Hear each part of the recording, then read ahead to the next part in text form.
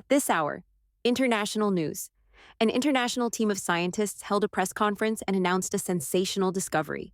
In the permafrost of the far east of Siberia, a prehistoric supervirus has been found.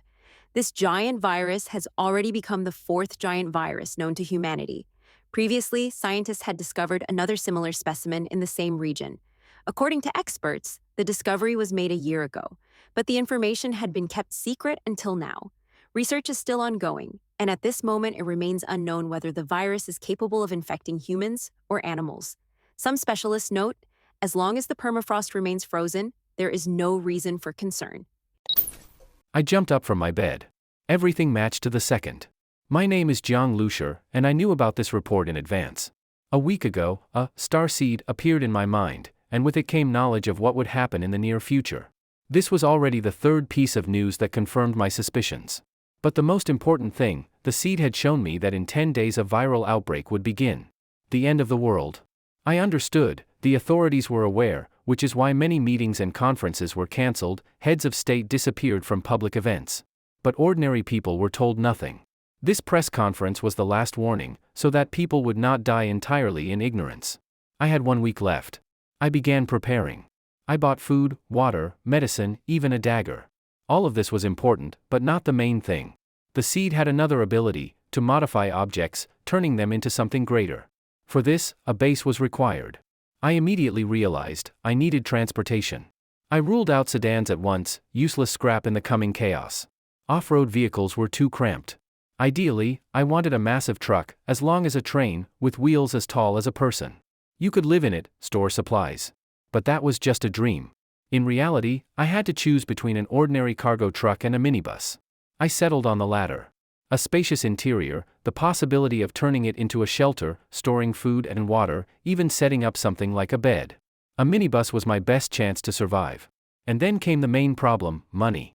After all my purchases, I had less than 1,000 yuan left. But renting a minibus cost more than 1,000 per day. 10 days would require 15,000. For me, a student, that was impossible. I tried to find money. First, I wrote to my friend Li Jun. He had just gotten a brand new iPhone, bought for 10,000 yuan. I asked him to return at least 2,000 he owed me. He just brushed me off, I'll pay you back later. I told him, on Tuesday, don't go anywhere. Lock the doors and windows. He laughed, are you crazy? I've got a date. Then I wrote to another friend, Luo Ming. He had no money, he had spent everything on games. But I also warned him, on Tuesday, stay home. Lock the doors and windows. He was puzzled, huh? Why? I only said, just do it. But no one listened to me. I had done everything I could. But those who owed me money weren't going to pay me back. I couldn't borrow from anyone else. We were all just students. A couple hundred yuan, maybe, but thousands were out of the question. I'll have to find another way, I thought. Because if I wanted to survive, I still needed that minibus. Jiang Lucier was flipping through his phone when he suddenly saw a very flashy profile picture, and his eyes lit up instantly. This guy, with his hair slicked back and wearing sunglasses, was named Ma Hao. He was quite well known in school. But he wasn't famous because of any talent or skill, he was known for having strong connections. You could tell from the fact that even Jiang Lucier had added him on QQ. Jiang Lucier and Ma Hao weren't complete opposites, but close. Jiang Lucier was the most ordinary type of person, not active at all. Outside of his classmates, few people knew him. Jiang Lucier vaguely remembered hearing from Li Jun that Ma Hao had a friend who was involved in campus lending. Some girls, in order to borrow money, not only sent their ID and student card photos to his friend, but even took indecent photos. If they didn't pay the money back, those photos and their personal information would be made public, sent to their classmates, teachers, even their families. When Jiang Lucier first heard about this, he was speechless. Most of these girls just wanted to buy things to satisfy their vanity, and they ended up doing things like that. Ma Hao often took indecent photos of girls from his friend and shared them in class groups. Many people would comment and judge. Of course, Jiang Lucier didn't sympathize with those girls either. Originally, Jiang Lucier thought he would never get involved in such things. But now, he felt it was a good opportunity. Ma Hao, can I borrow money from your friend? Jiang Lucier asked directly. Ma Hao replied quickly, sure. What department and class are you from? Jiang Lucier directly sent a photo of his student ID. After confirming, Ma Hao asked, how much do you want to borrow? 20,000. Jiang Lucier didn't hold back since it was a loan shark. Based on what he knew, 20,000 was probably the limit. Any more and Ma Hao might reject him. After all, his family background wasn't a secret, Ma Hao could easily find out. Ma Hao was clearly startled. For a student, 20,000 was a lot. Most female students only borrowed a few thousand, even just a few hundred. What do you need that much for? An abortion for your girlfriend wouldn't even cost that much, Ma Hao asked. It's something very important. Don't ask, just tell me what the conditions are, Jiang Lushur said. Well, how about this, leave your student ID with me, give me your home address, and you have to write a loan note for 50,000. Also, record a video while holding the note, read it aloud, and say it's voluntary. Once you pay it back, I'll destroy the note in front of you. How long do you need the 20,000? Ma Hao asked. 1 month, Jiang Lushur replied. Then you'll owe me 25,000. We're from the same school, so I'm not worried about you not paying back. You get it, Ma Hao said. Okay. Jiang Lushur was secretly shocked. This interest rate, even normal loan sharks weren't this harsh. And now, Jiang Lushur realized, this so-called friend probably didn't even exist. Even if Ma Hao wasn't the one doing the lending, he definitely had a part in it. Ma Hao seemed very confident, not worried at all about Jiang Lushur defaulting. Who knows what methods he had? If you didn't repay, you'd probably wish you were dead. Heh. Jiang Lushur chuckled indifferently. Interest? Threats? When the world ends, who'd care about a Ma Hao? That afternoon, Jiang Lushur found a car rental company online and then went to the agreed location with Ma Hao. He completed the procedure and got the money. While transferring the money to Jiang Lushur, Ma Hao was curiously looking him up and down. What exactly do you need the money for? To do something big. You'll know in a week, Jiang Lushur said mysteriously. Ma Hao was speechless. What's with this guy? He suddenly felt a bit of regret. But since the money was already transferred, he didn't care anymore. Whether the guy was crazy or not, no student had ever dared to not pay him back. Jiang Lushur got the 20,000 and immediately headed to the rental company. There weren't many minivans, unlike sedans, they weren't easy to rent. Jiang Lushur had contacted almost every rental company online before he found one with available vehicles. The staff urged him to hurry, and said they could only hold it for about 2 hours. Rushing over, Jiang Lushur arrived an hour early. When he saw the store sign from afar, he finally felt relieved. The rental company was small, but cleanly and tastefully arranged. Behind a reception desk stood a sweet-looking girl with a ponytail. She wore the company's uniform, simple, but made her look fresh and neat. She looked around 18 or 19, innocent and youthful. She was speaking with a customer in a suit. When she saw Jiang Lushur, she smiled sweetly, nodded at him, and gestured for him to wait. Seeing this youthful girl, Jiang Lushur was slightly stunned, such a young receptionist. He sat on the sofa nearby, and by chance, noticed a vocabulary book for CET 6 under some flyers by the desk. He immediately understood, this girl was probably a student, maybe even from their university, working part-time to support herself. The rental shop was near the university. Hiring a sweet-looking girl like her was not only cheaper but also good for business. Hello, I'm customer manager Wen Xiaotian. You can call me Xiaowen. I'm happy to help you, she said. After finishing with the previous customer, she turned to Jiang Lushur. Her immature appearance and formal greeting created a strange but cute contrast. Hi, I'm the one who reserved the minivan online, Jiang Lushur stood up and said. Ah, about that. The girl looked troubled. Embarrassed, she said, I'm really sorry. The last minivan was just rented by this gentleman. She had accepted Jiang Lushur's order over the phone, but the boss had rented the van out anyway. She felt bad about it. But she was just a part-time worker, she couldn't go against the boss's decisions. Really sorry. If you can wait, maybe you can rebook now. There might be vehicles available in a few days. Once this gentleman returns it, it'll be available again, Wen Xiaotian said apologetically. Jiang Lushur paused. There was no way he could wait that long. This was the only company with available vehicles. He thought for a moment, then suddenly asked, has he paid yet? Huh? Not yet, but he's about to sign the contract, she replied, a bit confused. She didn't know why Jiang Lushur was asking. The man in the suit glanced at Jiang Lushur, a hint of amusement in his eyes. He could tell Jiang Lushur was in a hurry. But without paying, the boss could cancel the deal at any time. Oh, no payment, no problem. Tell your boss I'll pay 200 extra per day, for a week, and I'll renew again next week. Just driving it in the city, no wear and tear, Jiang Lushur said. When Xiaotian froze, looked at the man in the suit, unsure what to do. She'd never faced this kind of situation before. 300 extra. Jiang Lushur added. When Xiaotian hesitated. This was a large amount. Jiang Lushur really looked anxious. "Sir, according to regulations, I have to call to check," she said, apologizing to the man in the suit. The suited man was speechless. Just now, he had been a little smug. Now, it looked like he'd run into a rich kid. Forget it, forget it. No need to call. Let him rent it," the man said. He could already guess what would happen if she called. No need to drag it out. "Really sorry again. You can use the car this weekend. Maybe I can reschedule for you in a couple of days? This customer really needs it urgently," when Xiao Tian apologized again. The man in the suit looked at Jiang Lushi. He didn't look even 20, just a student. He couldn't help but ask, "Kid, why rent a car for so long?" "To park it," Jiang Lushi replied. "Park, damn, today's youth really had money to burn." Jiang Lushi didn't care about their surprised looks. He couldn't care less what people thought. He quickly signed the contract with the rental company. Glancing at the terms, he saw that the rental contract was very strict, with all kinds of penalties. Even a scratch could cost a fortune. But Jiang Lushi only glanced briefly, then signed without hesitation. "This car wouldn't just end up with a few scratches?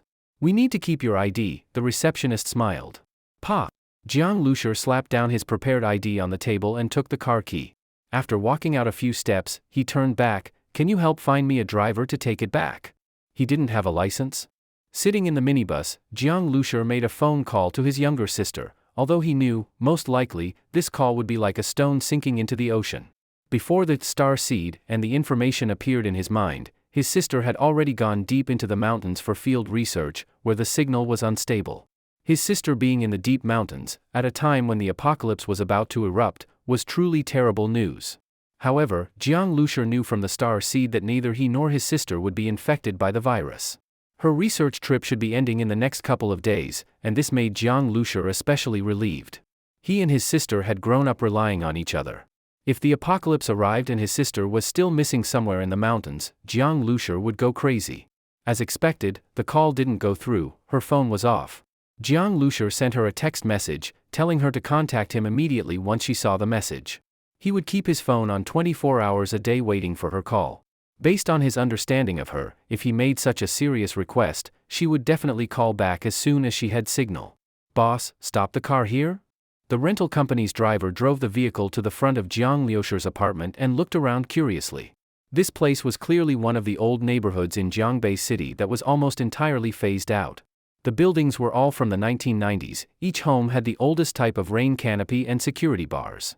This didn't look like a place where a rich kid would live. Maybe he was experiencing the life of the poor? But that wasn't the driver's concern. Once Jiang Lushi signed the paperwork, he handed over the keys and left. Sitting in the vehicle, Jiang Lushi let out a deep breath. He had done all kinds of preparation today, running around busily, but now that everything was ready, instead of feeling calm, he felt panicked. The previous calmness, orderliness, and suppressed fear seemed to erupt all at once. After sitting for 5 or 6 minutes, Jiang Lushi slowly calmed down. After all, it was the end of the world. His reaction was normal. According to the information from the star seed, Jiang Lushi stood up, walked to the driver's seat, then sat down and put his hands on the steering wheel. Then, Jiang Lushi closed his eyes.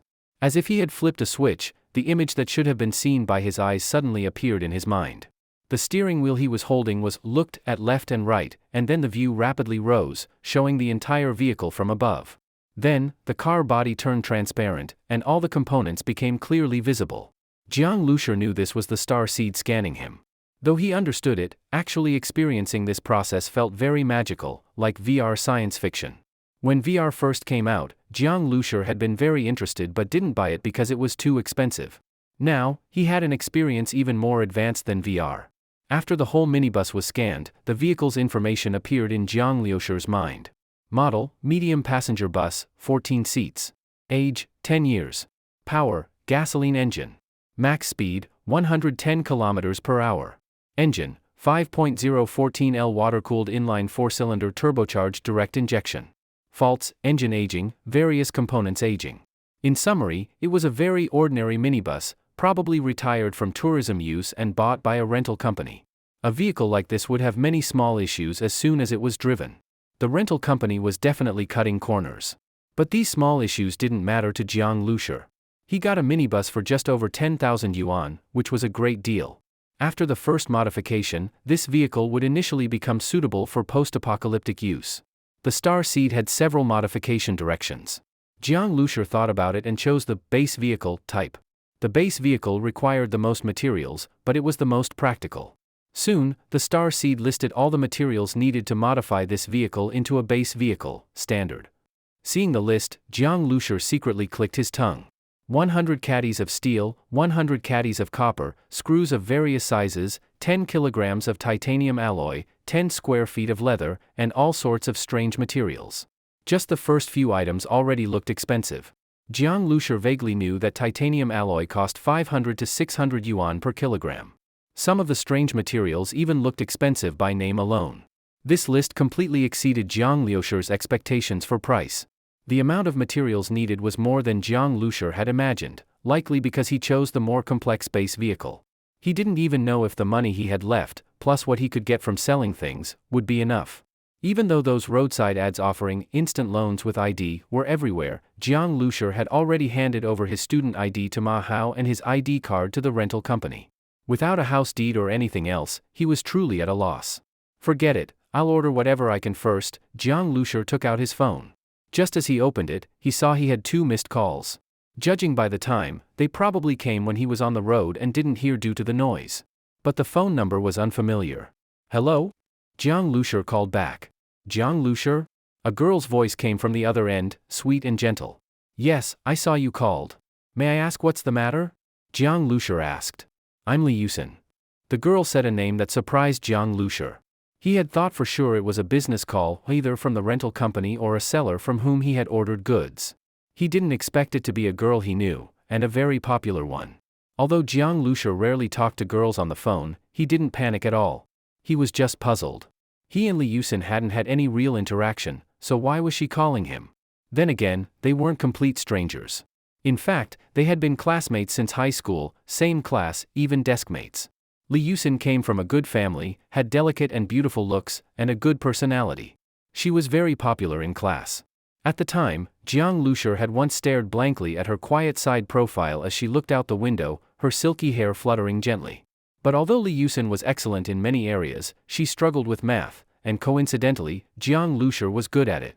So she often asked him to explain problems. When she listened, she was very focused and serious. Her hair often brushed against Jiang Lushur's hand, and she didn't even notice. Later, after Jiang Lushur's parents died unexpectedly, he didn't attend school for a whole month. When he returned, he had become much more withdrawn and moved to the last row alone. Though Li Yusin occasionally looked his way, several times when they passed by each other, she seemed like she wanted to say something, but never did. Now Jiang Lushur had moved on from the shadow of the past, but their relationship had faded since then. Even though they later got into the same university in the same city, it stayed that way. Whatever tiny spark there had been, Jiang Lushur had buried deep in his heart. Now hearing Li Yusin's voice again, Jiang Lushur couldn't help feeling a ripple of emotion. Her voice, light and gentle, was like a breeze. It's been a long time, Jiang Lushur sighed. Yeah, we haven't talked in a while, Li Yusin said. Right, why did you call me?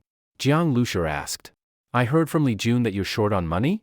I don't know him well, just happened to hear him talking to a friend of mine, she said. Jiang Lushur frowned. What did he say? He was having dinner with my friend. My friend asked why he kept looking at his phone, who he was chatting with, and he said you were asking him for money. I thought maybe you were in trouble, so I asked for your number, she explained. That Li Jun, Jiang Lushur was speechless. Not only did he not pay him back, but he was also talking about him like that, always showing off. Jiang Lushur explained the situation. Li Yusin was angry after hearing it. I knew you weren't like that. He even said you were shameless. Ugh. I told my friend not to associate with him anymore. So, you really need money? It's fine, I've figured something out, Jiang Lushur replied. Your Alipay is your phone number, right? I'll transfer you some money. Pay me back when you're doing better. We're friends, don't be polite. You used to help me with math every day, explaining everything so clearly. I never even properly thanked you, she said with a smile. Jiang Lushur was stunned. Her laughter was still so pleasant. Wait, you don't have to. That's settled then.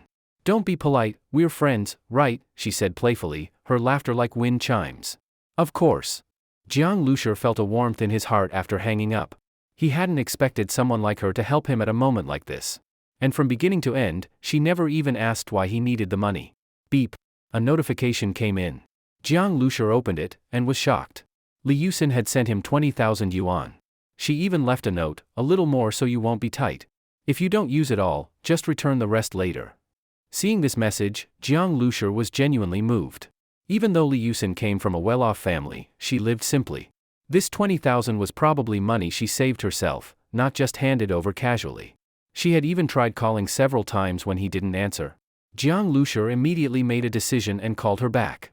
She answered, sounding a bit nervous. What is it? Don't worry, I'm not calling to return the money, Jiang Lushur said, amused and touched. Oh, okay, she sighed with relief. Don't thank me either, or I'll have to thank you for all your help back then. I wouldn't have gotten into Jiangbei University without you. That was nothing, Jiang Lushur said shyly, scratching his head. Then he cleared his throat and spoke seriously. Give me your home address. My address? What, are you coming over to pay me back in person? She laughed. Just tell me. Don't worry, I won't do anything bad, he joked. All right. My address is? You say it, I'll write it down. Jiang Lushur turned on speaker and noted it in his memo. You even wrote it down, now I'm nervous. Are you really coming? But if you do, you're welcome, she said. Clearly, she was a little embarrassed. Jiang Lushur knew his request was sudden, but he had no choice. It had to be done. He said, Yusin, next Tuesday, you must stay home. Not just you, your parents too. No one can leave. Ideally, stay in separate rooms, and lock the doors. If anything happens, lock yourselves inside. I will come find you. Can you do that? It's very, very important. It's about my life. His tone was firm and serious.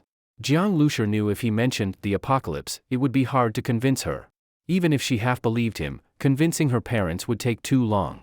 If he said it was life or death, she'd be even less likely to believe, and her parents might think he was crazy or dangerous. Lock ourselves in rooms? Is someone going to attack us? She asked. Jiang Lushur, are you in some kind of trouble? Loan sharks? Gangsters? She asked nervously. No, but it's really important. Please believe me, please. It's very important, I beg you, he said. He had borrowed from loan sharks, but this had nothing to do with them, he wasn't worried about that. Okay, she reluctantly agreed. It sounded so bizarre. Promise me, do exactly what I said, he reminded. This. Promise me, he pleaded sincerely. Alright, okay. After hanging up, Jiang Lushur let out a long breath. He had done all he could, but he didn't know how much Li Yusin would follow through. At least, she'd probably stay home. She was a kind girl. As long as she cared about his safety, she'd stay in. As for whether she'd survive, it was up to fate. He just hoped heaven wouldn't let such a kind girl die in this disaster. As long as she lived, Jiang Lushur believed, he would find her. With the money borrowed from Li Yusin, Jiang Lushur immediately started shopping. Some items that couldn't be bought online, he went to the market to buy himself. The most frustrating thing was that one of the materials wasn't even available at the market. In the end, he had to go to an auto parts factory to get it. At first, the owner didn't want to sell. In the end, Jiang Lushur gritted his teeth and added 500 yuan on top of the original price before he finally got it, and it was second-hand.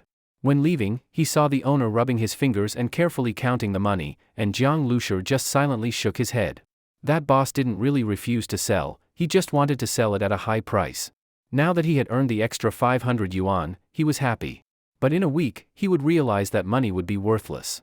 It took a total of 3 days to gather all the materials, which now filled the aisle and seats of the minibus. When he put the final item inside, Jiang Lushur felt like a heavy weight had been lifted from his heart. He had made it just in time. For these 3 days, he had been running around non-stop, practically covering the entire city of Jiangbei. Probably because it was the first modification, the materials required were extremely diverse and abundant, involving almost every aspect. At the same time, Jiang Lushur kept an eye on the news and local developments in Jiangbei. As he had suspected, fewer and fewer big names were appearing on the news. Although everything on the streets seemed normal, he could sense an undercurrent of tension. Let's begin. Jiang Lushur pulled all the curtains shut, then sat in the driver's seat. After steadying his breathing, he gripped the steering wheel. At once, the structure of the minibus clearly projected into his mind. It felt as if he had gained a special eye that could scan the minibus. Wherever he looked, the data and status of that part of the minibus would immediately appear. The overall status of the minibus was, base vehicle, standard, awaiting modification. All materials detected. Begin modification? Jiang Lushur silently said in his mind, modify. Modification initiated. Completion time, 72 hours. Countdown begins now. The vehicle cannot be driven during modification. Modification includes Jiang Lushur felt the steering wheel in his hand suddenly surge with a strange energy, as if it was lightly vibrating. The modification process would take a long time, and Jiang Lushur couldn't just sit in the vehicle and watch the whole time. After watching curiously for a while, he noticed that the materials would mysteriously disappear little by little. Besides that, nothing else seemed to be happening, so he got out of the vehicle. Jiang Lushur stood outside and looked at the vehicle. Seeing that nothing unusual was visible from the outside, he felt relieved and went back home. As soon as he opened the door, he was met with piles of supplies almost stacked up to the entrance, everything that had been delivered over the past 3 days. The delivery workers had been giving Jiang Lushur strange looks. But Jiang Lushur didn't care how others saw him. Even if they found it suspicious, they could never guess the real reason behind it. These 3 days, Jiang Lushur hadn't gone to school anymore. The end of the world was coming. What was the point of going to class? Now that the minibus modification had started, Jiang Lushur didn't stay idle.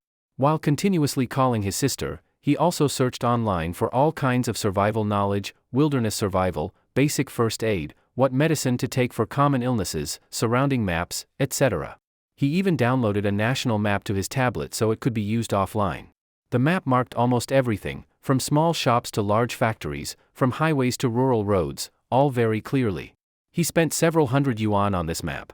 Free apps didn't offer this level of detail. Jiang Lushur didn't know how much more he could prepare, but as long as a post mentioned something he thought was useful, or anything he could think of himself, he prepared it. Now that the money was almost all spent, Jiang Lushur's preparations were nearly complete. Beep beep beep. His phone rang. Jiang Lushur looked at the screen and suddenly smiled with joy. He had been constantly trying to call his sister, but her phone had been off. Now she was finally calling back. Hello. Hello, bro, what's so urgent? I just got off the bus. Let me tell you, this field trip was amazing. We visited a mountain village with cave burial customs. Jiang Zhuing, don't talk now. Listen to me first. Jiang Lushur cut off his sister's playful words and said loudly. Maybe sensing the seriousness in his tone, Jiang Zhuing realized something must be wrong, so she immediately stopped joking and softly said, Okay, bro, I'm listening. But then Jiang Lushur calmed himself. Panic would only spread to her. He asked, Zhuing, where are you now? At school. I just parted ways with the team and teachers. I was heading back to the dorm. My phone died, but I charged it a bit on the bus and turned it on. That's when I saw your messages. Although usually playful, once Jiang Zhuing realized the situation was serious, she quickly became obedient and focused, clearly explaining her situation with a quick, concise tone. Though she didn't yet know why her brother was acting this way, since the death of their parents, Jiang Lushur had taken care of her. Even though she might argue with him sometimes, when it really mattered, she always listened to him unconditionally. To her, he was her anchor. Don't go back to the dorm. Book a flight and come home immediately, Jiang Lushur said. Okay, give me a moment. After a while, she spoke again, bro, there are no tickets left. Tomorrow? The day after? Transfer flights if you have to. No matter the cost, he said. None. There's nothing left, she replied. What do you mean, nothing left? Jiang Lushur was stunned. A bad feeling hit him. He started furiously typing on his keyboard, opening a flight ticket site. He searched one city after another, and his heart sank with each search. All flights over the next 3 days were completely sold out, regardless of origin or destination. The only tickets still available were for after the apocalypse's arrival. This was no coincidence. Should I just buy one for 3 days later? Jiang Zhuing asked. By then, it won't matter anymore, Jiang Lushur said. Zhuing didn't quite understand why being just 1 day late made such a big difference, but she didn't question him. Instead, she said, train. What about booking a train ticket? Jiang Lushur typed again, then said in a low voice, don't bother. Train tickets are sold out too. All train tickets for the next 3 days, gone. Wait, I'll go check the bus station, or maybe I can hire a private car, she suggested. No. Jiang Lushur said. First, who knew what the roads would be like? Even if they were passable, it would take her over 2 days to get home. With all planes and trains down, there was a huge chance of traffic jams. If she got stuck on the road when disaster hit, she'd be dead for sure. No, Jiang Lushur repeated. Zhuing sensed something was wrong in his voice. It made her nervous too. Zhuing, listen carefully to every word I say now, Jiang Lushur said. Don't go back to your dorm. Find a place with few people, hotel or rented apartment, something with good security. Stay somewhere hidden. Then buy as much drinking water as possible, some medicine, daily supplies, food. Charge your phone fully. Get a dozen power banks. Even if phones don't work by then, still, do it. Lock the doors. Don't go out. Wait for me. You must wait for me. You must. Jiang Lushi repeated. Zhuiying, the end of the world is coming. Jiang Zhuiying not being able to return was a huge blow to Jiang Liushi's plan. Originally, he had planned to drive the modified vehicle, loaded with supplies, and take Jiang Zhuiying and Li Yusen's family to a resort over 100 li away from Jiangbei City. He had been there once before. It was the kind of place where people rarely went, but the facilities were all complete, and there were no other residents nearby. The idea was to settle there temporarily, then slowly figure out the next step depending on how the situation developed. Although he knew the apocalypse was coming, he still had no real concept of what it would actually be like once it began. Based on how things turned out, he would adjust the plan. In any case, having the minibus would make them much safer on the move compared to others. But now, this plan was clearly ruined. Not only could Jiang Lushi not escape to the outskirts right away, he had to go to Nanjing City, a place with more people and more prosperity. And he didn't know what the road conditions would be like along the way, nor when he'd arrive. That was why he told Jiang Zhuiying to buy as many supplies as possible and to wait for him no matter what. If the minibus hadn't needed another 3 days for modification, Jiang Lushi would have left immediately. But without the vehicle, he was just an ordinary college student. There was no way he could break through any chaos and bring Jiang Zhuiying out safely. Beep. That night, Jiang Zhuiying sent a location pin to Jiang Lushi. She had rented a teacher's apartment in a small alley near her school, on the top floor, the 6th. She also sent him photos. Sure enough, the apartment was packed full of supplies in 2 rooms, enough for her to live comfortably for a full month. Bro, don't worry, Jiang Zhuiying messaged, with a big smiley face emoji. Jiang Lushi had already told her about the coming apocalypse, everything except the star seed in his mind. Not because he didn't trust her, but because explaining it would be too complicated and unnecessary. He hadn't expected her to believe him, yet she seemed calm, even playful, still in the mood to take photos and send emojis. Jiang Lushi knew that she probably wasn't completely convinced, but it didn't matter. As long as she followed his instructions carefully, that was enough.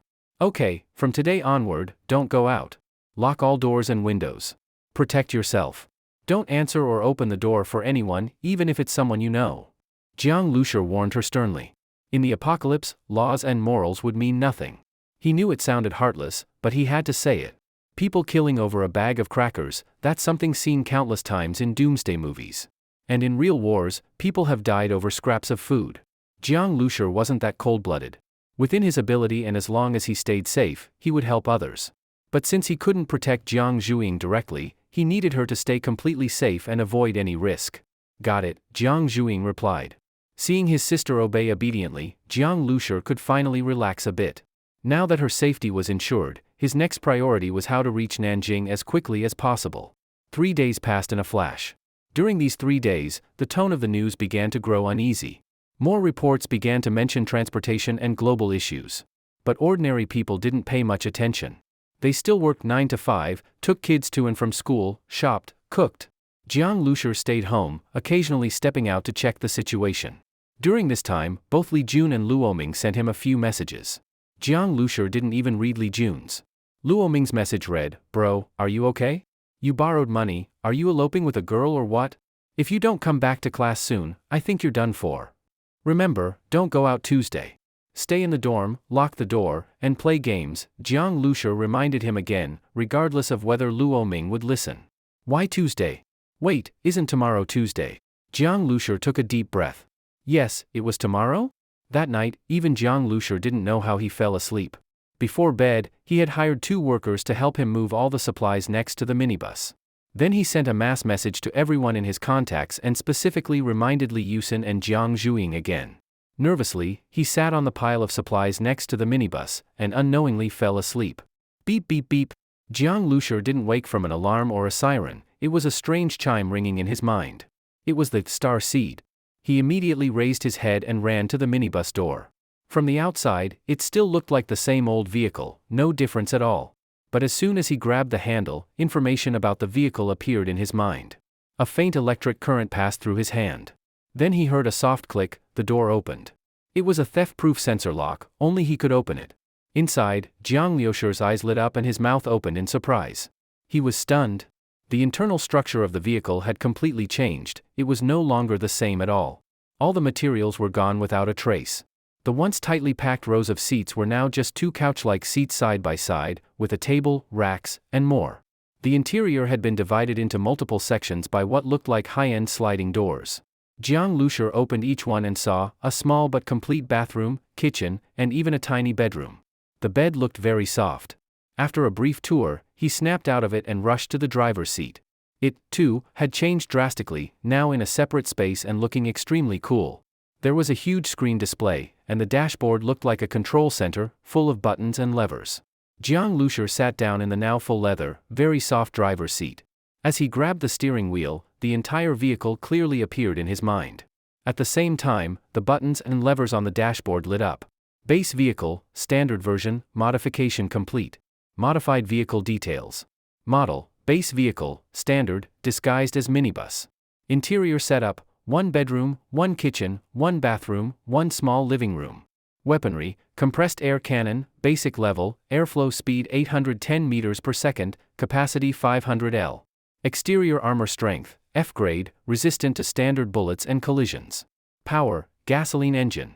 Max speed, 300 kilometers per hour. All malfunctions repaired. Jiang Lushur was thrilled. The result of the modification far exceeded his expectations. Though this was only the standard version with limited features, to truly go anywhere without obstruction, upgrades would be needed. But upgrading required even more materials. Jiang Lushur had neither the time nor the money, nor did he know the exact material list, so there was no way to prepare in advance. Still, this vehicle alone greatly increased his survival chances. He quickly familiarized himself with the controls, then called the 2 workers from the night before to help again. They had already discussed the plan the night before, so as soon as they arrived, they began moving all the supplies onto the vehicle. When they saw the internal space, both were extremely surprised, and their looks toward Jiang Lushur completely changed. They had seen his tiny rented room packed with food and daily goods and thought he was opening a little store or maybe just a street vendor. They never imagined the guy was actually driving an RV. But modifying such an old minibus into an RV? What a waste of money. Must be some rich guy with too much time. As for Jiang Lushur, he had no time to care about their reactions, he just kept checking the time and watching his surroundings. Once all the supplies were loaded, he immediately climbed aboard, closed all doors and windows tightly, and nervously sat in the driver's seat. Jiang Lushur didn't know the exact time the disaster would arrive, or what the virus outbreak would look like. But he knew that the moment the virus was discovered in the permafrost, it had already awakened. This virus wasn't just highly contagious, it had already silently spread across the entire world, and its danger level surpassed all known viruses combined. After a period of dormancy, it would erupt explosively, like a chain of bombs going off. Beep beep beep! A sudden ringtone startled the already tense Jiang Lushur. He quickly realized it wasn't anything else, it was his phone ringing. He hurried to answer the call. He glanced at the caller ID, it was Li Yusin. Hello?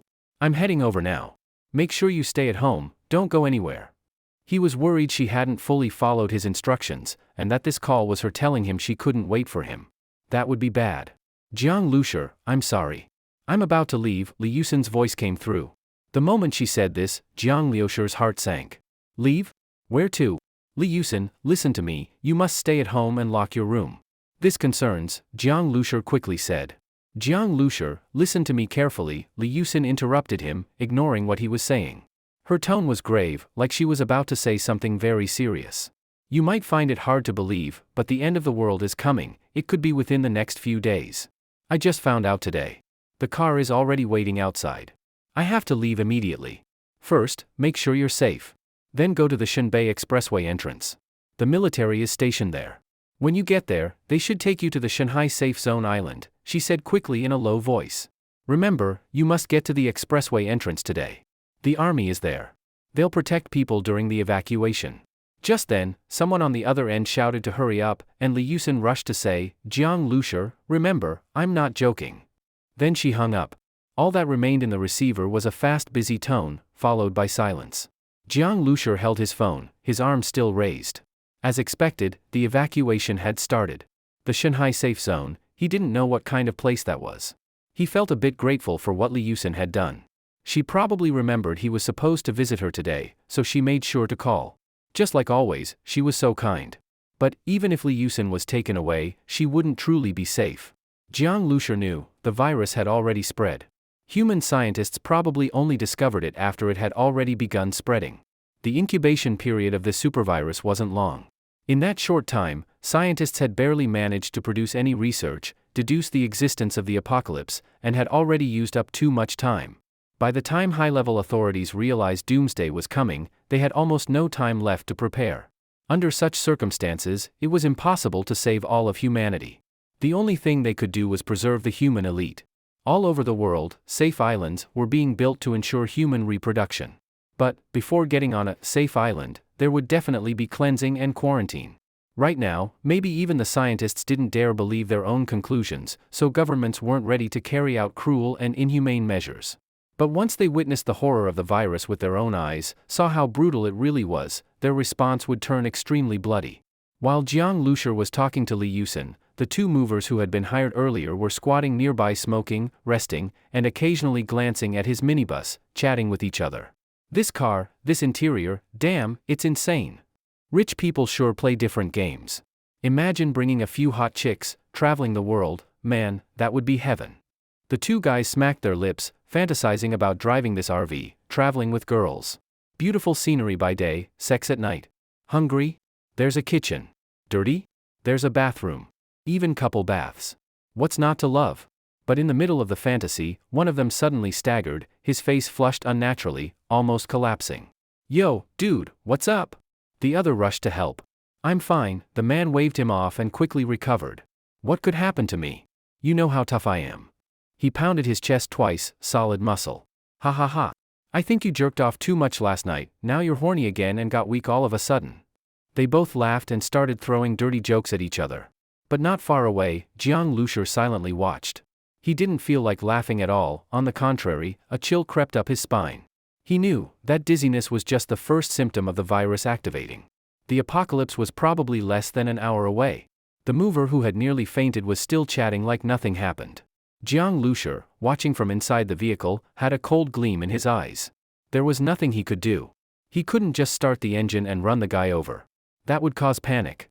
Without knowing the exact time of the outbreak, acting now would only put himself in danger. Not even the government could do anything. Within the next hour or two, the world would erupt in chaos. The two movers, with no other jobs, sat smoking in the shade. Jiang Lushur looked at the time. It was 1:20 p.m. He waited in silence. When the apocalypse broke out, everyone would show strong immune reactions, including Jiang Lushur, because they had all already been infected. The difference was, after the immune reaction, some people resisted the virus, while others turned into monsters. Time passed. Jiang Lushur gripped the steering wheel tightly, cold sweat seeping into his palms. He kept checking the clock, 2 o'clock, 2:30, 2:40. Slowly, maybe from focusing too hard, he started seeing double in the gauge needles. The ghosting worsened, and several overlapping dashboards appeared before his eyes. This is... Jiang Lushur's heart sank. Suddenly, a wave of dizziness hit his head. Bang! He felt a sharp pain on his forehead, it had slammed into the steering wheel. At the same time, an intense headache surged like a tidal wave. It's here. It had finally arrived, the virus had erupted.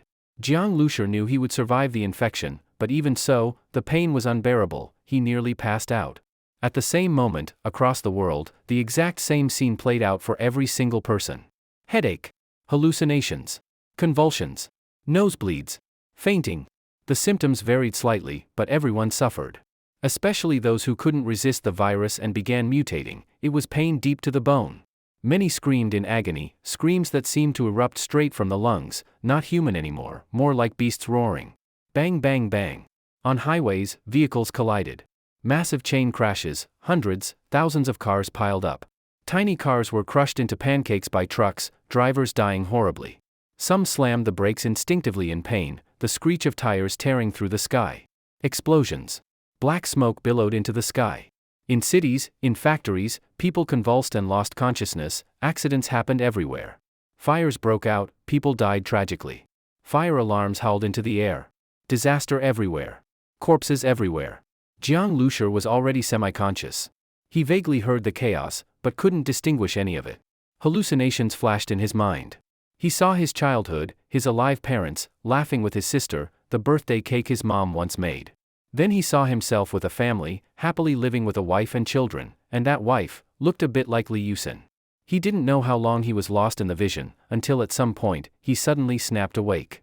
His eyes flew open, his hair and clothes were soaked in sweat. He was still gripping the steering wheel, his fingers pale and numb from holding it too tightly. The windows and doors were all locked tight. He felt drained, completely exhausted. He gasped for breath, glanced out the window, and his heart sank. Outside, the sky had changed.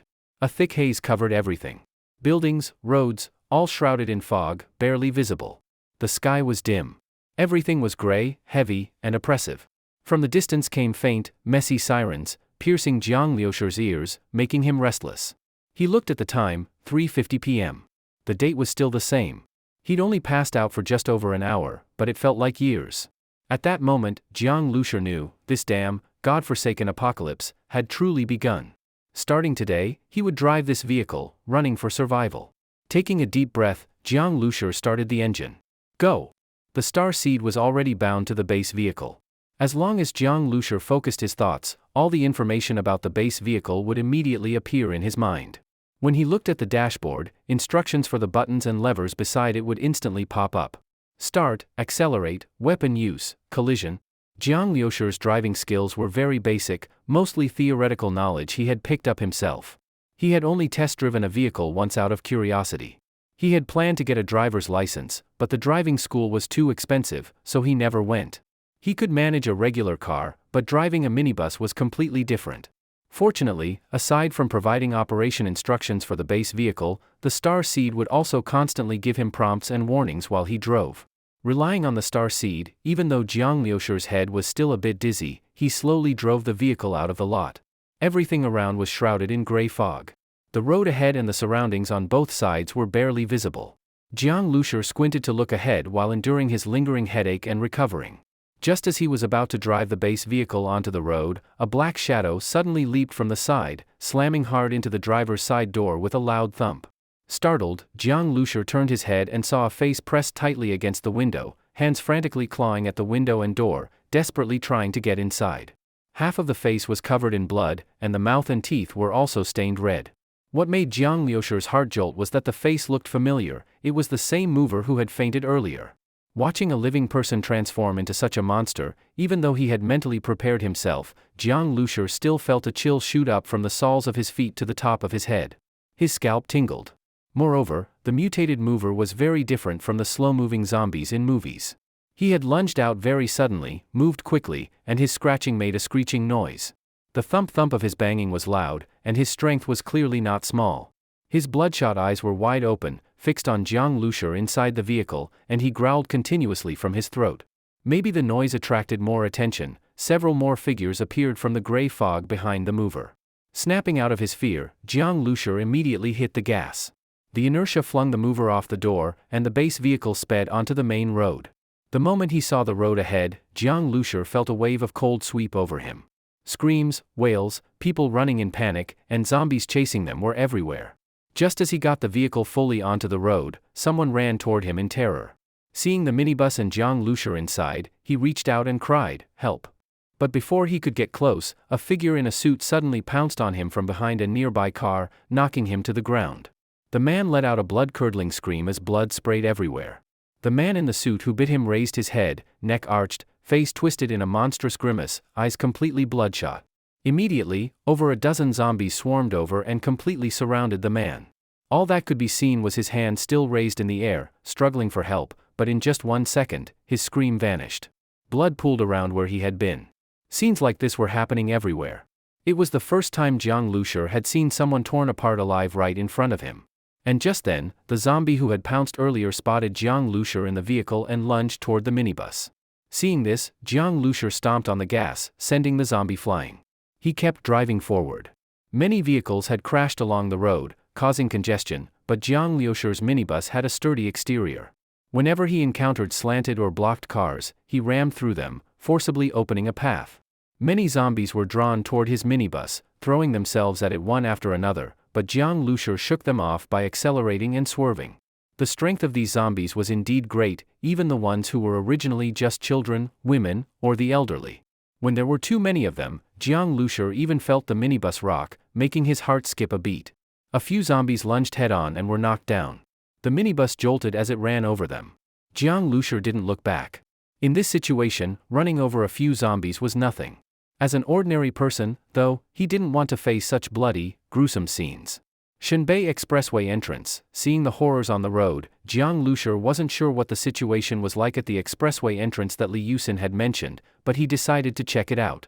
Of course, Jiang Lushur didn't plan to go to the Shanghai Safe Zone Island, but he needed to use the Shenbei Expressway to get to Jiang Zhuing's location in Jinling City.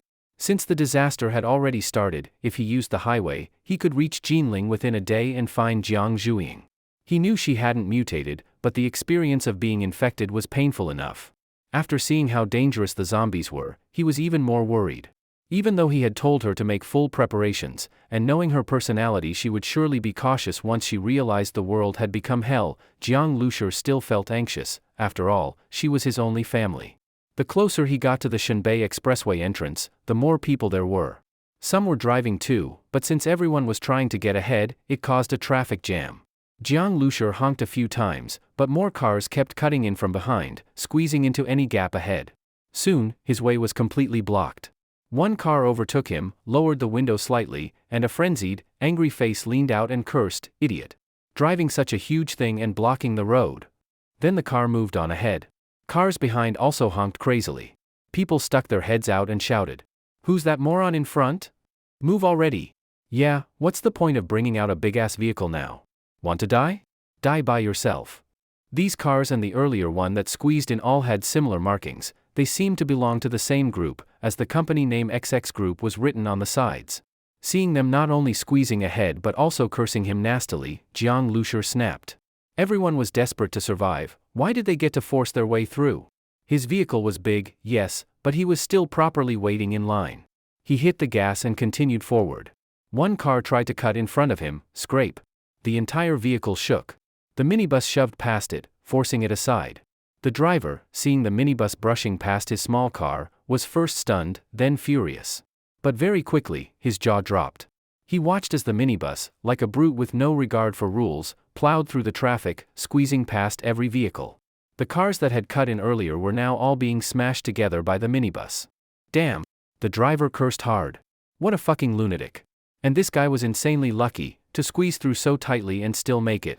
His speed wasn't fast, plus the vehicle was an old, beat-up minibus, yet he didn't get stuck in the middle. If it had stuck, he'd have been forced to abandon the car or else wait for death. But facing this situation, the other drivers had no choices. Though they yelled and cursed, they could only face it and follow obediently behind Jiang Lushur's minibus. Then suddenly a scream came from behind. Jiang Lushur opened the rearview camera, and on the screen by the dashboard hundreds of zombies appeared all at once, climbing over from between vehicles, even from above vehicles. These zombies rushed out from the street ahead, making low growls from their mouths. Their bodies and hands were covered in blood, their mouths stained with gore, racing toward him wildly. They were already fast, and when they met vehicles, they did not dodge, using all limbs to climb over cars.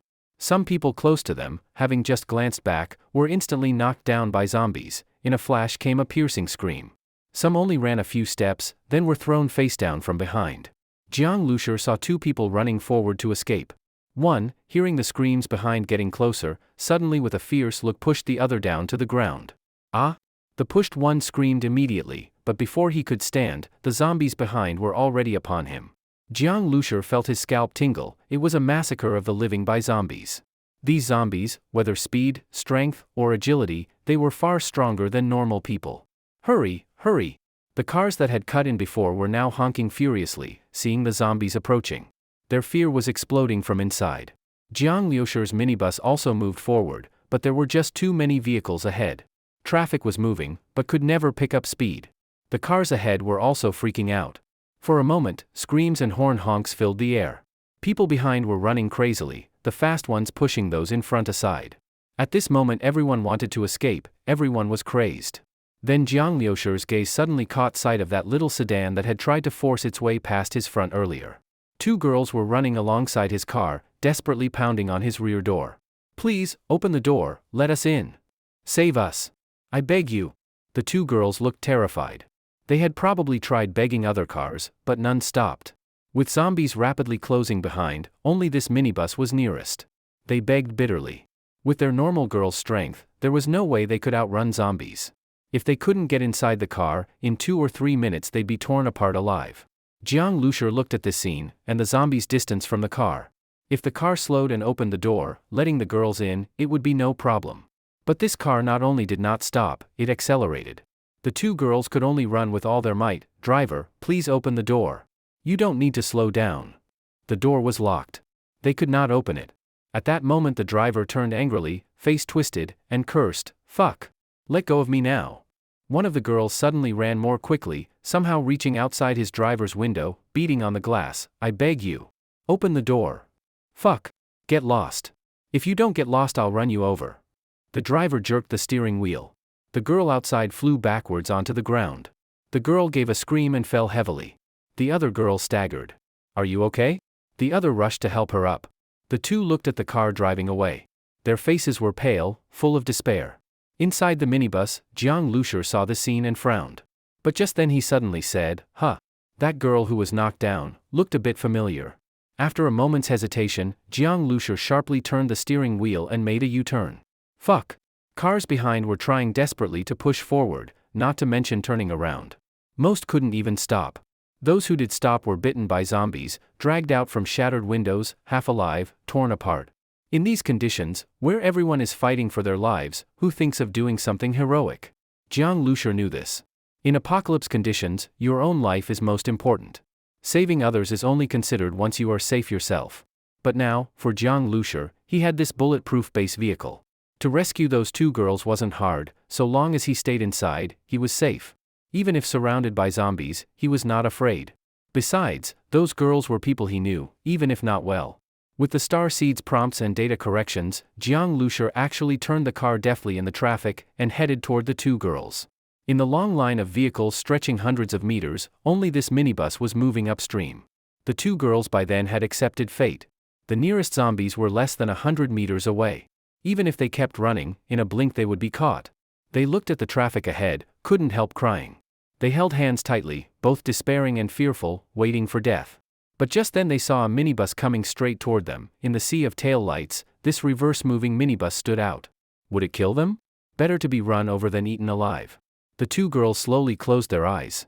A sharp scraping sound, and a gust of wind hit them, made them open their eyes again. They saw the minibus, when it got right in front of them, suddenly turned. The door stopped right in front of them, and it was opening.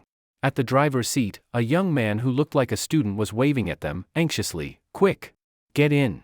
Dozens of zombies had already noticed them and were furiously lunging. The girl who'd fallen awakened as if from a dream.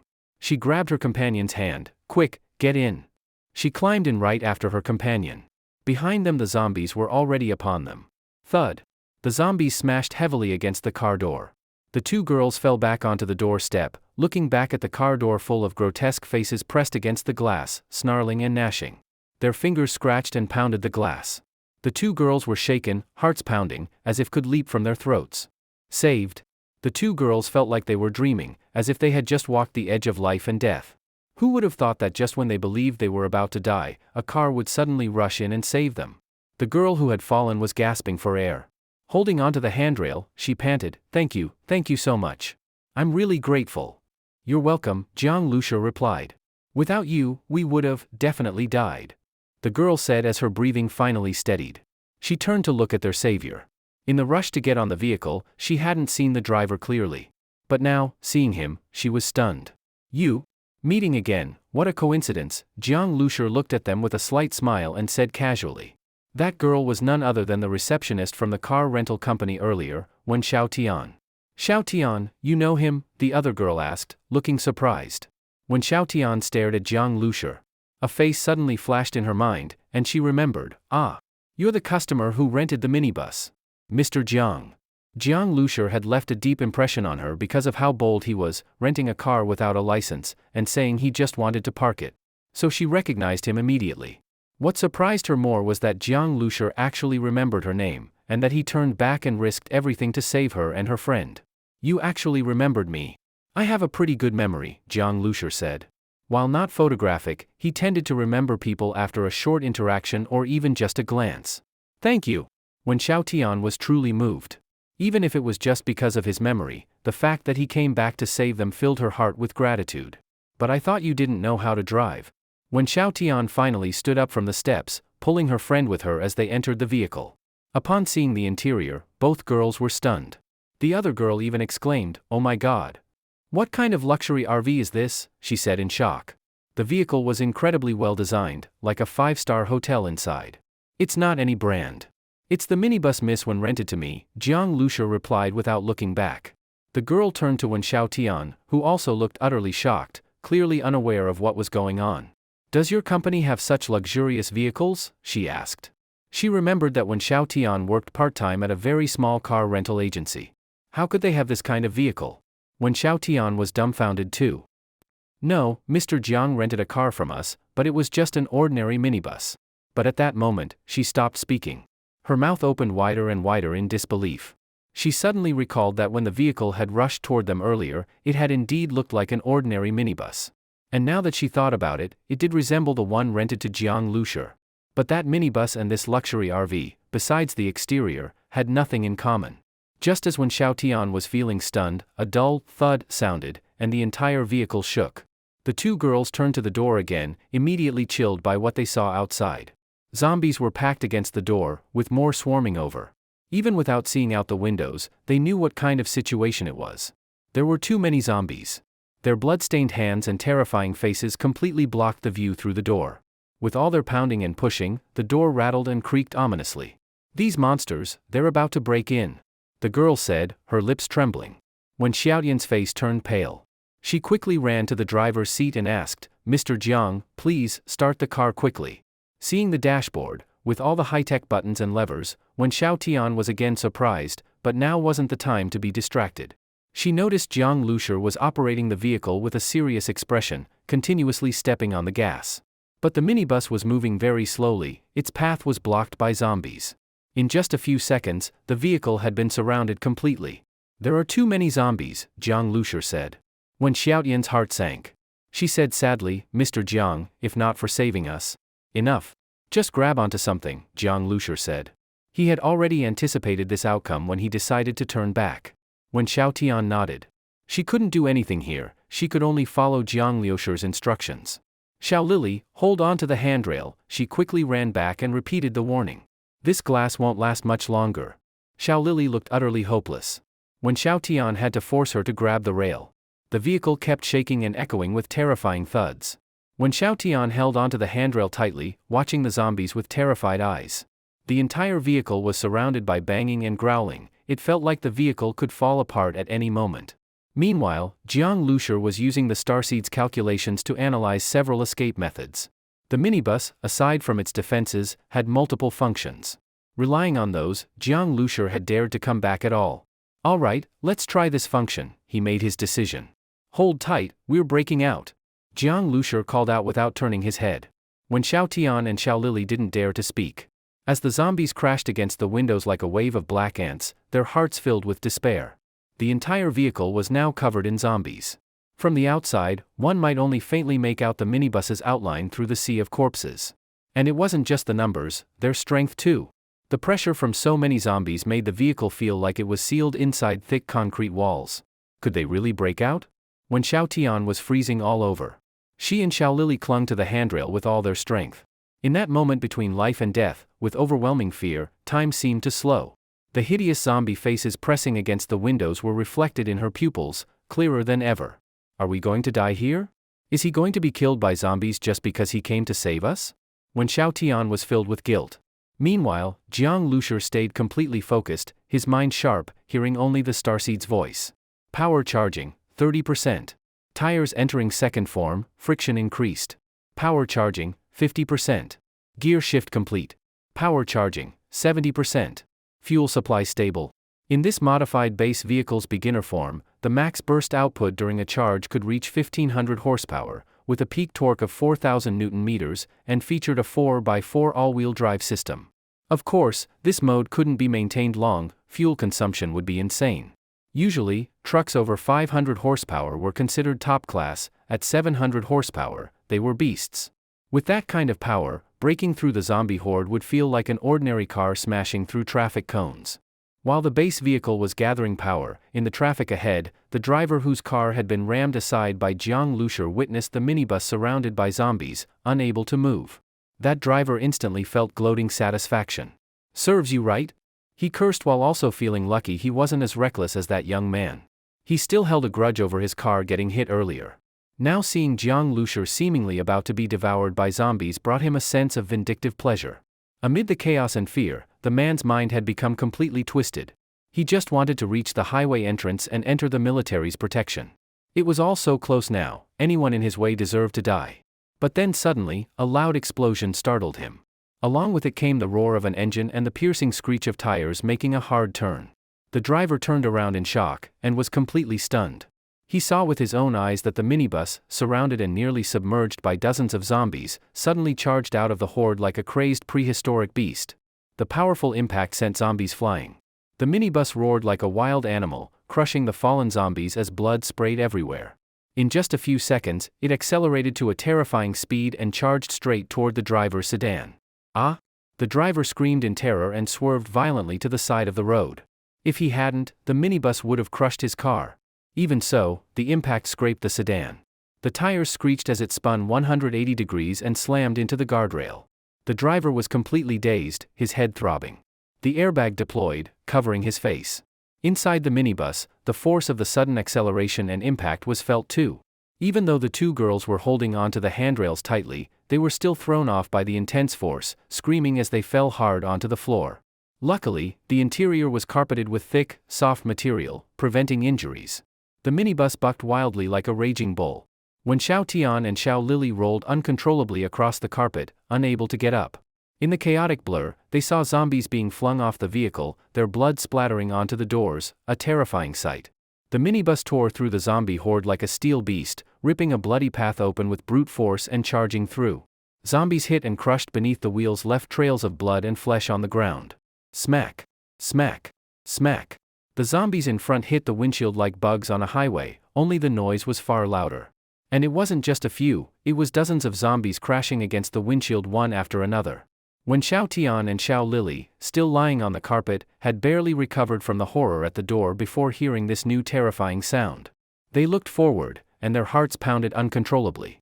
So many zombies slammed into the windshield, almost blocking the entire view. The glass looked like it would shatter any second. Throwing a stone could break a windshield. How could it withstand this many zombies? But Jiang Lushur didn't react. He focused straight ahead, watching the starseed data update constantly in his mind. Left side of base vehicle impacted, no damage. Right side of base vehicle impacted, no damage. Windshield impacted. Energy consumption increasing, fuel level remaining. Despite how horrifying it looked, these impacts caused no real damage to the base vehicle. Even the windshield was completely intact. Once the minibus finally burst through the zombie horde and returned to stable motion, the two girls were ghostly pale. After all, they were just ordinary people. They were still in shock and took 2 or 3 seconds to return to their senses. It didn't break. The windshield was still intact. The door was still shut. The entire breakout had lasted only a few seconds, but for when Xiao Tian and Xiao Lili, it had felt like a whole day. Now, realizing they were safe, both felt as if the whole thing had just been a terrible nightmare. When Xiao Tian carefully stood up and, suppressing her discomfort, approached the door to look out through the blood-stained glass.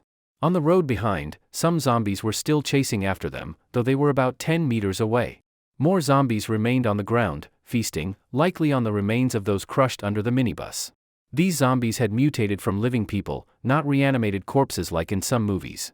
So even when zombies ate other zombies, the scene was still brutally grotesque. When Xiao Tian looked for just a moment before turning away. She only wanted to confirm they had truly broken through. She hadn't expected the vehicle's power and impact force to be so strong, or the glass to be so resistant. "We made it. We're alive." The two girls were overwhelmed with relief. As they sat with the lingering fear slowly fading, when Xiao Tian looked at the blood-covered windshield and asked curiously, "Mr. Jiang, how is this glass so strong?" Ah? Jiang Lushur hadn't intended to explain the vehicle's secrets, but since she asked, he made up a simple excuse. "It's nothing. I just replaced all the glass with bulletproof ones."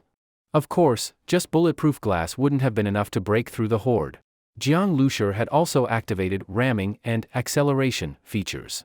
If that hadn't worked, he had planned to use weapons, but fortunately, it hadn't come to that. Bulletproof? Xiao Lili looked at the door in shock. That was something you only saw in movies. Bulletproof cars weren't common in daily life. She knew that some high-end brands offered bulletproof models, but they were custom-made and ridiculously expensive, easily 10 times the cost of a luxury car. And even if someone were to install bulletproof glass, why on an old, beat-up minibus? She looked to Wen Xiaotian for answers. Wen Xiaotian shook her head and gestured silently that she didn't know Jiang Lushur well either. Even if Xiao Lili wanted her to explain, she couldn't. It should be fine for now. Find a seat and buckle up, Jiang Lushur said. Okay, thank you again, the two girls replied gratefully. No problem, Jiang Lushur said calmly. For him, it wasn't a big deal. The risk was within control, just a small effort. Xiao Lili didn't want to see zombies anymore. She ran to the sofa in the living room and sat down. The sofa was very soft. Xiao Lili touched it and felt that the surface material seemed to be cashmere, very expensive. Opposite the sofa was a small screen, probably for watching movies. Next to it stood a cabinet fixed to the floor. On the delicate tray on top were clean bottled mineral water and cups, as well as some small snacks. The carpet on the floor felt like stepping on cotton, making people feel very relaxed. The car windows were all covered with curtains, so the outside couldn't be seen. Plus, the glass was bulletproof, which immediately gave a sense of security. She had just escaped from death and was still fleeing for her life. Outside were zombies and people running for their lives, but she was sitting in such a safe and comfortable environment. Xiao Lili felt like the terrifying experiences earlier were just a dream. She looked around, more and more amazed at the luxurious interior of this minibus. Transforming an old minibus into this, who knows how much money that would take? Xiao Lili was extremely curious about Jiang Lushur's identity. Xiao Lili casually picked up a bottle of water and looked at it, then put it back.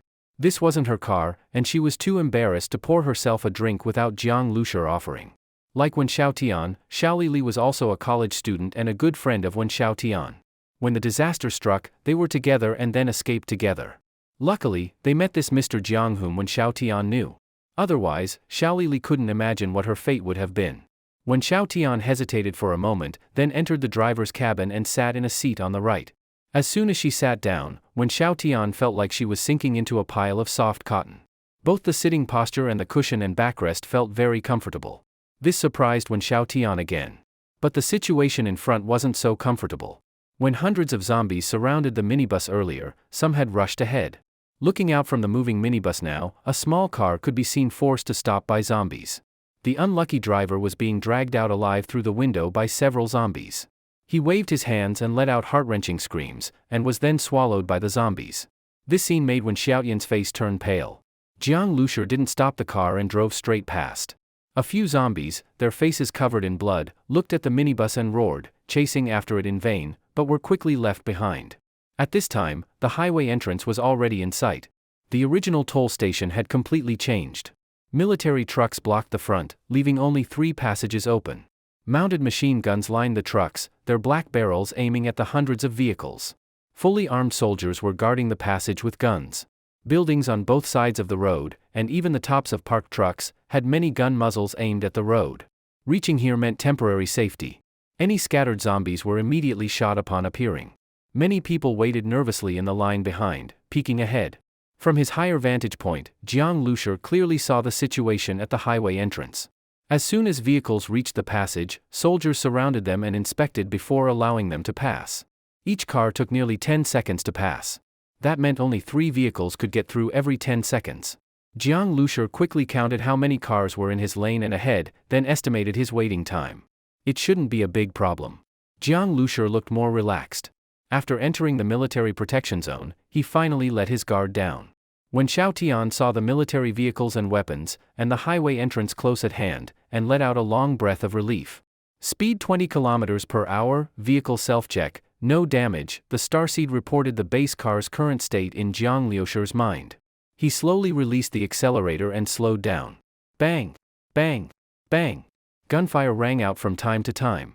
Slowly, Jiang Lushur followed the traffic and approached the highway entrance, with only a few cars in front. But zombies behind were increasing, and gunfire became more intense. Hearing the sounds, Xiao Jingjing also came out from the cabin and looked back with Wen Xiaotian. The military firepower was fierce. Though the zombies kept rushing forward and almost filled the streets, they still couldn't get closer. This made them feel much safer. They were about to enter the highway. Looking at the military trucks at the entrance, dozens of them, and the dense gun muzzles, a scene that would normally be terrifying, now gave a great sense of security. Jiang Lushur waited calmly. Just then, gunfire suddenly broke out in another lane, startling everyone. He quickly looked and saw a heartbreaking scream from a car being inspected. 2 soldiers dragged out the body of a man just shot dead. There was a bloody wound on the corpse's arm. The crying woman seemed to be his girlfriend or wife. Once again, if your vehicle carries any bitten passengers, it's best to get out yourselves or turn around. If discovered, immediate execution on the spot. This virus is extremely contagious, and bitten people will become those monsters and endanger others, a military officer said coldly through a loudspeaker. Seeing this, most people were horrified but didn't feel much sympathy for the couple. Watching a loved one killed in front of you was nothing. Many had seen their own family or friends turn into zombies and even be torn apart and eaten. This small incident didn't stop vehicles from continuing through. But just then, a burst of intense gunfire came from the rear. Soldiers at the checkpoint looked back with ugly expressions. Jiang Lushur looked at the rearview screen and saw a soldier fire 2 shots before being dragged off a truck, along with his gun. 2 trucks were already covered by what seemed like endless zombies.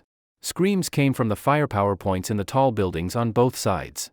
Not far away, thousands, maybe tens of thousands, of zombies were gathering from all parts of the city, forming a terrifying sea of corpses on the street. Grrr! These zombies, with bloodthirsty and crazy eyes, looked toward the highway entrance and let out low growls. Hurry up! The soldier withdrew his gaze and urged more impatiently. Obviously, the firepower positions on both sides of the road wouldn't be able to hold out much longer. Soon, the zombies would charge in, and by then there would be no time left for these vehicles to pass. The survivors inside the cars were all well aware of this. Each of them looked extremely anxious, feeling like every passing minute lasted half an hour. Very soon, it was Jiang Lushur's minibus's turn. The soldier came up, took one look, and immediately showed a surprised expression. Then he looked at Jiang Lushur strangely and said, "Fleeing in such a big vehicle." The inside was a luxuriously decorated RV, with 2 delicate-looking women sitting in it. The soldier obviously looked down on Jiang Lushur a bit, probably taking him for some rich second generation who cared more about comfort than his life. "Hurry up and pass," the soldier said impatiently. Jiang Lushur touched his nose, didn't say anything, just felt it was a bit novel. It was the first time in his life he had been treated like a rich kid. When passing the toll booth window, Jiang Lushur saw that the original glass was already shattered, stained with blood, with torn fabric strips hanging on it, but the body was gone. All along the way, he had seen such tragic scenes. The virus had erupted crazily around the world, turning the once normal world into a living hell in the blink of an eye. On the highway, there were soldiers with guns everywhere, standing guard on both sides. Gunshots could be heard from time to time, followed by zombies being shot and killed in the grass below the road. Jiang Lushur drove steadily and quickly merged with the cars ahead, but after moving forward a bit, the traffic stopped again. "What's wrong?" Xiao Lili asked nervously. Even though they had entered the military's protection zone, any small disturbance still made people on edge. Jiang Lushur noticed that some people ahead had gotten out of their cars. A few soldiers were shouting at them, and soon those soldiers started moving through the traffic, shouting as they went, and more people left their vehicles. As soon as they left, 2 bulldozers came over and pushed all those small cars to the side of the road, then directly pushed them off the highway. Seeing this, Jiang Lushur had a bad feeling. Very soon, a soldier came near Jiang Lushur's minibus and shouted loudly, "There's an overturned bus ahead on the highway, and many zombies are gathering there. Our people are clearing the way, but the zombies behind are also quickly catching up. If there are too many vehicles, the highway will get blocked, and our people won't be able to keep up. So everyone must abandon their vehicles. Go forward. Women, children, and the elderly can ride military trucks ahead. Young and strong men walk. No complaints, we're walking too. From here to the Shanghai Safe Island, we will escort you the whole way. Everyone get off now and hurry. At the Safe Island, you'll have time to rest in safety. There's water, food, and a safe environment. Everyone get off the vehicle." Hearing the shouting, people in the cars opened their doors and got out. Most of the survivors had only escaped in one car or with 1 or 2 family members, without much luggage. Hearing how good Shanghai Safe Island was, they all jumped out of the cars eagerly, afraid of being left behind. Soon, all the surrounding vehicles were empty, only Jiang Lushur's minibus was still there. "Let's get out too," Xiao Lili said. When Xiao Tian hesitated, looked at Jiang Lushur still sitting unmoved in the driver's seat, and said, "Mr. Jiang, hurry up." Jiang Lushur shook his head and said, "You guys get out. I'm not going." Huh? When Xiao Tian was stunned. Not going? Xiao Lili didn't understand what Jiang Lushur meant. Was he not going with the military? That couldn't be. Yes, the military is taking you to Shanghai Safe Island, but I'm going to Jinling City, Jiang Lushur said. Besides, he couldn't abandon the vehicle. As a survivor, the base vehicle was his guarantee of survival. No matter what, he wouldn't give it up. Originally, his plan was to bring the two girls to the military and then continue down the highway toward Jinling City. But now the road ahead was blocked, and to reach the highway to Jinling, he had to get through the front. So now, he could only leave the highway. Going to Jinling City? But, you can't use the highway anymore. Xiao Lili still couldn't believe it. The military was right here, just follow them and you'd reach safety. And yet Jiang Lushur wanted to go to Jinling? Don't go, it's too dangerous to go alone. Just go with the military to the safe island, Xiao Lili quickly persuaded. I can drive along the highway or find another route. There's always a way, Jiang Lushur said. But, it's okay. You go with the military to the safe island. You're girls, you can ride in the front and it won't be too tiring. Take care of yourselves from now on. Jiang Lushur shook his head.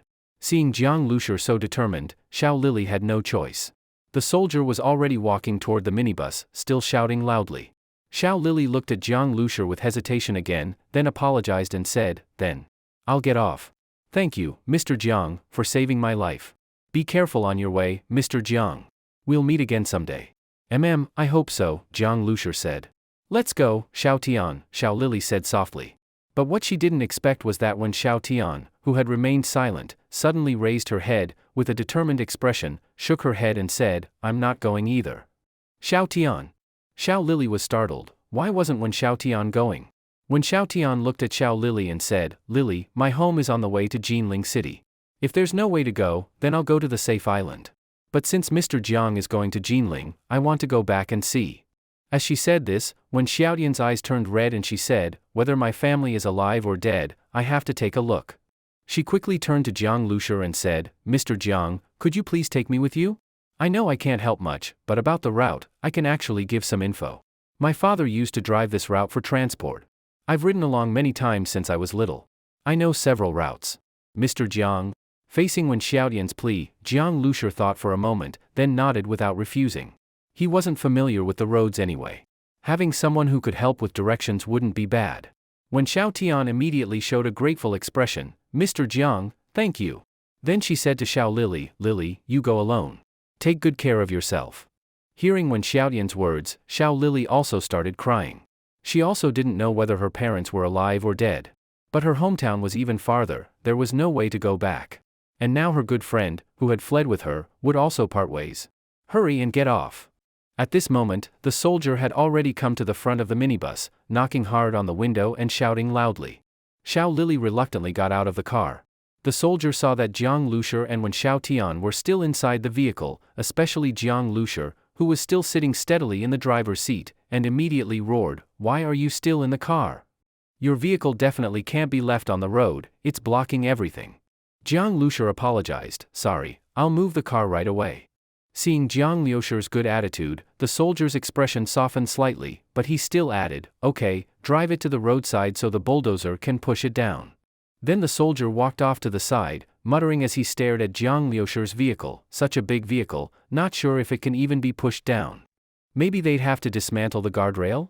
The armored vehicles and trucks stationed at the highway entrance, along with the many soldiers, would all need to retreat from the highway when they couldn't hold the line any longer. So the road had to be cleared. The army was only there to take the survivors, not to fight to the death against the endless monsters. At that moment, a sharp air raid siren suddenly blared from the highway entrance. The soldier immediately looked over. Those people who had gotten off and were walking ahead also turned around. Some immediately started running forward at full speed, while others stood nervously in place, and the crowd began to grow chaotic. "Don't panic," a soldier shouted, "this is the final alert, to remind survivors in the city to come here." Bang bang bang. The sound of gunfire was already very close and very dense. Looking into the distance, one could vaguely see heads moving, those were zombies. In this situation, even if any survivors heard the alarm, there was no way they could get through the sea of zombies to reach the highway. These survivors here were lucky, the fortunate few.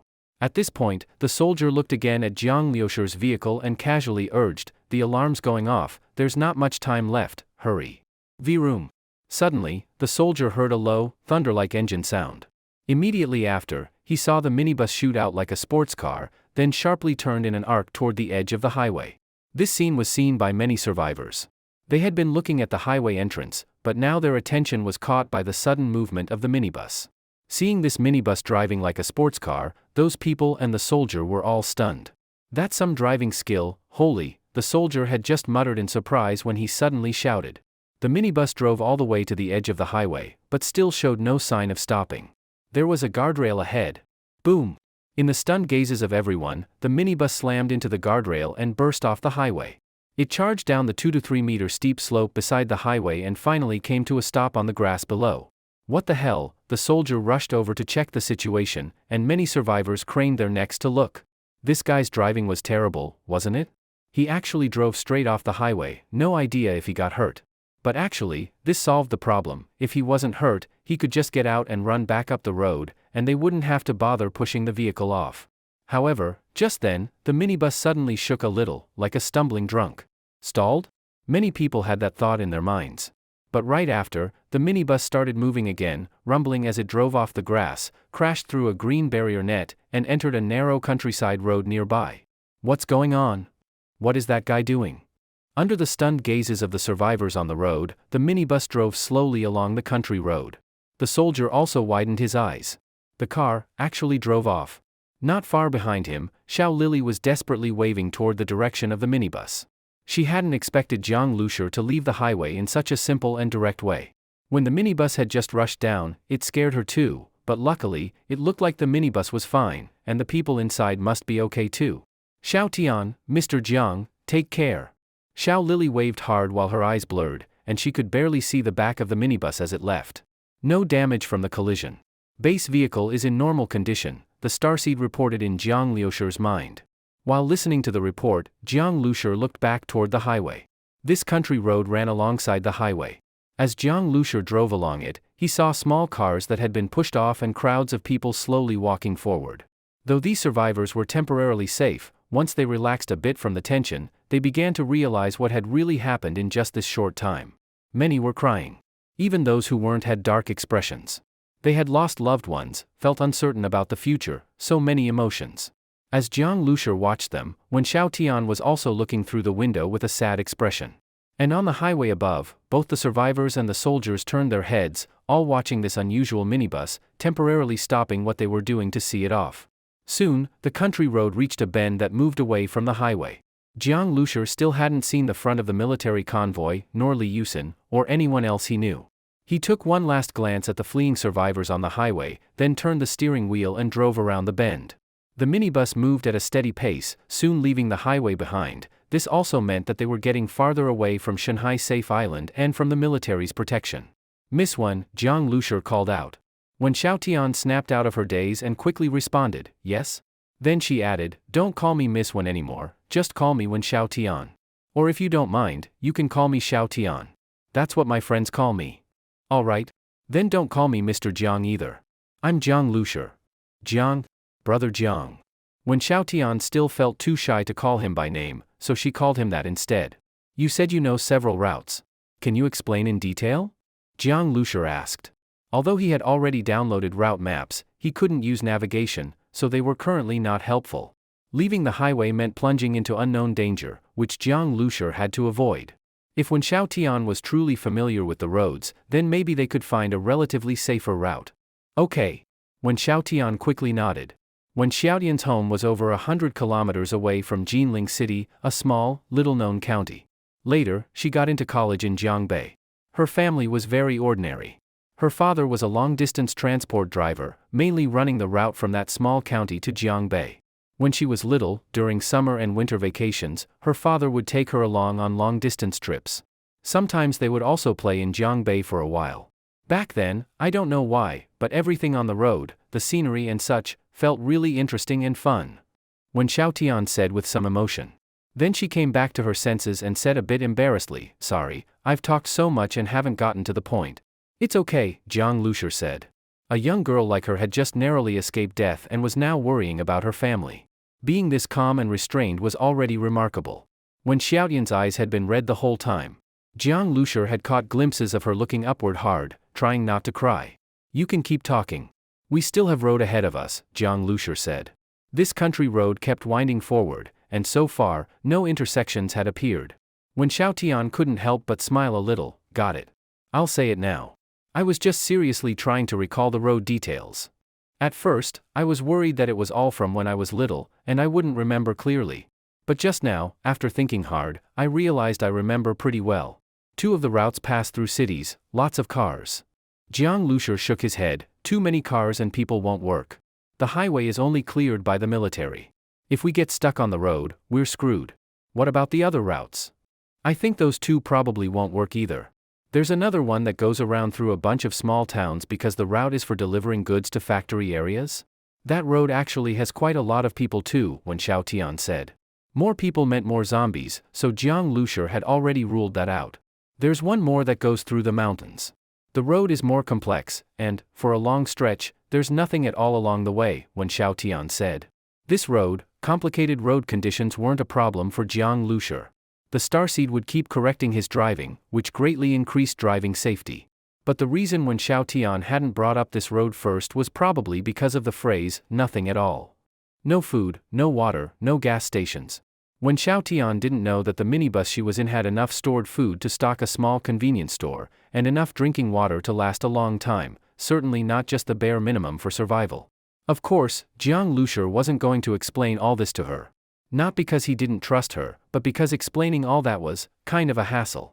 Jiang Lushur was someone who disliked trouble. However, the lack of gas stations was a real issue. Can you tell me the exact route? Also, do you know roughly how many kilometers it is? Jiang Lushur asked. When Xiao Tian only knew a rough number. Jiang Lushur added 50 kilometers to that as a buffer, then let the starseed calculate.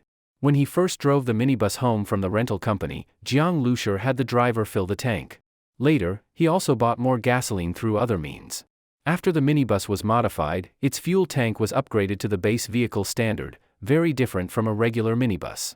Jiang Lushur hadn't expected this at first, but now realized that the gasoline he had bought wasn't nearly enough. Calculating based on the data? Current base vehicle fuel tank capacity, 1000 L, remaining fuel, 210 L. Drivable distance, 1050 kilometers. A normal minibus had a 50 L fuel tank.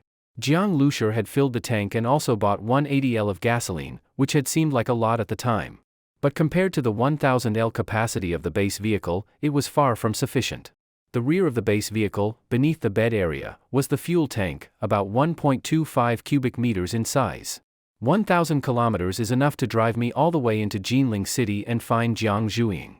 But the starseed's calculation was based on the normal fuel consumption, which was 20 L per 100 kilometers, meaning under regular driving conditions, without acceleration or ramming.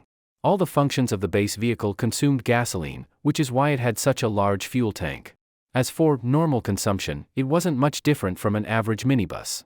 Brother Jiang, have you decided? When Xiao Tian asked nervously after seeing Jiang Lushur stay silent for a while. She was worried that all the routes she provided would be rejected by Jiang Lushur, meaning she hadn't helped at all. When Xiao Tian believed people should help each other, and the key word was each other. Jiang Lushur giving her a ride was already a huge help, and she could only offer this small bit in return. Yes, we'll take the mountain road, Jiang Lushur said. He had considered everything. The mountain road was the least troublesome choice for him. Though he couldn't treat 1000 kilometers as the ultimate range of the base vehicle, reaching the county where when Xiaotian's home was would not be a problem. Let's see if we come across any gas stations along the way, Jiang Lushur said. Okay. When Xiao Tian was a bit surprised by Jiang Lushur's choice. She thought he would choose the factory route, even if it meant more zombies. But since Jiang Lushur had decided, she had no objections. As long as there was gas, even having little food wouldn't matter. I've read in some science articles that as long as you have water, you can maintain basic life functions. A girl once went a whole month without eating to lose weight and was fine. Even if you don't eat or drink, you can last several days, when Xiao Tian said. Jiang Lushur glanced at her, not sure why she was suddenly saying this. When Xiao Tian then smiled and said, I think I just need to lose a little weight anyway. Jiang Lushur didn't know what to say. Did when Xiao Tian really think they were going to go hungry the whole way? The base vehicle drove steadily on the country road. Occasionally, a few zombies could be seen standing dazedly in the fields or by the roadside. As soon as they saw the base vehicle, they immediately ran toward it like crazed beasts, but usually, before they could even pounce, they could only watch helplessly as the base vehicle sped past them. Roar! These zombies waved their arms in vain, their eyes a blood-red color, with no consciousness, only madness and brutality. At first, when Xiaotian stared out the window without blinking. Gradually, since it remained very safe, her tense nerves relaxed, and she tilted her head and fell into intermittent sleep. Adjusting left, continuing forward. Jiang Lushur drove while glancing at Wen Xiaotian. He saw her body suddenly twitch in her sleep, looking very uneasy. She was probably exhausted from all the fleeing. Her nerves had been highly tense the entire time, leaving her both physically and mentally drained. Looking at her, Jiang Lushur couldn't help but think of Jiang Zhuiying. He wondered whether she was hiding in a house somewhere, feeling scared? When Xiaotian woke up, she found that the minibus had stopped. It was almost dark outside. One side of the road was a cliff, and the other was a dim forest. Brother Jiang? Jiang Lushur wasn't in the driver's seat, and Wen Xiaotian immediately sat up straight. She didn't know how long she had slept, but judging by the fact that the minibus was now on a mountain road, it must have been 2 or 3 hours. On this silent mountain road, the minibus was parked all alone. Realizing she was the only one inside made Wen Xiaotian feel a bit panicked. She quickly walked into the vehicle cabin. Brother Jiang? Brother Jiang? Though everything seemed to be well equipped inside, the space was compact, she could scan the whole interior at a glance. But there was no sign of Jiang Lushur. Just as Wen Xiaotian was starting to panic even more, she suddenly heard the faint sound of water from behind a small door nearby. Water? At that moment, there was a click sound, and the small door was suddenly pulled open. Jiang Lushur walked out from inside. When Xiaotian looked at him in surprise, his body was still steaming with hot water vapor, his hair was wet, and he was drying it with a towel while looking at her. You're awake? Yeah. I think I slept too long, Wen Xiaotian replied. Not really. And it didn't seem like you were sleeping well. In this kind of situation, you just feel groggier the more you sleep. Anyway, being able to sleep at all now is a blessing. What Jiang Lushur said made Wen Xiaotian feel a little embarrassed. Sleeping at a time like this made her seem careless or insensitive. But Wen Xiaotian was naturally a more delicate girl. Normally, between studying and working part-time, she didn't get enough sleep. When the virus outbreak hit earlier, she even fainted. After waking up, she suffered a huge psychological shock, running for her life in fear. Now that she was in a temporarily safe environment, the fatigue naturally caught up with her. But what surprised her more now was Jiang Lushur. Sleeping was a natural reaction for her, and being able to sleep was a kind of luck. But looking at Jiang Lushur? Oh right, do you want to take a shower? Jiang Lushur's question confirmed her suspicion. He had actually just taken a shower. When Xiaotian had fallen, run everywhere all day, and was already covered in dust. For a girl who liked to be clean, this was definitely uncomfortable. But under the current conditions, she hadn't even thought about taking a shower. Having water to drink was already a stroke of luck. But looking at Jiang Lushur, he hadn't just showered, he had taken a hot shower. I found a mountain spring by the roadside, pumped some water and filtered it. It's not drinkable, but it's good enough for a bath. If you want to wash, there's body wash and everything inside. Hair dryers by the mirror, Jiang Lushur said. When Xiaotian listened blankly, and couldn't help but ask, if it's filtered, shouldn't it be drinkable? She felt that using water this nice just for bathing was too luxurious and wasteful. No need. Drinking water's from the kitchen tap. After your shower, if you're hungry, go to the kitchen and cook some noodles. There are instant noodles in the cupboard and some fresh vegetables too. Actually, Jiang Lushur also had some frozen dumplings, but felt it would be wasteful to eat them now. He had stored flour and such, but didn't have the right meat to make dumpling fillings. In fact, Jiang Lushur had stored all non-perishable foods in the pantry. The food left in the kitchen were perishables that would go bad quickly if not eaten soon. When shopping for food, Jiang Lushur had also bought some fresh items. After all, there was no need to start eating survival food right away. To Jiang Lushur, eating noodles was settling. But when Xiaotian's thoughts were completely different. She had been ready to go hungry, yet not only could she take a hot shower, she could also eat hot noodles, even with vegetables. If the recent memories of zombies and apocalypse weren't so clear in her mind, those horrifying faces still floating in front of her eyes, she might have doubted whether any of it had even been real. This was practically a mobile hotel. As for Jiang Lushur asking her to cook, Wen Xiaotian was more than happy to. Hot shower, hot meal, these were all things Jiang Lushur gave her, and she had few ways to return the favor. I'll go wash now, Wen Xiaotian said. After she finished bathing and brought a bowl of noodles to a folding table, Jiang Lushur glanced at both of their bowls and suddenly didn't know what to say. When Xiaotian's bowl had only a few mouthfuls of noodles. His bowl, however, was full, overflowing with egg, vegetables, and sausage. It looked quite rich. I saw the cupboard didn't have much, so I thought we should save it. And anyway, my appetite isn't big, Wen Xiaotian said. Even a child would eat more than that, especially given how much energy she had burned today. Eating this little was barely enough to fill the stomach. Jiang Lushur really wanted to tell her that the food in the cupboard was less than 1/50th of his actual supply, and even if they didn't save anything, it would still be enough to last until they reached her hometown. Let's eat, Jiang Lushur said. He hadn't eaten noodles in a long time. The taste was quite good. But tomorrow, they should eat proper rice instead. After eating the noodles, Jiang Lushur drove a bit further, then stopped by the roadside to rest for the night. Only after daylight the next morning did they continue on their journey. Although there was no longer a risk of crashing into other vehicles, Jiang Lushur, as someone without even a driver's license and with no experience driving on mountain roads, felt that even with the starseed's corrections, it was better not to risk driving at night or while fatigued. If he ended up dying in a car crash instead of getting bitten by zombies, that would be too unjust. When he had driven up the mountain road yesterday, it was already evening. Now, looking at the route in broad daylight, it was just as when Xiao Tian had said, there was basically nothing along the way. Only occasionally could a few farmhouses be seen in the distance. On the roadside, there was a rundown car wash and repair shop, and next to it a small restaurant. The dirty windows with large red characters reading "pickled fish, home-style dishes" gave off an old-fashioned feeling. These kinds of places were meant for long-haul truck drivers. 2 large trucks were parked on the open ground in front of the car wash. Their windows were smashed, and there were bloodstains on the ground, but no drivers inside. It wasn't clear if they had fled after being chased by zombies. Jiang Lushur parked the vehicle in front of the pickled fish restaurant and looked at the front door. The old door was tightly shut and stained with blood, giving off an eerie feeling. Brother Jiang, are you planning to? When Xiao Tian was stunned when she saw him stop the vehicle.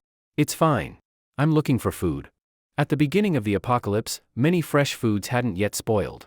It was still relatively easy to find ingredients.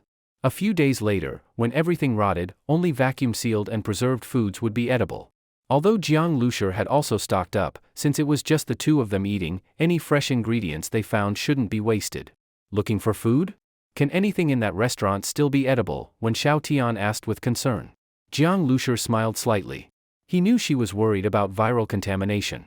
Jiang Lushur already knew from the starseed that before the outbreak, the world's food and water sources had already been infected, and everyone in the world carried the virus.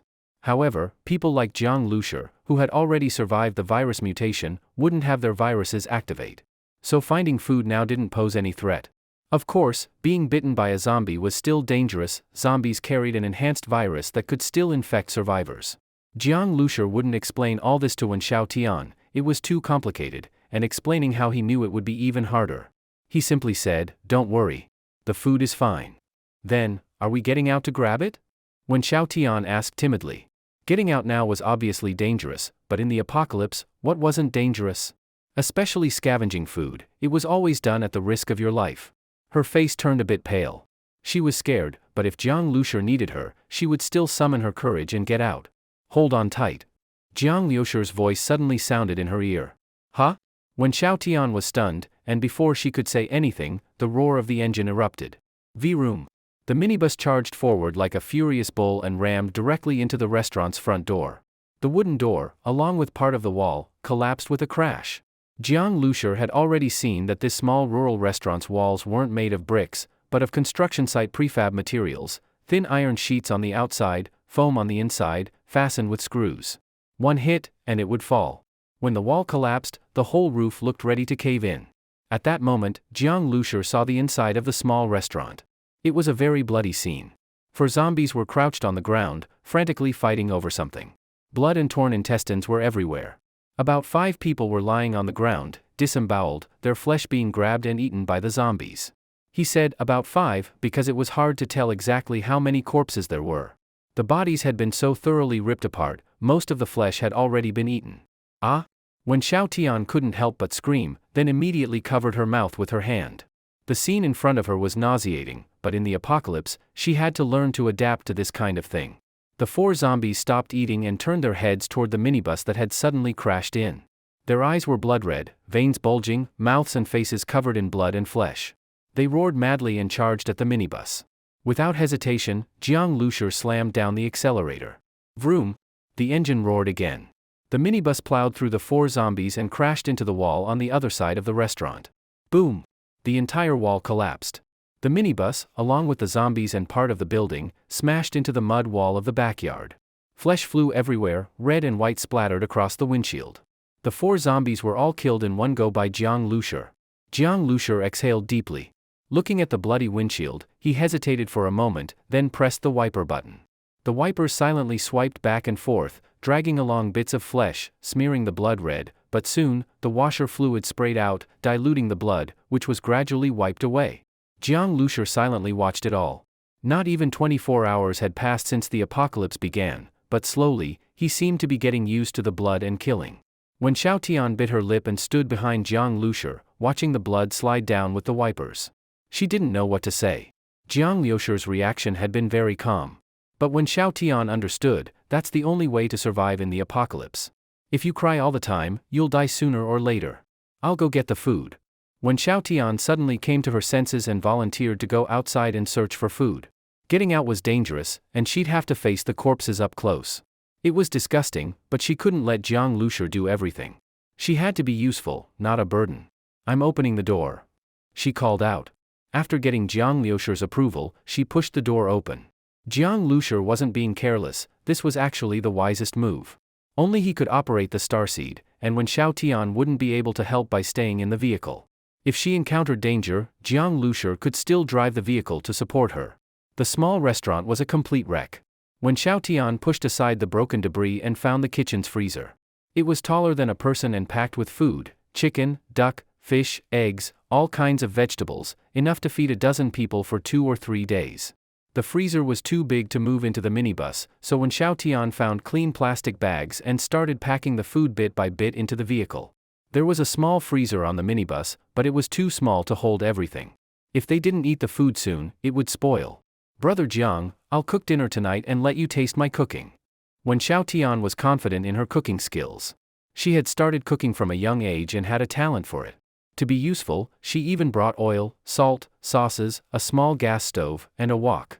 Although the minibus had a small kitchen, it was poorly equipped, only 1 small pot and 1 small burner, hard to use. So she simply moved the kitchen into the small living area and started cooking there. The space inside the minibus was now packed, but thankfully she was petite and could still move around. When Xiao Tian was truly hungry. Last night, though they had noodles, she hadn't dared to eat much, thinking food was scarce. Now with so much food, she could finally eat properly. Sure, Jiang Lushur agreed. It was nearly dark, and he decided to rest here for the night. Watching when Xiao Tian busily cooking, he was quite looking forward to the meal. The only downside was that the living area was too small. So many pots and stoves had to be stacked on top of each other. Many things in the base vehicle could be folded, like the table and bed. Even under the bed and sofa were storage compartments. But still, the interior space was limited. If only his base vehicle could be a bit larger, he could store more fuel, more food, and install more living facilities. That would be a real mobile base. The sun had completely set. When Xiao Tian was halfway done cooking, the delicious aroma made Jiang Lushur's mouth water. He had been so busy preparing for the apocalypse, he hadn't had a proper meal. Now his appetite was in full swing. But just then, suddenly, roar! A low growl, like that of a wild beast, came from the distant darkness. Ha! Jiang Lushur shivered. What was that? In the quiet of the mountain, mixed with the sound of the wind, that roar sent chills down his spine. In the apocalypse, even with the base vehicle, Jiang Lushur didn't let his guard down in the slightest. He had received a lot of information about the apocalypse from the starseed, and he knew that this apocalypse was definitely not going to be simple. If it were just ordinary zombies, the remaining forces of the government would soon gain control, and it wouldn't deserve to be called the end of the world. That strange roar made Jiang Lushur's heart pound. He felt a strong sense of unease. Turn off the heat, Jiang Lushur said urgently. Huh? When Xiao Tian was stunned. She had just put the vegetables in the pan, and they were only halfway cooked. Turning off the heat now meant the dish wouldn't be edible. But when Xiao Tian also realized the roar was unusual, and quickly turned off the flame. Jiang Lushur, meanwhile, shut off the main power switch of the base vehicle. Click! The lights went out. Darkness fell. On this rural road, the air was exceptionally fresh, and without any light pollution nearby, Jiang Lushur could see through the window the deep blue night sky filled with stars. A crescent moon hung slanted over the mountain, casting a faint, cool glow. The night sky was beautiful, but at this moment, staring at it made Jiang Lushur's scalp tingle. Under the moon, he saw a huge black shadow, staring straight at the base vehicle. The shadow looked like a giant beast, though he couldn't tell exactly what it was. Jiang Lushur didn't dare turn on the headlights. He held his breath, crouched down, and pulled Wen Xiaotian down with him. The base vehicle was well sealed. Although they had been cooking, the smell wouldn't have escaped. This shadow probably wasn't drawn by the scent, but rather by the light. Now that Jiang Lushur had cut the power, he hoped the shadow would lose its target and leave. The apocalypse had just started, and the base vehicle was still in its early stages. If they ran into some terrifying monster now and the vehicle was flipped, it would be over. Brother Jiang, beside him, Wen Xiaotian's voice was very soft, trembling slightly. Already in an apocalyptic setting, now encountering such a terrifying shadow in the dark, one can imagine the psychological shock to a young woman. Hide by the sofa, don't make a sound. Jiang Lushur crouched and slowly moved toward the driver's seat. He was already considering driving away, because he noticed that even though the lights were off, the shadow was still approaching. But he didn't dare move too fast, afraid of provoking it. As the distance closed, under the faint moonlight, Jiang Lushur finally saw, the shadow was a giant wild boar. This wild boar, how could it be so huge? Jiang Lushur was shocked. Though it was still far away, he could estimate based on nearby buildings that this wild boar was at least the size of a small box truck. Its height was not lower than the base vehicle, just shorter in length. Its entire body was covered in black bristle-like hair, stiff like steel spikes, matted with scabs of dried blood, making it look like it had crawled out of a pool of blood. Its tusks were like two massive curved blades. One of them even had a piece of intestine hanging from it. This was like a monstrous pig from hell. The boar stared at the base vehicle, its eyes glowing with a red light like searchlights.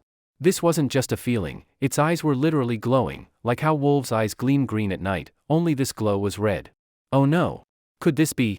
Jiang Lushur remembered, the starseed had mentioned that after the apocalypse began, apart from humans turning into zombies and animals into zombie beasts, some humans and animals would undergo mutation. These mutations would make them far stronger than ordinary zombies. Before, this was just something Jiang Lushur had read in text. Now, seeing a real mutated wild boar, he was truly shaken. A wild boar the size of a box truck might not sound that big, but when it appeared in front of you, closing in slowly, those tusks, that bristly hair, those glowing red eyes, the visual impact and sense of threat were overwhelming. And at this moment, only a layer of windshield separated Jiang Lushur from the giant boar. That glass still had faint traces of blood on it. One layer of glass. One man and one beast stared at each other. Then, roar! The boar suddenly let out a terrifying roar, lifted its hooves, and charged straight at the base vehicle and Jiang Lushur. As it ran, each step of its massive body crushed the road beneath it, dirt and stone flying. A wild boar the size of a truck, probably weighing over 10 tons, was now sprinting at nearly the speed of a cheetah. Jiang Lushur even felt the ground trembling. Shit! Jiang Lushur panicked. A wild boar this heavy, once it rammed into something, the impact would be devastating. The whole base vehicle would absolutely be flipped over. The base vehicle was armored, yes, but in terms of weight, it wasn't much heavier than a regular minibus. How could it withstand this impact? Once overturned, he'd be powerless. No matter how sturdy the armor, this boar could tear it apart bit by bit. Fuck! Jiang Lushur cursed. He leaped forward, crossing the last bit of distance to the driver's seat in one stride. The boar was already dangerously close, there was no time to turn and flee. If he tried to escape, he'd have to turn the vehicle around. Doing that now would only let the boar hit the side of the vehicle, ensuring a rollover. So, only one option remained. The only one Jiang Lushur could make in such a short moment. Damn it! Jiang Lushur yanked the gearshift and floored the gas pedal. Vroom! The base vehicle roared like a beast and launched forward. Modified by the starseed, the base vehicle accelerated far faster than normal vehicles. Jiang Lushur hadn't pulled the handbrake either, ensuring it could start instantly. Seatbelt! Jiang Lushur shouted. At the same time, the seatbelt from the driver's seat shot out and fastened him tightly. In the small living room, Wen Xiaotian quickly sat on the sofa and fumbled to fasten her seatbelt. Jiang Lushur's shout had been meant for her. In just seconds, the base vehicle accelerated to 100 km per hour. Jiang Lushur gritted his teeth as the giant boar loomed large through the windshield. The fully transparent windshield made Jiang Lushi feel as if that truck-sized boar was charging directly into his face, its icy tusks aimed straight at his skull. If the glass couldn't hold, he'd be impaled right in the seat. In that moment between life and death, Jiang Lushi's mind went blank. He gripped the wheel with all his strength, stomping the gas pedal to the floor. Do or die. Jiang Lushi's blood boiled. The boar's massive head was right in front of him, he could even see his own reflection in the monster's red eyes. Crash! The base vehicle shook violently. The massive impact flung Jiang Lushi backward. The elastic seatbelt pulled tight, nearly slicing his body in two. Bang! An airbag exploded in front of him, slamming into his face, dizzying him instantly. Meanwhile, behind him came a crashing clatter. All the pots and bowls that had been brought into the base vehicle fell everywhere under the huge inertia. The sofa, fixed to the floor, didn't move. But the force made when Xiao Tian, strapped to the sofa, scream out loud. Bang! Her head smacked into something. She blacked out instantly. At the same time, Jiang Lushi's airbag quickly retracted. This was a special feature of the base vehicle, to avoid blocking the driver's view. Still dizzy and nauseous, with his stomach aching from the seatbelt, Jiang Lushi looked out the windshield. The glass had 2 basin-sized white spots from the impact, evidence that it had cracked inside and lost transparency. Just like bulletproof glass turns white when hit by bullets, even with cracks, it could still stop bullets. But not only the glass, the front of the vehicle had also been caved in by the boar's strike. That hit was terrifying. Warning! Base vehicle damaged. Damage level, 3.5. Front bulletproof glass durability reduced by 60%. Power system damaged. Instant acceleration and ramming functions disabled.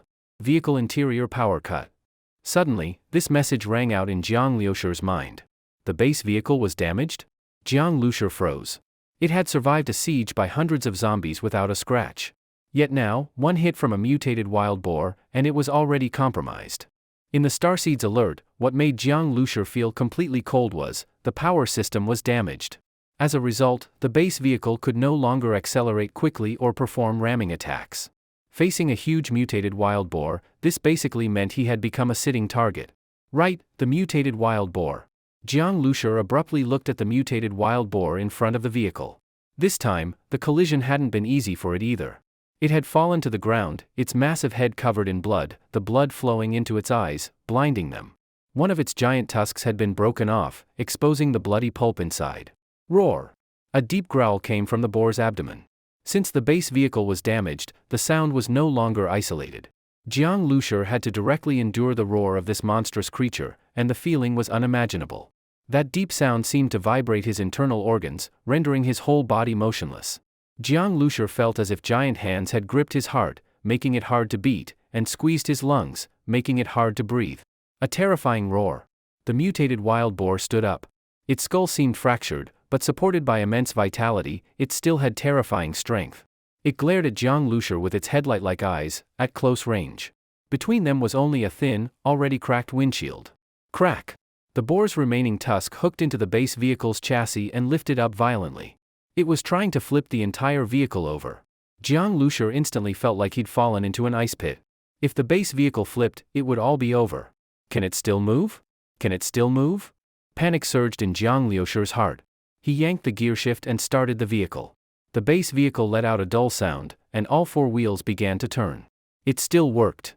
Instant acceleration and ramming were disabled, but the vehicle could still drive normally. The front wheels were already airborne, spinning meaninglessly, while the rear tires scraped the ground violently, kicking up dirt and rocks. Though the impact wasn't strong, the boar was also injured. With this resistance, it couldn't flip the vehicle instantly. But the situation was already extremely dangerous. The front of the vehicle was being lifted higher and higher, a rollover was imminent. Damn! Jiang Lushi's face turned grim. He gripped the steering wheel tightly, stepping on the gas. Cold sweat dripped down his face. Stay calm. I must stay calm. In moments of crisis, seek a way out. A chance at survival. Suddenly, a flash of insight came to Jiang Lushi. His fingers moved like playing the piano, rapidly pressing a few buttons on the base vehicle's control panel. Beep! With a soft sound, the control panel lit up. Jiang Lushi pressed down hard on it. Everything depended on this. Air cannon pressurizing. Pressurization time, 9.5 seconds. The Starseed's voice sounded in his mind. Jiang Lushi let out a breath of relief. Thank goodness, acceleration and ramming were damaged, but the weapon still worked. Besides ramming, the base vehicle also had onboard weapons. When Jiang Lushur completed the vehicle's modification, he had received information from the starseed about these weapons. But because the apocalypse hadn't started yet, Jiang Lushur had avoided testing them, fearing trouble. After the outbreak, he had been too busy fleeing to test them. Now there was no time for testing, it was a real, life-or-death battle. One mistake and he'd die. The base vehicle's air cannon used 500 liters of compressed gas, with an initial velocity of 810 meters per second, more than twice the speed of sound. During World War II, Nazi Germany had developed air cannons capable of shooting down low-flying aircraft, though they were ultimately abandoned due to accuracy issues. Jiang Lushur didn't know what effect a shot from the air cannon would have on the boar. Its power was undeniable, but air still had less impact than live ammunition. Sometimes, blast shockwaves could send a person flying tens of meters, yet they might survive afterward. Jiang Lushur couldn't guarantee this one shot would kill the boar. And he had only one chance, no second shot. With 9.5 seconds of charging time, if he missed, the vehicle would be flipped. Let's do this. Jiang Lushur gritted his teeth and pressed another button. The air cannon's barrel extended from the front of the vehicle, aiming directly at the boar's abdomen.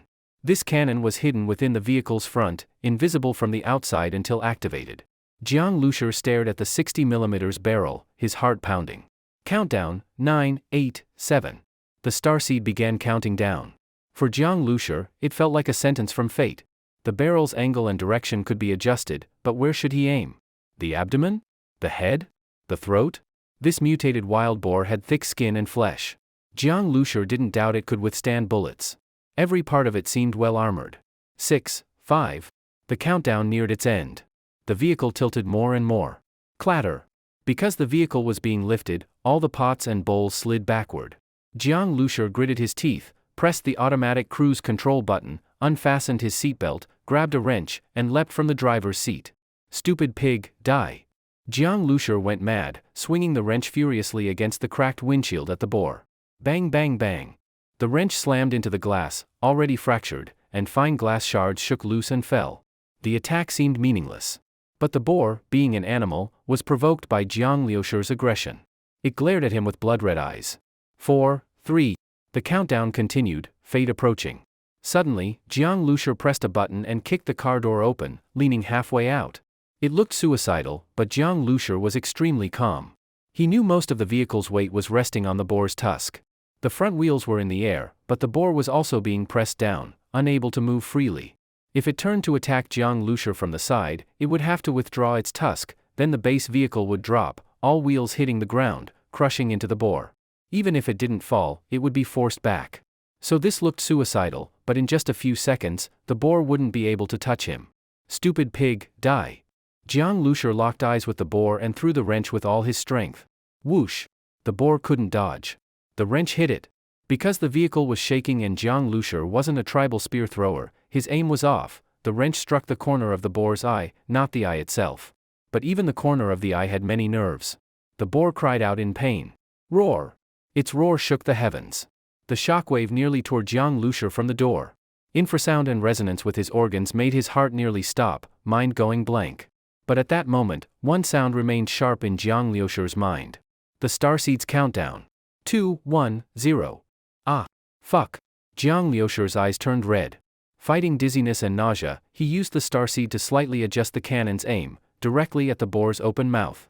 At that moment, the boar was roaring, mouth wide open, and the cannon barrel was aimed right inside. Air cannon, fire. Bang! A fierce explosion sounded, like thunder striking the ground, deafening. The airflow at 810 meters per second far exceeded the speed of sound, triggering a sonic boom. A huge eruption of energy burst out. The base vehicle was suddenly thrown backwards, the windows violently shaking, large chunks of bulletproof glass shards falling, blown away like bullets in all directions. The surging air formed a vacuum around, the pressure rising sharply then dropping almost to nothing. Water vapor in the air immediately liquefied, forming a house-sized conical mist. That conical mist was then pushed by the airflow, moving forward with incredible speed. While the base vehicle was thrown backwards, the prefab houses and trees ahead were ripped away by the airflow. Houses collapsed, roofs flew off, a large tree trunk thick as a thigh snapped in half, all leaves vanished in an instant. And this was only the aftershock of the airflow. Most of the airflow energy was absorbed by the mutated wild boar's mouth. Boom! The mutated wild boar, over 10 tons in weight, was violently thrown. The airflow wildly expanded inside its organs. Its massive body swelled instantly, puffing up like a balloon.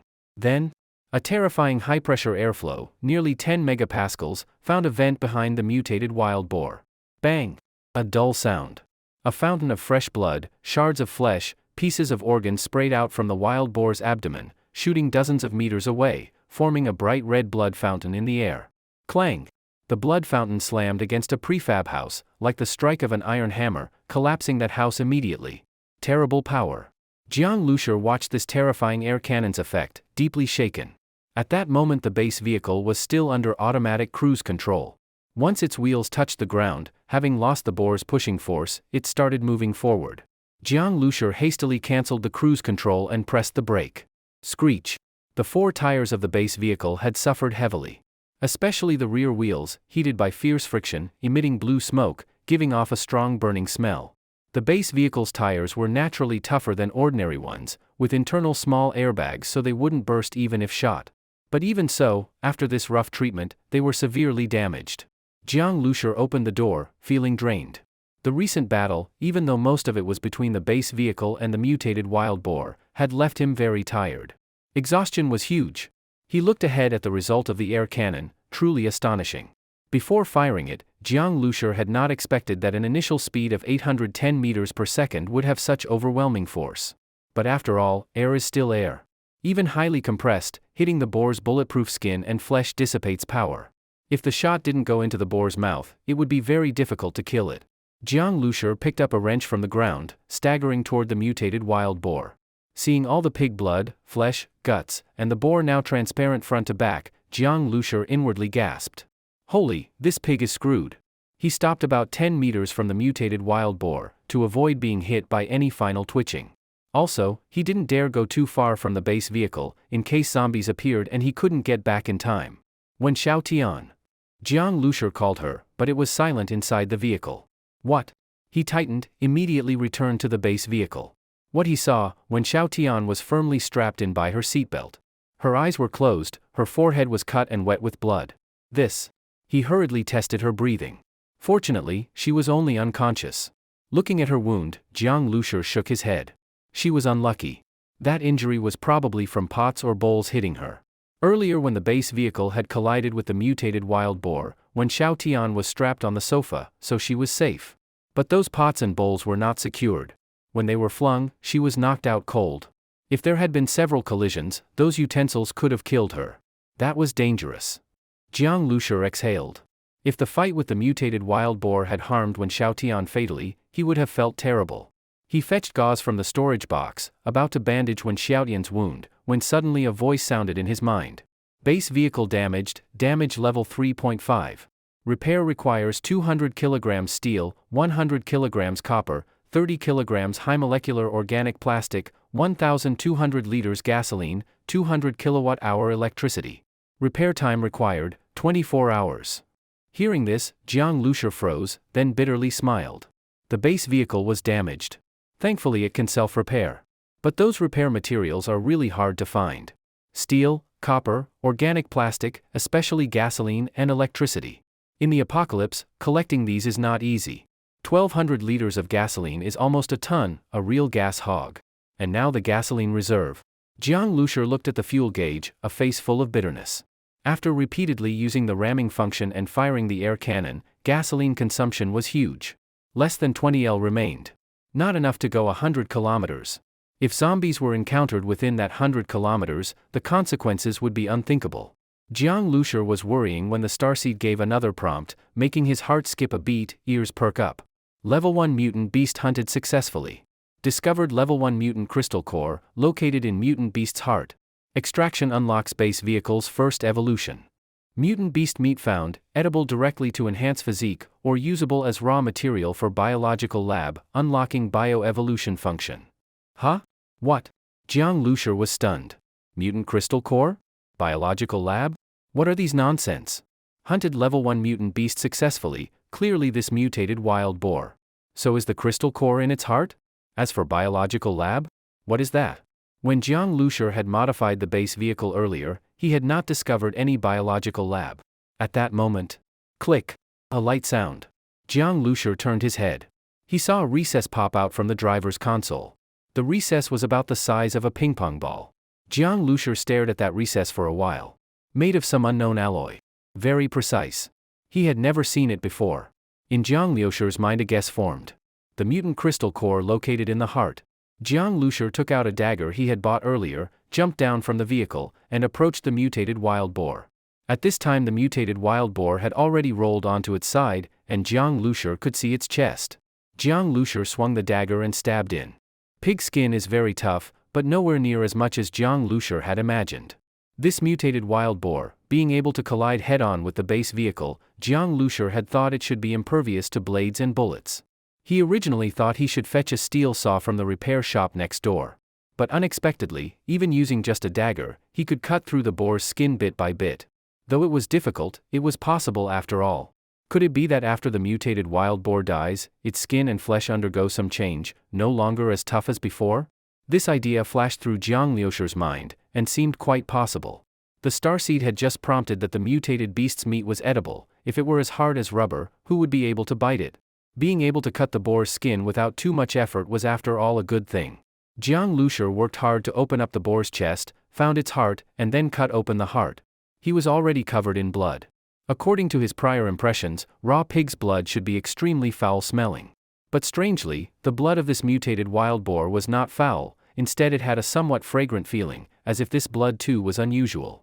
Jiang Lushur thought a bit, found several plastic buckets in the small restaurant to collect the blood, and quickly filled a few large buckets. At that moment, Jiang Lushur also finally dug out a bead the size of a quail egg from inside the mutated wild boar's heart. This bead was crystal clear, like glaze. To the touch it was very smooth, and somewhat warm. Surely this was the so-called mutated crystal core. Jiang Lushur, holding the mutated crystal core, returned to the base vehicle. He carefully placed the crystal core into the recess that had just popped out. Click! A soft sound, the mutated crystal core locked into the recess. Then the metal recess slowly retracted back. The starseed prompt sounded, successfully inserted mutated crystal core, base vehicle unlocked initial evolution, you may choose evolution direction. Pop! A light screen appeared before Jiang Lushur's eyes. On the screen were several options, each followed by a line of explanatory text. Option 1, unlock level 1 spatial fuel tank. Fuel tank capacity, 10 cubic meters. Tank is explosion-proof and bulletproof. Upgradable. Option 2, unlock level 1 spatial storage function. Storage space size, 10 cubic meters. In the space low temperature and low oxygen, can preserve fresh food. Ordinary food preserved more than 1 year, mutated beast meat preserved more than 3 years, mutated beast meat originally not easy to spoil, in 30 degrees Celsius humid hot environment can be preserved for 30 days. Option 3, unlock automatic material absorption evolution. Base vehicle can automatically absorb materials via particle beam, no need to manually carry materials. Option 4, add mechanical arm to base vehicle. Mechanical arm load capacity, 20 tons. Option 5, add weapon to base vehicle, fuel type flamethrower. Activation requires consuming large amounts of gasoline. Pure oxygen combustion produces 2000 degrees Celsius high temperature. Option 6, upgrade air cannon. Option 7, upgrade vehicle armor and bulletproof glass. Jiang Lushur looked through, noticing that after option 6 there were more options, but those options were dimmed, apparently unselectable. Among them, Jiang Lushur saw biological laboratory. Option 10, unlock biological laboratory. By adding materials, develop genetic evolution serum, usable by host to evolve genes, greatly enhance physique. Requirement, 2 level 1 mutated crystal cores times 2. Jiang Lushur saw the biological laboratory option, and his eyes lit up. Develop genetic evolution serum? Can enhance his physical constitution? This was a big deal. Jiang Lushur knew that after the apocalypse, not only animals mutated, humans also may mutate. And though he had the base vehicle, his own body was the greatest weakness. If his body died, everything would be over. So if he could get gene evolution serum, he himself could become stronger. That would naturally greatly improve his combat power. He must unlock the biological laboratory. But, he needed 2 level 1 mutated crystal cores, and he only had 1. Killing this level 1 mutated wild boar already nearly cost him his life. As for getting 2, Jiang Lushur dared not even think of it now. He needed to become strong, first evolve the base vehicle, then himself. In this tormenting apocalypse, Jiang Lushur had too much to do. biological laboratory cannot be considered now. He must first unlock earlier functions. The first upgrade, the fuel tank. It was desperately needed. Now the base vehicle's fuel reserve was too small. A 10 cubic meter fuel tank, filled with 8 or 9 tons of gasoline, whether for ramming or using weapons, that would give real support. Otherwise, if in the middle of fighting a mutated beast and fuel runs out, that would be unjust death. Second, storage space. Jiang Lushur also coveted that. Now the base vehicle space was insufficient, many things could not be carried, like the mutated wild boar meat, such a pity if you can't store it.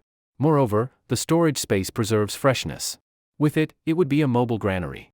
As for upgrading armor and bulletproof glass strength, unlocking automatic absorption of materials, upgrading weapons, adding new weapons, mechanical arm, he wanted all of them. Even the simple function of adding a mechanical arm seemed very necessary to him. Without a mechanical arm, just moving the mutated wild boar meat was trouble. A huge 10-ton beast, how to move it? But he could only choose one. The decision was too hard. Jiang Lushur deliberated, still restrained his desires. He chose the first option, increase the fuel tank capacity. With a spatial fuel tank, he could store large amounts of gasoline.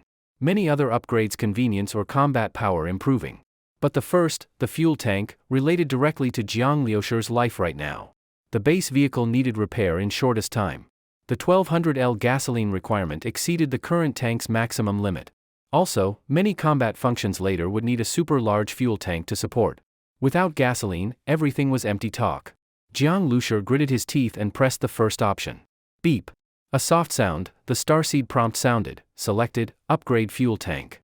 Upgrade requires 100 kilograms of steel. Upgrade time, 2 hours. Damn. Jiang Lushur's eyes widened. He really wanted to kick the control panel. Still requires steel, what the hell? He had thought that with the mutated crystal core, simply selecting would enough, but actually it was just the basic condition of evolutionary upgrade, materials still required. Well, of course, how can you upgrade a fuel tank without steel? But where to find steel now? Near Jiang Lushur were several box trucks, and some big trucks. These vehicles certainly had steel. But how to disassemble the steel and carry it into the base vehicle? That was a big problem. If the base vehicle had already unlocked option 3's function of automatic absorption of materials, then he wouldn't have to carry, he could just extend the absorber and absorb steel from those trucks directly. But now, Jiang Lushur of course could not waste this precious first evolution chance on unlocking automatic absorption function. He must find steel, to upgrade the fuel tank. But that mutated wild boar meat. Jiang Lushur glanced at the huge mutated wild boar on the ground and was really reluctant to leave it behind. This mutated wild boar meat could stay fresh for a month even in a hot and humid environment of 30 degrees. If he didn't take it with him, it would all go to waste. Besides, the starseed had said that mutated beast meat could be used as a material for developing gene evolution fluid in a biological lab. Even just eating it could slowly improve one's physical condition. Without a lab, Jiang Lushur could still make a stir-fry and feast on it, it would be a great treat. Improving physical fitness a bit would at least make moving those few hundred kilograms of steel easier. Jiang Lushur had grown up in a modest family. His parents had died, and he and his sister had sold their house to survive together. He was used to a frugal life. Asking him to waste so much mutated beast meat was like cutting his heart with a knife. No way. Even if I don't have storage space, I still have to take this wild boar with me. Jiang Lushur made up his mind. This mutated wild boar was a huge treasure. After the apocalypse began, gold and silver became scrap metal, and paper money wasn't even worth toilet paper. The only things people could trade with were food. The value of this mutated beast meat would soon be recognized by humans. Eating it could enhance physical fitness, that was a big deal. Compared to zombies, ordinary people were too weak. Once targeted, they couldn't even run away. In such a situation, those with better physiques would have a much higher survival rate. Plus, this kind of mutated beast meat was easy to store, it could last for months even in autumn and winter. It was likely to become a hard currency more valuable than food. Waste was the greatest crime. Even if he couldn't carry it away, he had to force it. Jiang Lushur was determined to take the wild boar. But the space in the base vehicle was limited. How could it possibly hold a 10-ton beast? So Jiang Lushur set his eyes on a small cargo truck not far away. The cargo truck looked very worn out. Running on such country dirt roads, it probably was close to being scrapped. Jiang Lushur walked around the cargo truck and pulled at the door. Unsurprisingly, it was locked. Thinking quickly, Jiang Lushur turned and crawled into the ruins of the spicy fish restaurant. He figured the driver had gotten hungry while driving, stopped to eat at Spicy Fish, and then the apocalypse struck, taking his life. The key was probably still on the driver. But judging by the ruins, it was all a mess of blood and flesh. The zombies had already chewed the body up badly, and with the damage from the base vehicle and the mutated wild boar, it was a complete wreck. Flesh, blood, and mud were everywhere. Finding a key here would be a serious challenge. Jiang Lushur thought about it and gave up. He went to the still intact auto repair shop nearby and found a wrench. Then he smashed it against the cargo truck's windshield. Crash! A series of shattering sounds, the windshield turned into fragments. Jiang Lushur then climbed in through the front window. Once broken, these windshields turned into small particles and weren't sharp. Climbing into a small cargo truck was nothing to him. Jiang Lushur sat in the driver's seat, released the handbrake, and rummaged through the cabin until he found a 9-meter-long tow rope. Haha, I knew it. Such tow ropes usually came with vehicles, especially junky cargo trucks that could break down anytime. How could it not have a tow rope? Jiang Lushur immediately hitched this broken truck to his base vehicle. Then he went to the back of the cargo truck. Luckily, the rear door wasn't locked, just latched shut. Since it was empty inside, that saved him a lot of trouble. Alright, time to get to work. Jiang Lushur looked at the huge wild boar. It was going to be a major task. There was no way he could move such a massive boar. He had to cut the meat into pieces. He tucked his knife into his belt, went to the repair shop, and brought back a fire axe and a steel saw. Time to begin. Jiang Lushur used to exercise regularly in college and had decent physical strength. He aimed at the wild boar's neck and brought the axe down. A wild boar weighing about 10 tons, he would take as much meat as he could. To his surprise, after he retrieved the mutated wild boar's crystal core, the meat became much easier to cut. The previously tough boar meat turned tender. Not only the steel saw, even a knife could slice through. It was no harder than cutting regular pork. Brother Jiang. Brother Jiang. At that moment, Jiang Lushur suddenly heard Wen Xiaotian calling from inside the base vehicle. Her voice was panicked. No wonder, after fainting and waking up to find the prefab houses in ruins and the base vehicle's bulletproof glass shattered, with Jiang Lushur missing, she had no idea what had happened. I'm here. Jiang Lushur shouted. Wen Xiaotian let out a long breath of relief. Jiang Lushur was okay. What about the mutated wild boar? Did the base vehicle knock it away? Wen Xiaotian unbuckled her seatbelt and stumbled out of the base vehicle, only to be completely stunned by what she saw outside. She saw Jiang Lushur wielding a fire axe, chopping at the mutated wild boar bit by bit. The boar didn't even twitch anymore, it was clearly dead. When Xiaotian had witnessed the terrifying boar earlier, it smashed through everything. Those prefab houses were like cardboard boxes before it. Its roar had almost made her heart stop. And now this boar was actually dead. Of course, Wen Xiaotian didn't naively think Jiang Lushur killed it with an axe. Was it run over by the vehicle? She turned to look at the badly damaged base vehicle. That vehicle was truly something else. Brother Jiang, what are you doing? Wen Xiaotian asked. Getting meat. This wild boar meat is edible. Jiang Lushur didn't explain the effects of mutated beast meat, and Wen Xiaotian didn't ask further. She just said, I'll help. Butchering such a large wild boar was no easy task. With Wen Xiaotian's help, it would go much faster. At this time, her forehead had a big gash, covered in blood. She looked pitiful. Jiang Lushur hesitated but eventually agreed. The boar meat had to be processed quickly. Though the area was deserted, you could never be sure when zombies might appear. Jiang Lushur took some bandages from storage and helped Wen Xiaotian wrap her wound. Then the two of them began cutting large chunks of meat, bright red, lean wild boar meat, darker than even top-grade beef. Each piece weighed dozens of pounds, premium meat for sure. Piece by piece, they loaded over 100 chunks of meat onto the cargo truck. Jiang Lushur even hauled in a bunch of bones at the end. After this exhausting task, both of them were completely worn out.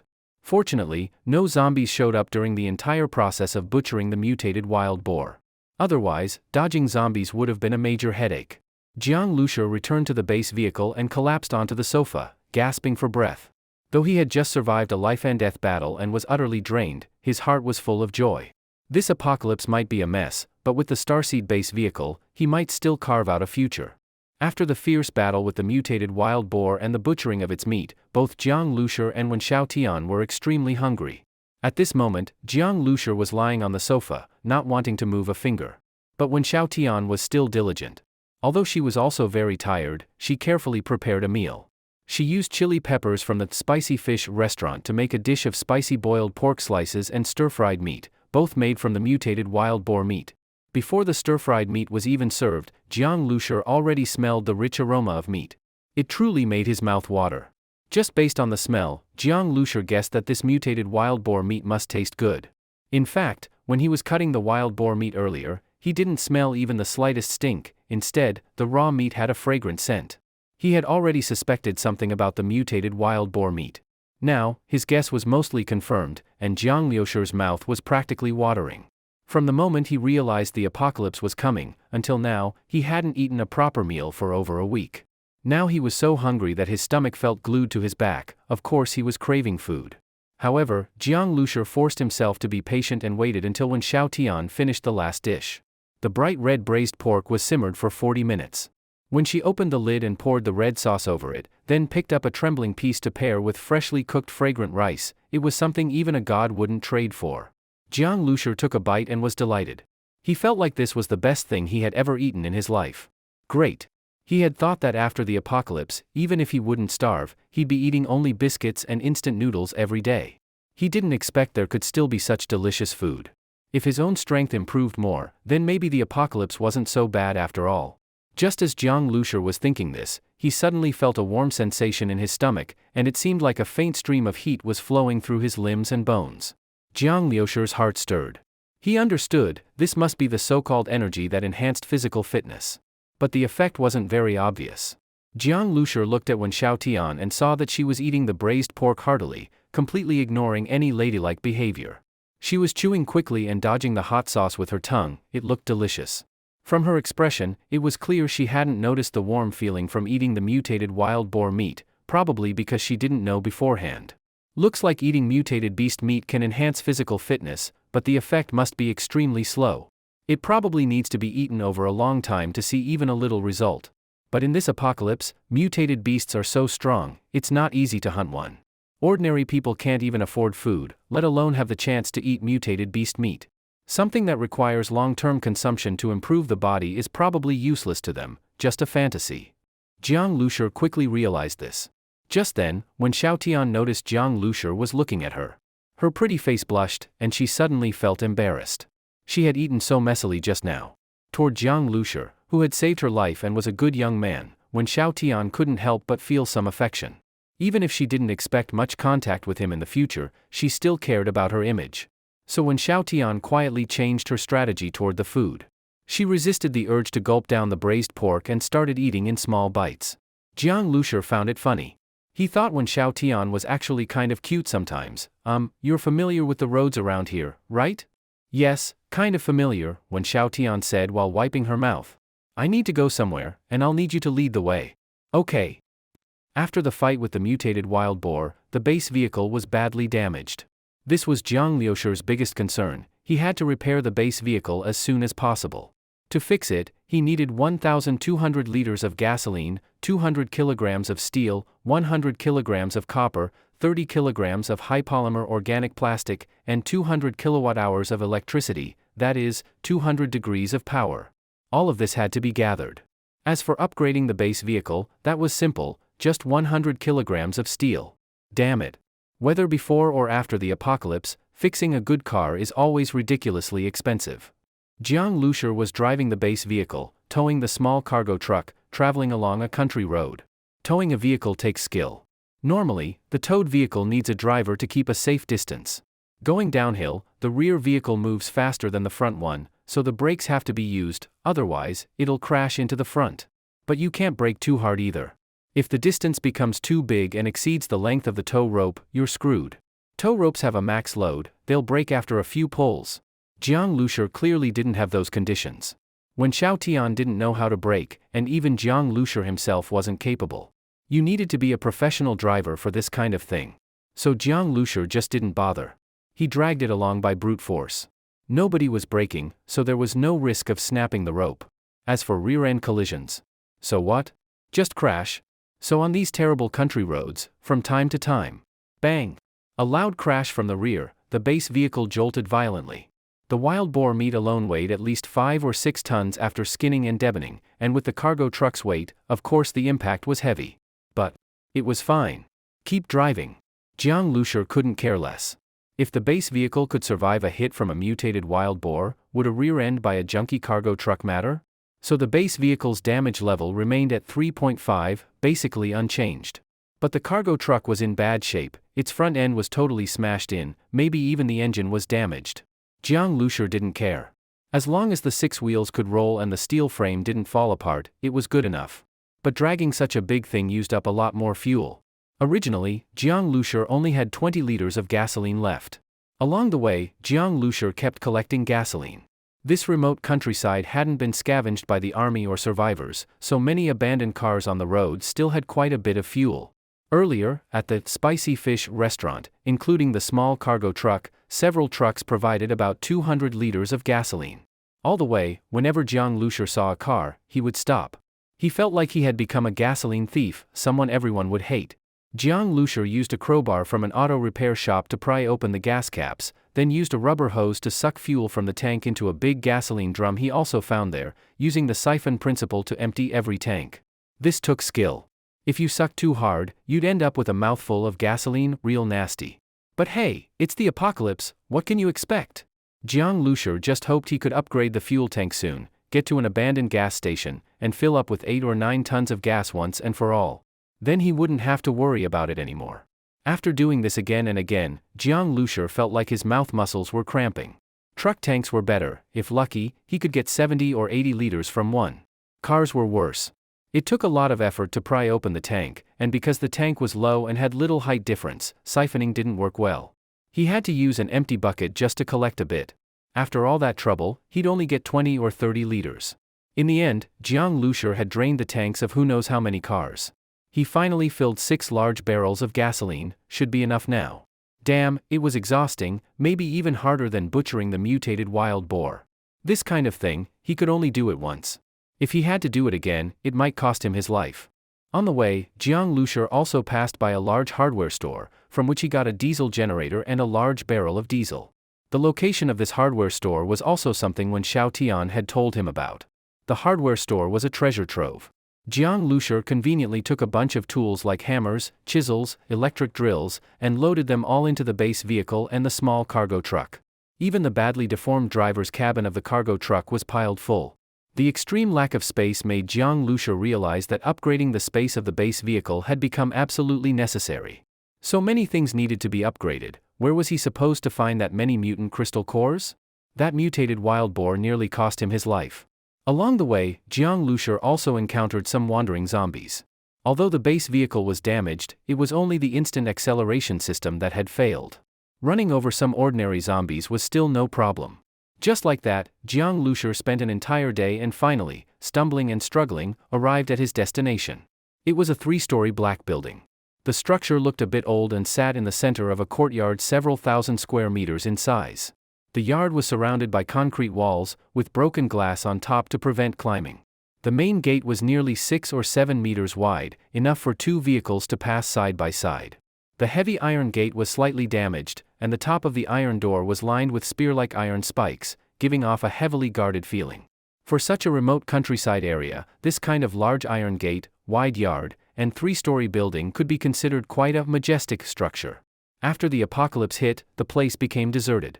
The iron sign at the entrance was hanging loosely, swaying slightly in the wind and making a creaking sound, creak, creak. Jiang Lushur clearly saw the 7 large characters on the sign, Fuwang Scrap Recycling Station. Underneath were smaller words, accepting second-hand construction materials, scrap vehicles, steel, copper, aluminum, plastic, waste paper. According to Wen Xiaotian, this was the largest recycling station in the nearby area. It was even registered as a company, Fuwang Renewable Resource Recycling and Environmental Protection Company, Limited. The combination of a rural and high-end name felt a bit awkward, but the fact that it was registered as a company showed it had some scale. That was exactly why Jiang Lushur had chosen this place. Jiang Lushur stopped the base vehicle and pressed a button. The towing rope automatically detached. After all, he didn't know what the situation was like inside the recycling station. If there was a fight, he couldn't be dragging a cargo truck as dead weight. The gate was slightly ajar. Jiang Lushur stepped on the gas and rammed it open. Inside the several thousand square meter courtyard, it was packed full of renewable resources. Beside the piles, there was even a front-loader vehicle. Jiang Lushur directly pressed the horn. Zombies are attracted to sound. There weren't many people around within 7 or 8 miles, so it wouldn't attract more zombies, only the ones inside the recycling station, which was both convenient and safe. Sure enough, as the horn echoed, a low growl came from the black building. Soon, a dozen zombies appeared. As soon as they came out, they crazily rushed toward Jiang Liusher's base vehicle. No mutant beasts. Jiang Liusher let out a breath of relief. If a mutant beast had shown up, he'd have had to flee immediately, leaving behind the cargo truck full of wild boar meat, enough for a mutant beast to feast on. Although the base vehicle's instant acceleration was damaged, slower acceleration still worked. On decent roads, it could still reach 150 kilometers per hour, fast enough to outrun most mutant beasts. Let me send you on your way. Seeing the zombies rush over, Jiang Liusher stepped on the gas. Boom boom boom. Like bowling pins being knocked over, the dozen or so zombies were sent flying everywhere, some were even crushed to death against piles of scrap. Jiang Liusher was very careful. He drove the base vehicle back and forth a few times, making sure every zombie was dead. Then he honked the horn for 5 more minutes.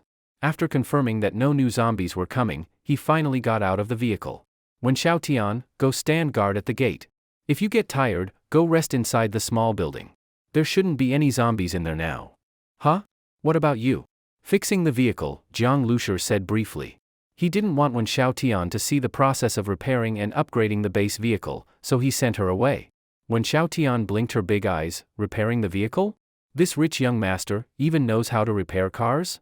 But on second thought, Jiang Liusher had turned an old minibus into something so powerful. He was probably a car enthusiast.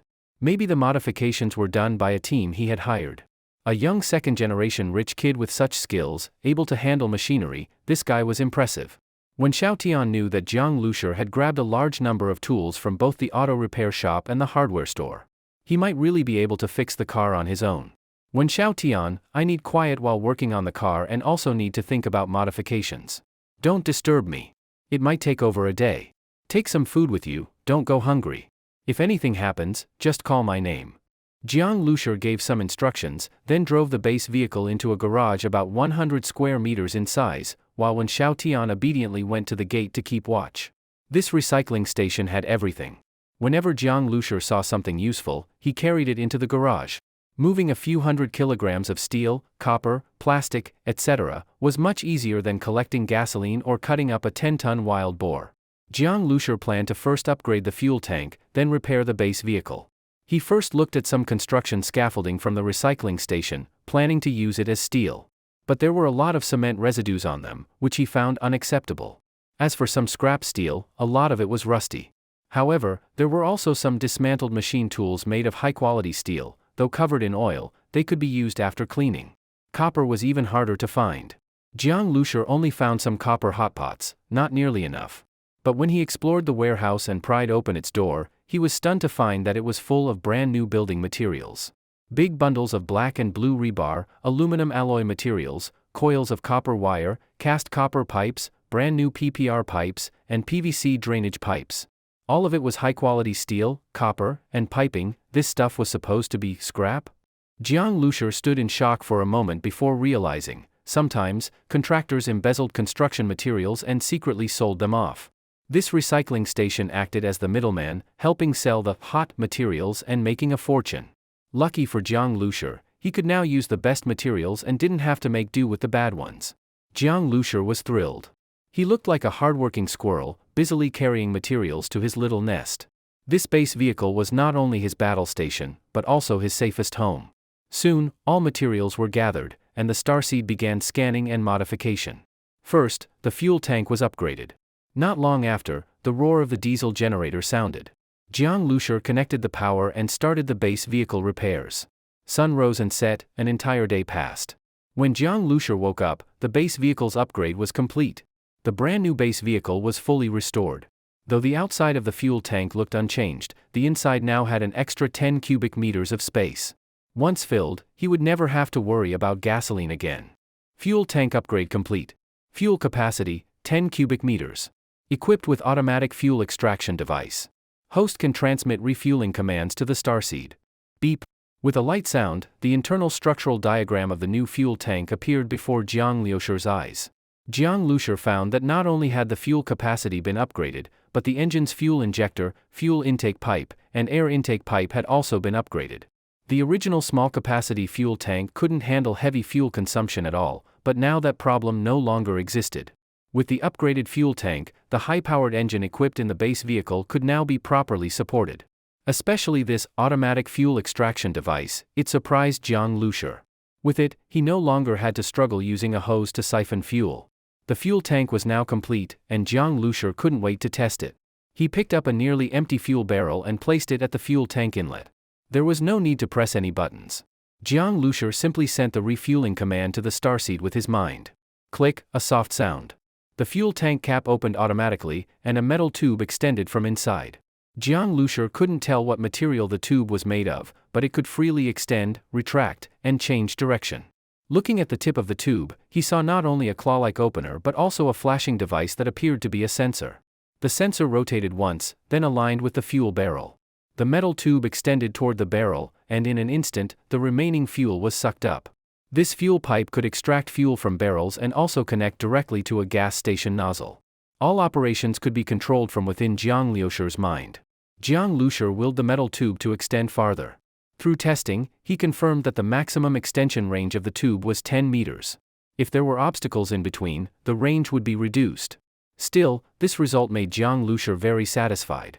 It meant that in the future, he wouldn't even need to get out of the car to refuel. This was much more convenient and safe. After all, in a post-apocalyptic environment, refueling outside often meant taking huge risks. If he was in a gas station within a city, the danger was even greater. He could easily be surrounded by zombies. The base vehicle was now brand new.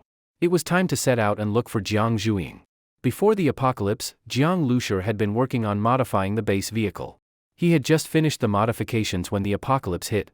Now, the trip to Jinling City had been delayed by various events along the rural roads for a long time. Jiang Lushur was extremely anxious and didn't know how Jiang Zhuiying was doing. First find fuel and fill the new tank completely. Then go look for Xiaoying.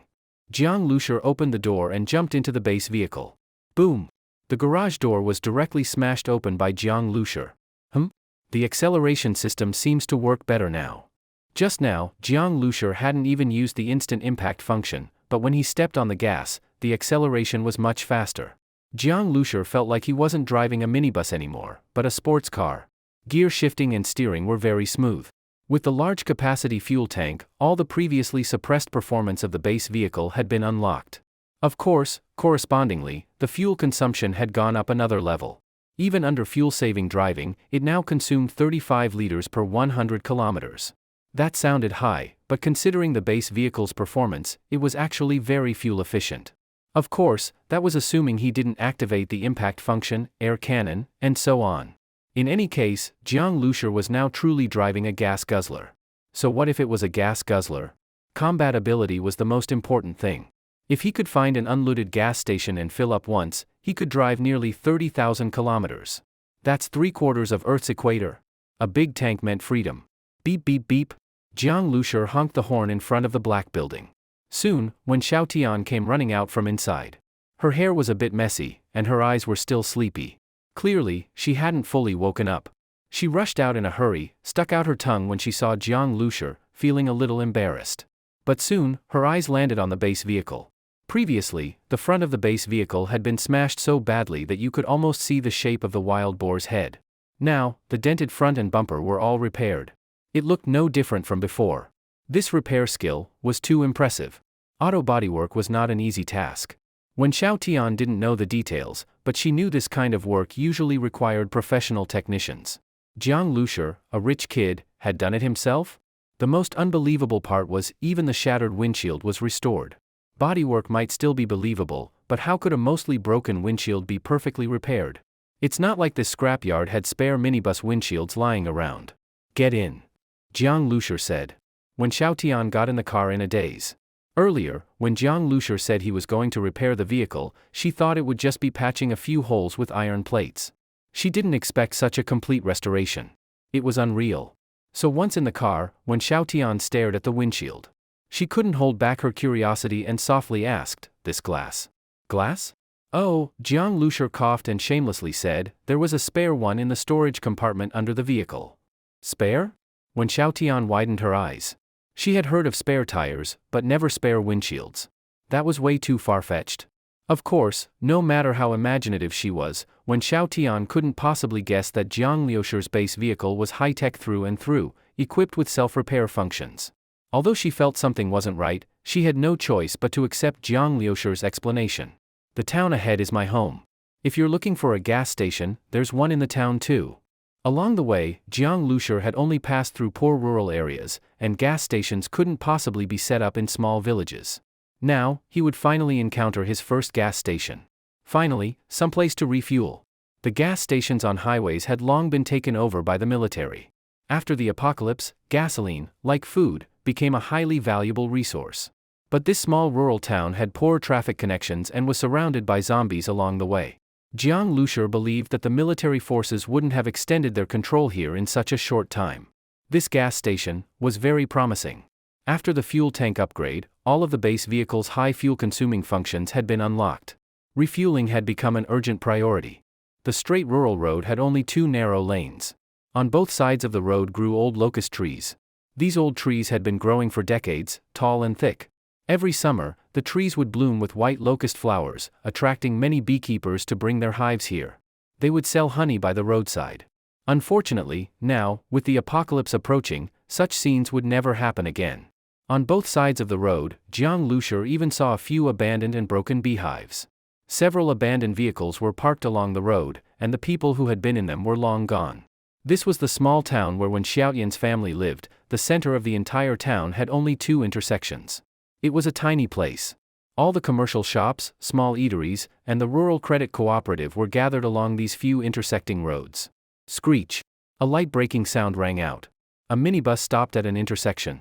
Then, bang! With a loud crash, the small cargo truck being towed slammed hard into the back of the minibus, causing it to shake violently. When Xiaotian swayed in her seat and looked uneasily at the rear of the vehicle. They had rear-ended so many times along the way, was this kind of collision really okay? Jiang Liusher sat in the driver's seat, looking around. Next to the intersection was a noodle shop. Several cars were parked randomly on the road. One of them had crashed into a streetlight pole. Its front end was completely caved in, and its shattered windshield was covered in dried, dark brown blood. It was unclear whether the person inside had died from the crash or had been pulled out and eaten by zombies. My home is in a small alley about 200 meters ahead. When Xiaotian spoke nervously. Approaching her home, her heart was filled with anxiety. She had barely slept the night before, waking again and again from nightmares, always dreaming of her family being torn apart by zombies or turned into zombies themselves. Especially now, seeing the tragic state of her hometown, she was even more worried. She even felt afraid to go home. The sight before her made her heart pound wildly. But her home was right ahead. No matter how scared she was, she had to go back. However, Jiang Liusher didn't start the car right away, nor did he get out. He just gripped the steering wheel, seemingly deep in thought. What's wrong? When Xiaotian asked uneasily. She had thought Jiang Liusher had stopped beside the noodle shop to search for food, but that didn't seem to be the case. Strange. Something's off about this town. Jiang Liusher seemed to be talking to himself. Huh? When Xiaotian froze. She didn't understand what Jiang Liusher meant by off. It's too quiet. For a small town like this, there should be at least 30 or 40,000 people. The town center is usually the most densely populated, so there should be thousands of people gathered here. But now, there are very few zombies on the road. Looking ahead, Jiang Liusher could barely make out a few wandering zombies in the distance. Logically, the commercial area of the town should be filled with zombies, maybe not packed wall to wall, but still at least thousands. Driving through would have been bloody and challenging. If a mutant beast showed up among so many zombies, the danger level would shoot through the roof.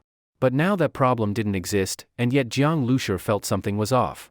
Yeah, you're right. When Xiaotian had been too worried about her family to notice anything strange about the town. Not only are there few zombies, but the roads also aren't blocked like you'd expect. Your town probably doesn't have many cars, but with the apocalypse suddenly arriving and all the traffic accidents, the roads should be jammed. But look, these roads are still usable. Although many abandoned vehicles lined the road, most were parked to the side. A few were overturned in the middle, but there was plenty of space to drive around them. So that means, when Xiaotian also noticed what Jiang Liusher meant. Someone must have cleared the roads. Could it be the military? Her eyes lit up with hope. If that were the case, then maybe her family was safe. Probably not, Jiang Lushur shook his head. The military isn't like cabbage, you don't just find them anywhere. Normally they're stationed in fixed locations. After the apocalypse started, it's already a stretch for them to maintain order in major cities.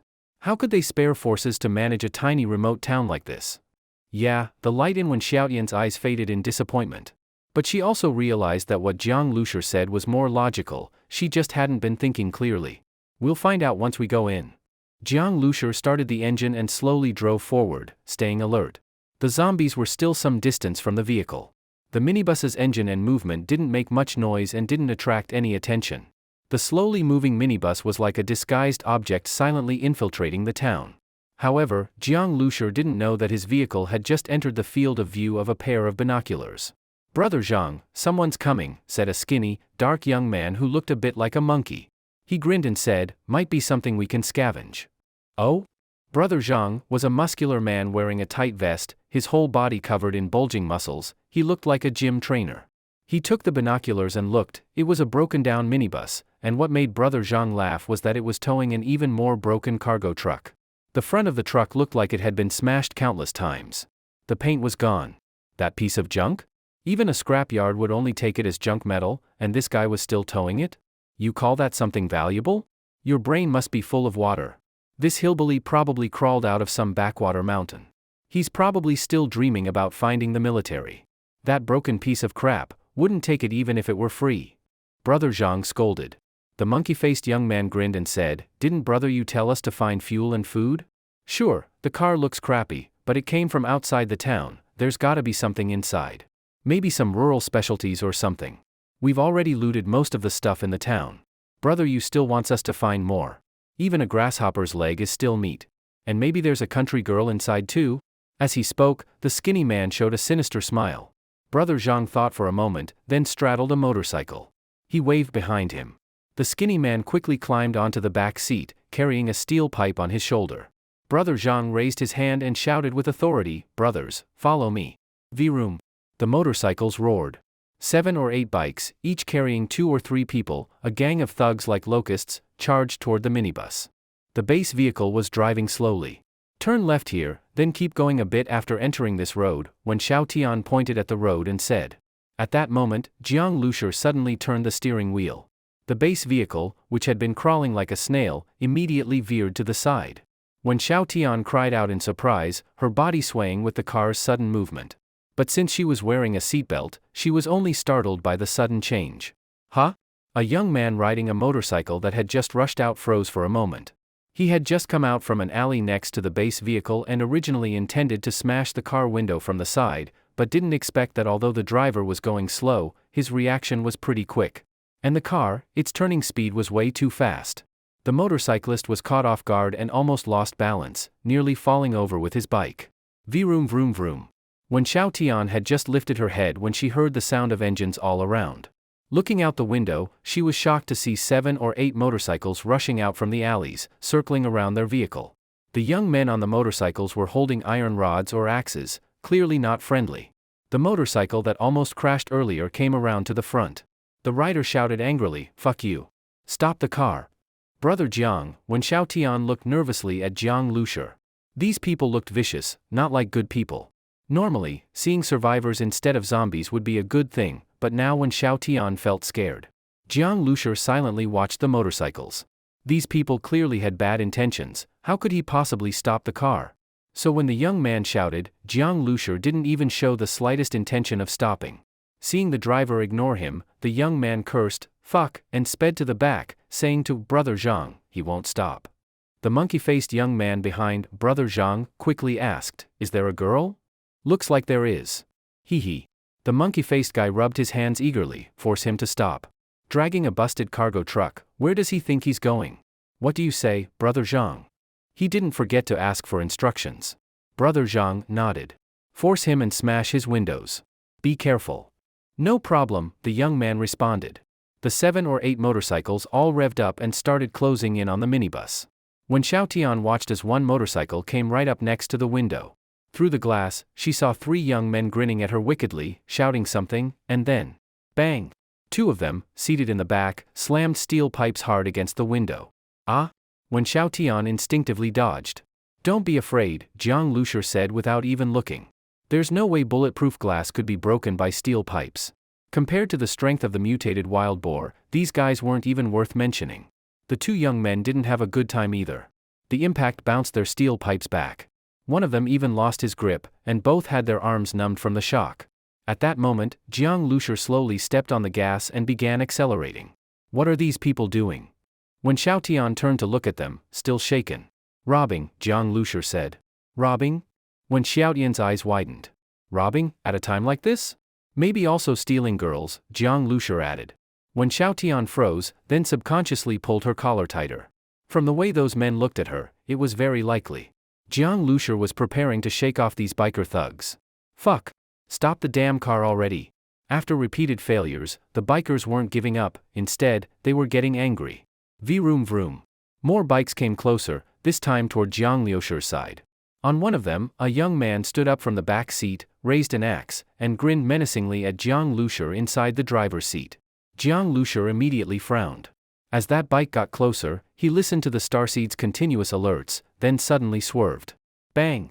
Just as the guy raised his axe to swing, the minibus swerved sharply and slammed right into him and his bike, knocking them over completely and sending them sliding far away. The youth hit the ground, wailing in pain. This driver's got some skills, Brother Zhang was stunned. He didn't expect that trying to rob a small fry would turn into dealing with someone tough. But so what if his driving skills were good? It's just a broken down minibus. All of you, get in there. Blow out his tires. Brother Zhang shouted. The monkey-faced guy behind him immediately pulled out a bag full of things that could puncture tires. All they needed was to get ahead of the minibus and scatter them on the road. The other bikes also started closing in after hearing Brother Zhang. But before they could act, the minibus suddenly made a turn, then turned around completely. Jiang Lushur stared coldly at the locust-like bikers. At first, he had only wanted to shake them off. But they stuck to him like glue. And that axe swing just now clearly aimed to kill him. Since these people were so ruthless, he didn't need to hold back. When the minibus suddenly turned around, Brother Zhang was stunned, not knowing what the young driver was up to. What's he doing? Leaving town? But then, Brother Zhang's pupils shrank sharply. The minibus suddenly accelerated, heading straight toward him. The motorcycle in front, its rider still waving an iron rod and yelling, didn't even realize what was happening before the minibus slammed into him and sent him flying. Then, without stopping, the minibus kept going forward. Shit! Another biker realized something was wrong and tried to swerve to the side, but the minibus, despite its size, was more agile than the motorcycle. It chased right after and bang, smashed that bike and its rider straight into a nearby shop. The loud crash and the biker's screams made the rest of the gang terrified and dumbfounded. Crashing two bikes in a row, this driver was ruthless. Next, the minibus backed up quickly, then charged again, this time heading straight for Brother Zhang's bike. Damn! Brother Zhang's heart skipped a beat. This beat-up minibus actually gave him the feeling of being stared at by a wild beast. Its old, common front end looked like a pair of cold eyes, making him feel chills all over. Damn, that car's gone crazy. Brother Zhang had still been thinking about how to handle the situation, but when the minibus suddenly accelerated and charged at him, he didn't care about anything else and rushed into a nearby alley in panic. Hearing the sharp screech of brakes behind him at the alley entrance, Brother Zhang turned around and looked. Staring at the front of that minibus, he still couldn't believe what he saw. Brother Zhang, what now? The monkey-faced man still felt like he had narrowly escaped death. His mouth was dry as he asked. How the hell would I know? Brother Zhang cursed. His heart hadn't even calmed down yet. That minibus might be big, and clearly worn out, dragging a burden behind it. Who would have thought it could perform so well? And the windshield, hit twice and still didn't break. 3 motorcycles were overturned. The people on them were likely done for. Even if they weren't dead, serious injuries couldn't be treated now. And how were they supposed to explain this to Brother Yu? Seeing the rest of the bikers flee into the alley, Jiang Lushur finally stepped on the brakes and came to a stop. When Xiao Tian still had a stunned look on her face. After Jiang Lushur hit the first motorcycle, she had shut her eyes tightly. But judging by the sounds afterward, she could more or less guess what happened. Those who were hit were most likely either dead or badly injured. But if they hadn't done this, if she and Jiang Lushur had fallen into those bikers' hands, their fate might have been even worse. When Xiao Tian turned to look at Jiang Lushur, she saw that he seemed to be calming himself down. After exhaling twice slowly, he looked at her calmly. They probably won't show up again anytime soon. You just said your home was where? Jiang Lushur had a good memory, but not much of a sense of direction. Especially on unfamiliar roads like these. With Wen Xiaotian guiding him, Jiang Lushur drove the base vehicle to a courtyard and stopped at the gate. The courtyard wall wasn't high, and the space inside wasn't large. There were some flowers and plants growing inside, and in one corner, a vegetable garden. There was a row of gray porous bricks with scallions planted in them, growing quite well. The ground was cement, and by the wall, there was moss and small weeds growing in the damp spots. The low two-story house looked like something from the 1990s, but the old windows were very clean. "This is my home," Wen Xiaotian said anxiously. She fidgeted with her fingers, then bit her lip and quickly stood up from the passenger seat, walking to the car door. "Wait a moment," Jiang Lushur called to her, then pressed the horn twice. Beep beep. The horn of the base vehicle was very clear and bright, but not harsh. Jiang Lushur looked through the windshield at the little building and then glanced around. There were no zombies coming out of the other buildings either. As the horn sounded, Wen Xiaotian's heart jumped into her throat. She stared nervously at the security door of the small building, afraid it might suddenly rattle and something might come from behind it. Jiang Lushur honked a few more times, but there was no unusual movement. He looked at Wen Xiaotian and signaled that it was safe to get out. Wen Xiaotian nodded with anxiety, took a deep breath, and finally gathered the courage to open the door and step into the courtyard. Jiang Lushur watched as she walked to her front door. She pulled out the key to open it, but her hands were shaking nonstop. It took a long time before she finally opened the door. Jiang Lushur could fully understand how she felt. If it weren't for safety reasons that required him to stay in the car, he would have gone with her. But given how strange the town was, it was better for both their safety if he stayed in the vehicle. All around were residential buildings, but there were no zombies. Even in the entire area, there were very few zombies. While observing the surrounding buildings, Jiang Lushur noticed bloodstains on some doorways and windows. By now, when Xiaotian had come out of the house and returned to the vehicle, her face blank. "How was it?" Jiang Lushur asked immediately. He had been listening carefully when she went inside, but only heard her calling out to her family, nothing else. From her expression, it didn't look good. "No one's home," Wen Xiaotian said. The house was a mess. Trash was everywhere. The furniture had been moved, and the refrigerator doors were open, everything inside was gone. Maybe they escaped? When Xiaotian told Jiang Lushur what she had seen, holding onto a bit of hopeful thinking. Jiang Lushur looked at the door. He didn't say anything, but in his heart, he felt that was unlikely. If they had escaped in a rush, how could the door still be locked so neatly? Even the windows were all shut, and the curtains drawn. Also, people escaping wouldn't have left the house in such a mess. Taking food was one thing, but why move the furniture? As he analyzed what she said, Wen Xiaotian seemed completely lost. Coming home and not finding her family left her disoriented, she didn't know what to do. Actually, when she decided to come back, she had considered this possibility. But now that it had really happened, she didn't know how to handle it. Her family was gone. They hadn't left her a note, not even a trace. When Xiaotian, Jiang Lushur suddenly said, "You just mentioned something was left on the sofa?" When Xiaotian was stunned, then said, "Blankets and stuff. What else? What was in the trash on the floor?" Jiang Lushur asked. When Xiaotian didn't understand why he was asking that. She said, "I checked, my family didn't leave anything for me. Not for you. Look around, there are very few zombies in this area. The doors and windows of this house are all closed. It's very possible someone is still living here. Blankets on the sofa might mean someone was sleeping there. If there's fresh trash in the house, that's even more likely," Jiang Lushur explained his reasoning. He only said this after analyzing many details. He wouldn't give Wen Xiaotian false hope without reason. As Jiang Lushur spoke, Wen Xiaotian's eyes widened more and more. Jiang Lushur said, "You can go check again. Confirm whether it's what I said." Before he could finish, Wen Xiaotian had already jumped out of the vehicle, this time, much faster than before. After Wen Xiaotian checked thoroughly, Jiang Lushur's guess turned out to be correct. With Jiang Lushur's hint, Wen Xiaotian quickly found many signs of someone living inside the house, including a water bucket in the bathroom, food scraps in the trash bag, and even many footprints on the floor. Wen Xiaotian was very impressed by Jiang Lushur's insight. He hadn't even gotten out of the car, and just from her description, he could analyze such an important detail. "What should we do now?" Wen Xiaotian was excited, knowing her family might still be alive. She was normally a pretty decisive girl, otherwise, she wouldn't have firmly asked Jiang Lushur to bring her back. But now her mind was in chaos, and on the whole journey, it was Jiang Lushur's right decisions that kept them safe. So even if her family might be nearby, she still felt she needed to ask Jiang Lushur what to do next. Let's just wait here, Jiang Lushur said, looking around. This place was relatively safe. He leaned his seat back, laid down, and closed his eyes to rest. He'd been driving nonstop for a while. Although he rested at night, he was still tired. Wen Xiaotian definitely wouldn't be able to sleep, so she could stand guard. Actually, even without her keeping watch, it wouldn't be a big issue. Once the base vehicle's doors were locked, it became a weakened version of a mobile fortress. Normal zombies or even mutant beasts couldn't flip it or break in easily. Jiang Lushur would have plenty of time to react. When Xiaotian watched Jiang Lushur lying down and saw that his breathing quickly became steady and long. He really fell asleep, she thought to herself. She felt like Jiang Lushur was never afraid. No matter what happened, he kept executing his plans calmly. He was a very composed person. But, completely unafraid? That's probably impossible. When Xiaotian kept glancing around anxiously, feeling like her family might walk out from some alley any second.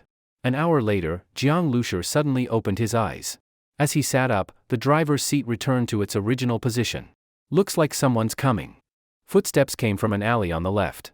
After the apocalypse, Jiang Lushur became a very light sleeper. In fact, he had already woken up, just kept resting. With his eyes closed, he was even more sensitive to surrounding sounds. Yes. When Xiaotian also tensed up instantly. She heard it too. When Xiaotian bit her lip and stared nervously toward the alley, her heart racing. Jiang Lushur put his hand on the steering wheel, eyes filled with caution. Who knew if those biker thugs might come back again? This place wasn't peaceful. The footsteps were getting closer and sounded messy, likely a large group. When Xiaotian's nerves reached the peak. Soon, about a dozen men and women came quickly out of the alley. As they walked, they cautiously looked around. Some carried bags, others had backpacks. A few held steel rods or similar weapons. These people were of all ages and looked like ordinary survivors. When she saw them, Wen Xiaotian immediately pressed against the window, scanning their faces quickly. At first, she looked disappointed. They're not. Then she suddenly stretched her neck and her eyes widened. Lulu. Lulu. When Xiaotian waved her arms excitedly. Following her gaze, Jiang Lushur saw a girl who looked somewhat like her, younger, with a ponytail, a dirty face, dressed in a dusty gray jacket, carrying a canvas backpack and holding an iron rod. She looked exhausted. Behind the glass, when Xiaotian waved frantically, forgetting that the window was tinted and couldn't be seen from outside. Those people approaching stopped in surprise when they saw the vehicle. Jiang Lushur noticed that after their initial surprise, they looked afraid and somewhat disgusted, with doubt in their eyes. The ponytail girl quickly took something out of her backpack and stuffed it into her jacket. The people beside her didn't stop her. Then, they cautiously approached the minibus. When Xiaotian, Jiang Lushur called. She snapped out of it, turned and ran to the door, still excited. Brother Jiang, I saw my little sister. That's good, Jiang Lushur said. He stayed in the driver's seat, watching as when Xiaotian ran outside, walked around the front of the vehicle, and headed behind the minibus. The people were getting closer, watching the vehicle suspiciously. Then they saw a young woman suddenly come out from behind the front of the minibus. They were startled. Before they could react, when Lulu also froze for a second, then ran over. The two sisters immediately hugged tightly. Lulu. When Xiaotian's eyes welled up. When Lulu also cried, Sis. I didn't think I'd ever see you again. The other survivors looked at each other, clearly confused. After crying for a while, when Lulu wiped her tears and said to the survivors, This is my sister. A survivor looked at Wen Xiaotian, puzzled, and asked, Your sister? I remember you said your sister was at Jiangbei University. Jiangbei was far from here. In this apocalypse, such a distance was like an unbridgeable chasm. Never seeing someone again was completely normal. When Lulu looked at Wen Xiaotian again, stared for a few seconds, then smiled through tears. She asked, Sis, how did you come back? I thought I'd never see you again. When Xiaotian was overjoyed. She pointed at the minibus behind her. Brother Jiang drove and brought me back from Jiangbei. Drove? In that vehicle? Not just when Lulu, even the survivors looked at the beat-up minibus and the ragged cargo truck behind it with disbelief. That thing made it from Jiangbei? Who's Brother Jiang? When Xiaotian pulled Wen Lulu to the front of the minibus. The other survivors followed curiously. Around 10 people stood outside the windshield, staring at Jiang Lushur in the driver's seat with stunned expressions. He waved at them. Jiang Lushur felt awkward with his hand raised. Although none of them said anything, he could already read the words in their eyes. Are you kidding us? Jiang Lushur still sat in the car. He was looking carefully at a tablet showing the map from this small town to Jinling City, and at the same time he turned his head to glance at Wen's two-story small house. when Xiao Tian had been inside for over an hour. The two sisters were in a room on the second floor. While he was looking at Wen's place, the curtain in that room moved a little. Jiang Lushur saw Wen Lulu's face appear behind the curtain. She looked at his minibus, then quickly shrank back. Jiang Lushur froze for a moment, then raised an eyebrow indifferently, and then looked back at the map. Sis, did he really kill a mutated wild boar? When Lulu withdrew her view, pulled aside the curtain, still very unbelieving, asked, was that pig really that terrifying? Of course. Everything I said is true. When Xiaotian's eyes were red. When Lulu had just told her that their parents were already dead, but they had only simple burial conditions. Actually, during the whole journey, when Xiao Tian felt that giving them a proper burial, even modest, was already comforting. After all, many people had no remains at all. But even so, when Xiao Tian was overwhelmed with grief, the two sisters held each other and cried for a full hour before they temporarily controlled their sorrow. After calming down, when Lulu asked Wen Xiaotian in detail how things came to be, that Jiang Lushur looked about the same age as her sister Wen Xiaotian, probably a university student, and not very strong in appearance. Just those two, driving a broken minibus from Jiangbei all the way, and reached this small town safely. Even though the facts were clear, it still felt unbelievable. And after hearing Wen Xiaotian's account, Wen Lulu felt even more unable to believe it. Rushing out from the zombie horde, crashing and killing a mutated wild boar. No matter what, we really should thank him properly. Wen Lulu said. When Xiaotian nodded. She also looked outside. Actually, she had only told Wen Lulu part of the situation. Some things about Jiang Lushur, about the minibus, she had not mentioned. For example, that they cut off the wild boar meat and placed it in the car, she hadn't said that. The biker gang they met earlier made Wen Xiaotian cautious of strangers. By the way, Lulu, who are all the people in our house? Wen Xiaotian asked. When those survivors learned Wen Xiaotian's identity, they all looked at her and the minibus very curiously. Wen Xiaotian didn't believe her sister had anything to do with those biker gang people, but she doubted the identity of these strangers. They're all residents of this small town. And sis, your memory is really poor, didn't you recognize Aunt Lee's daughter next door? Wen Lulu said. So they were just ordinary residents and neighbors. After the apocalypse, we gradually formed a group. During the day we search for food, at night we take turns keeping watch. At a time like this, there's not much difference between us, kind of like primitive society. We all work together, share equally. When Lulu continued. It must be very dangerous, Wen Xiaotian said worriedly. Her younger sister was still a high school student, before she used to be terrified even by a cockroach, and now she was going out to look for food. But she also knew, to survive you must rely on yourself, she had to play her part. It's okay-ish now. Before was very dangerous, now zombies are fewer. It's just those people are disgusting. At first when they saw the minibus, we thought it was them coming. When Lulu said. Them? When Xiaotian froze for a moment, asked, do you mean those people riding motorcycles? When Lulu's eyes widened, you encountered them? What happened? Did they do anything to you? She asked anxiously. Nothing much, when Xiaotian explained their encounter. When she heard Jiang Lushur decisively ram those people away, when Lulu didn't recover for a long time, God. You haven't told yet, how did those people come to our house? When Xiaotian asked urgently. When Lulu used the word again, clearly those people had come before. When Xiaotian was deeply worried about Wen Lulu, remembering how nasty those people were. They came to collect protection fees. When Lulu frowned, looking disgusted. This gang, they have a leader. They drive zombies away, so to us survivors they demand protection fees. At first we thought the environment was safer, so paying a bit was okay. But they're too cruel, they're pushing us toward a dead end. With that when Lulu dragged out from under the bed a very dirty hat and a scarf, and said, before they forced several girls to be their girlfriends.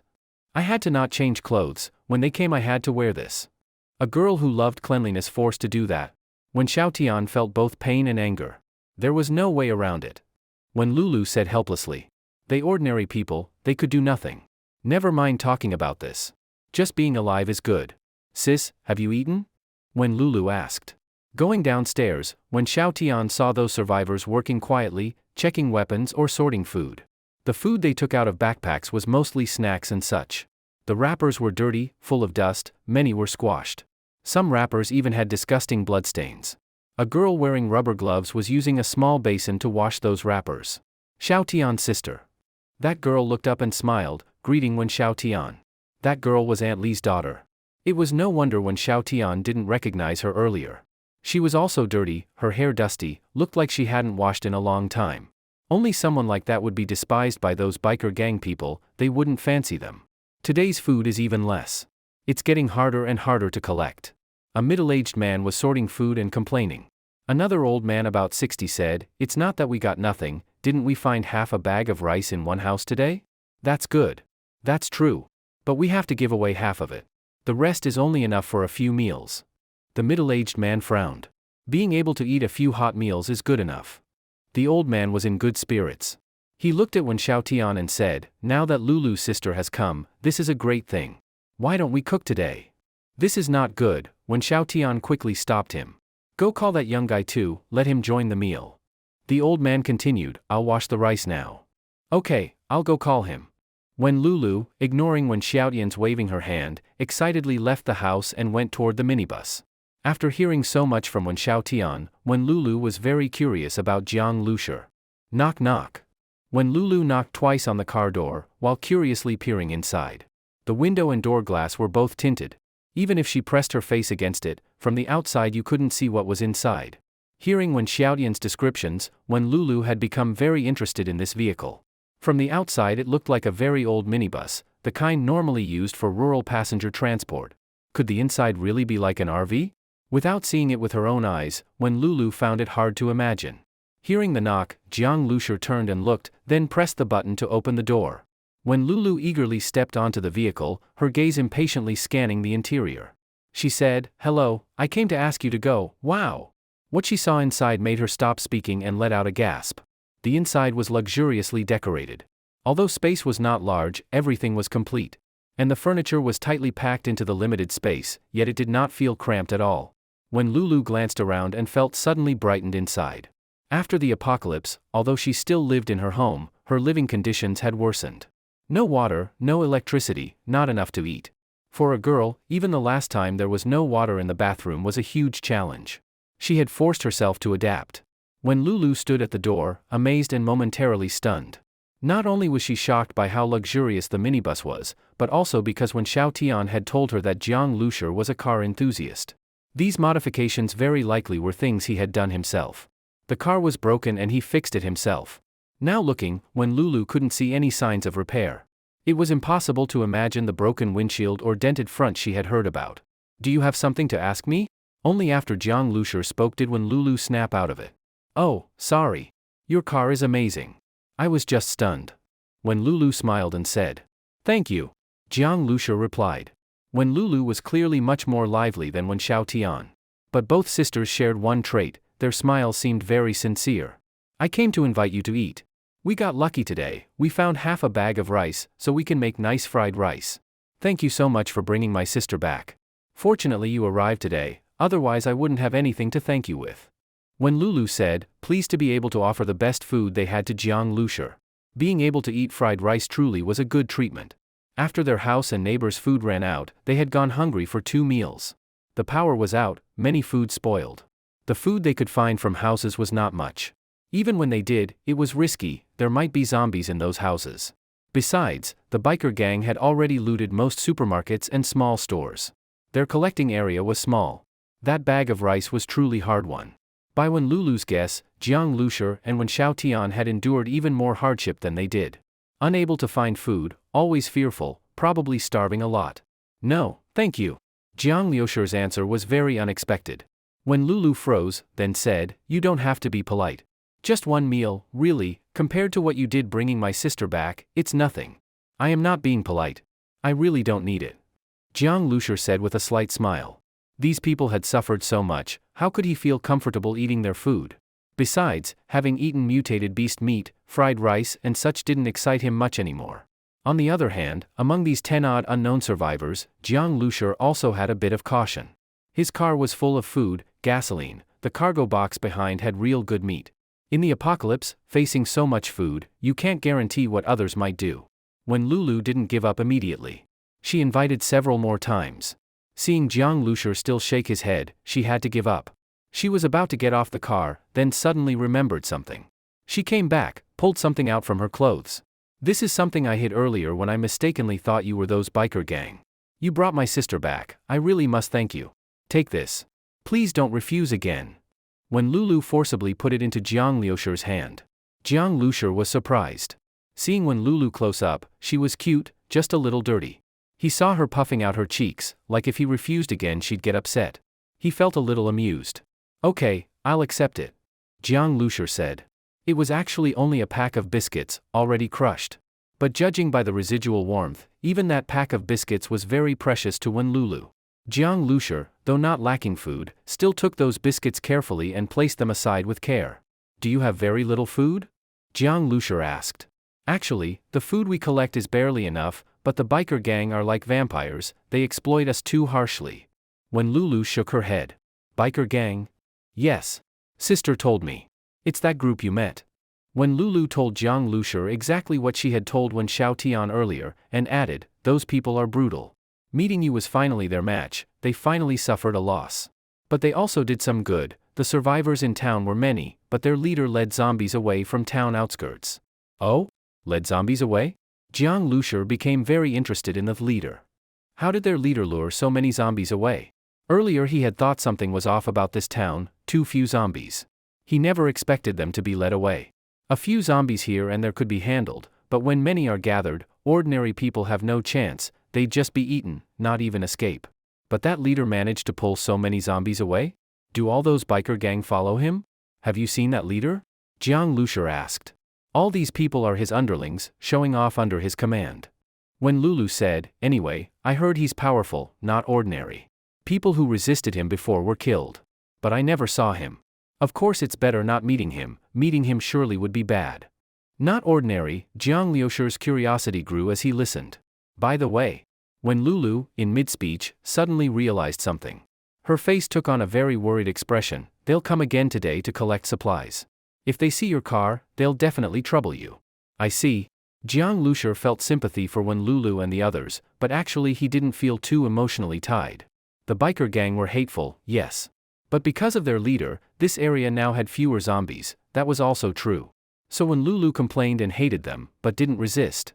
More importantly, their strength was so great they couldn't resist, and the survivors clearly couldn't either. Now they were starving, but if zombies were everywhere, they might already be eaten by zombies. If Jiang Liusher took Wen Lulu and Wen Xiaotian away, he could bring them to a safer, more stable place. He didn't mind doing that. But he didn't know how the upcoming journey would be. He knew nothing about the situation in Jinling. Taking the two sisters away, how would he care for them later? So after hearing Wen Lulu's words, Jiang Liusher didn't know what he could help them with. Staying could put them at risk because he had run over some of the biker gang earlier. For now finding her sister was the first priority. Where is the gas station in your town? Jiang Liusher asked. He hadn't come to this town only to bring Wen Xiaotian back, he had business. Gasoline in the big cities had likely been gathered by the military. This town might be his last hope before reaching Jinling. Otherwise he'd have to keep scavenging from abandoned cars, but compared to the base vehicle's current fuel storage, that was too much work. A gas station? You want to refuel? When Lulu looked at the base vehicle. A car that Wen Xiaotian said could kill a wild boar surely used a lot of fuel, and also the power might be from gasoline or diesel. Yes. Jiang Liusher nodded. I need a lot of fuel. This, when Lulu showed a conflicted expression. You might not be able to go to a gas station.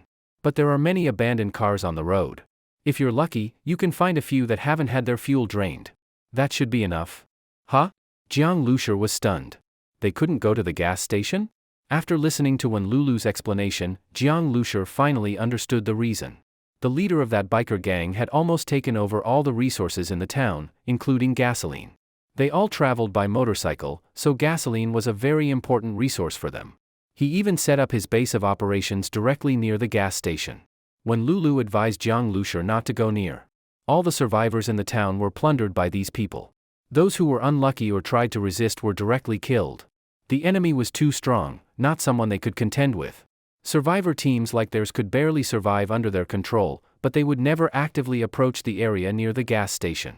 But Jiang Liusher had not only resisted, he had even run over a member of the biker gang. He was definitely being targeted. Jiang Liusher thought for a moment and asked, "What's the name of their leader?" "Just know he's called Brother Yu," Wen Lulu said. She saw that Jiang Liusher didn't react much after hearing it and had no idea what he was thinking. If you need fuel, you might still find some in small cars' fuel tanks. But our town is small, not many cars. The fuel tanks of those big trucks have long been drained. They've been too lazy to siphon from small cars for now, so there might still be some left, Wen Lulu said. Although this would waste a lot of time, there was no other way. In the apocalypse, there were too many helpless things. You'll probably only get around 100 liters at most. I'll help you look for it. Maybe in 3 or 4 days, we can collect that much, Wen Lulu said. Jiang Lushur listened and shook his head inwardly. 100 liters was just a drop in the bucket compared to his fuel tank's capacity, far from enough. At this moment, the sound of engines suddenly came, and when Lulu's expression changed, "They're coming." Jiang Lushur turned his head following her gaze and saw several motorcycles entering their field of view. He quietly placed his finger on a button next to the dashboard, and in his mind, the performance data of the base vehicle surfaced from the star seed. The base vehicle was in ready-to-start status. The motorcycles quickly approached. Jiang Lushur looked at these people and found they were unfamiliar faces. Judging by their expressions, they didn't recognize his vehicle. These people belonged to the same gang as those who had tried to rob him earlier, just another batch. Jiang Lushur released his finger, but the base vehicle remained on standby. Seeing that these people didn't seem to react to the vehicle, the nervous Wen Lulu also breathed a sigh of relief. "Brother Jiang, you stay in the car. I'll go out first," Wen Lulu said quietly. Then she sneaked out of the car and walked back into the yard. At this point, the other survivors in the house had also heard the noise, and they all came out, standing at the door peeking out, all with fearful expressions. The motorcycles passed by the minibus and glanced up at it curiously, but didn't pay much attention. The leader of this group was a young man with yellow hair wearing a leather jacket. His whole outfit screamed thug, like he was wearing a sign that said, "I'm a gangster." Jiang Lushur guessed that the brother Yu, now ruling the town, might have been a biker gang member before the apocalypse. After the apocalypse hit, he gathered his old gang and formed his own faction. So his subordinates all looked like classic street punks. "All you get out here," the leather-jacketed youth shouted at the door, banging an iron rod against the gate of the yard. The banging was loud and the metallic sound was harsh. A group of survivors came out in a panic. When Lulu reacted quickly. She grabbed 2 handfuls of ashes left from cooking, mixed them with water, and smeared them all over Wen Xiaotian's face without saying a word. "Ah!" Caught off guard, Wen Xiaotian screamed as her sister suddenly smeared her face. But when Lulu looked anxious and whispered, "Don't scream. If they notice you, it'll be over." Wen Xiaotian also reacted quickly. She instantly understood, these bikers might kidnap and abuse pretty girls. Since the apocalypse, law and order had collapsed.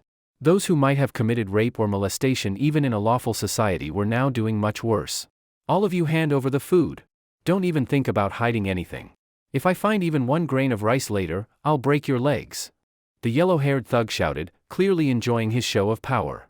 As a thug, his life before the apocalypse was miserable. Show a little arrogance, and he'd be taken into the station for a good lesson. But now, he was the boss. Whatever he said went. Even those high and mighty women from before the apocalypse, weren't they now at his mercy? He relished this lawless world brought by the apocalypse. The survivors couldn't resist the biker gang, not because they were cowards, but because they knew they couldn't win. Once, a group tried to resist, refused to hand over food, and even fought back against the bikers. In the end, Brother Yu personally came and slaughtered them all. It was said to be a gruesome scene. Many victims were dismembered. It was as terrifying as being torn apart by zombies. Faced with such a powerful Brother Yu, what could they do? They handed over the food trembling with fear. An old man shakily brought out half a bag of rice he had found earlier. His cloudy eyes were full of reluctance, as if handing over his own life. "You old fart, hurry up. Are you trying to die?" Seeing the old man hesitate, the yellow-haired thug shouted impatiently. He snatched the rice bag forcefully, making the old man stumble and nearly fall. "You, go in and search." With a wave of his hand, his underlings rushed into the yard. Clanging noises erupted, pots and pans crashed to the floor. These people were like locusts, leaving nothing behind. "Damn, these bitches were actually cooking," one of the underlings shouted from inside.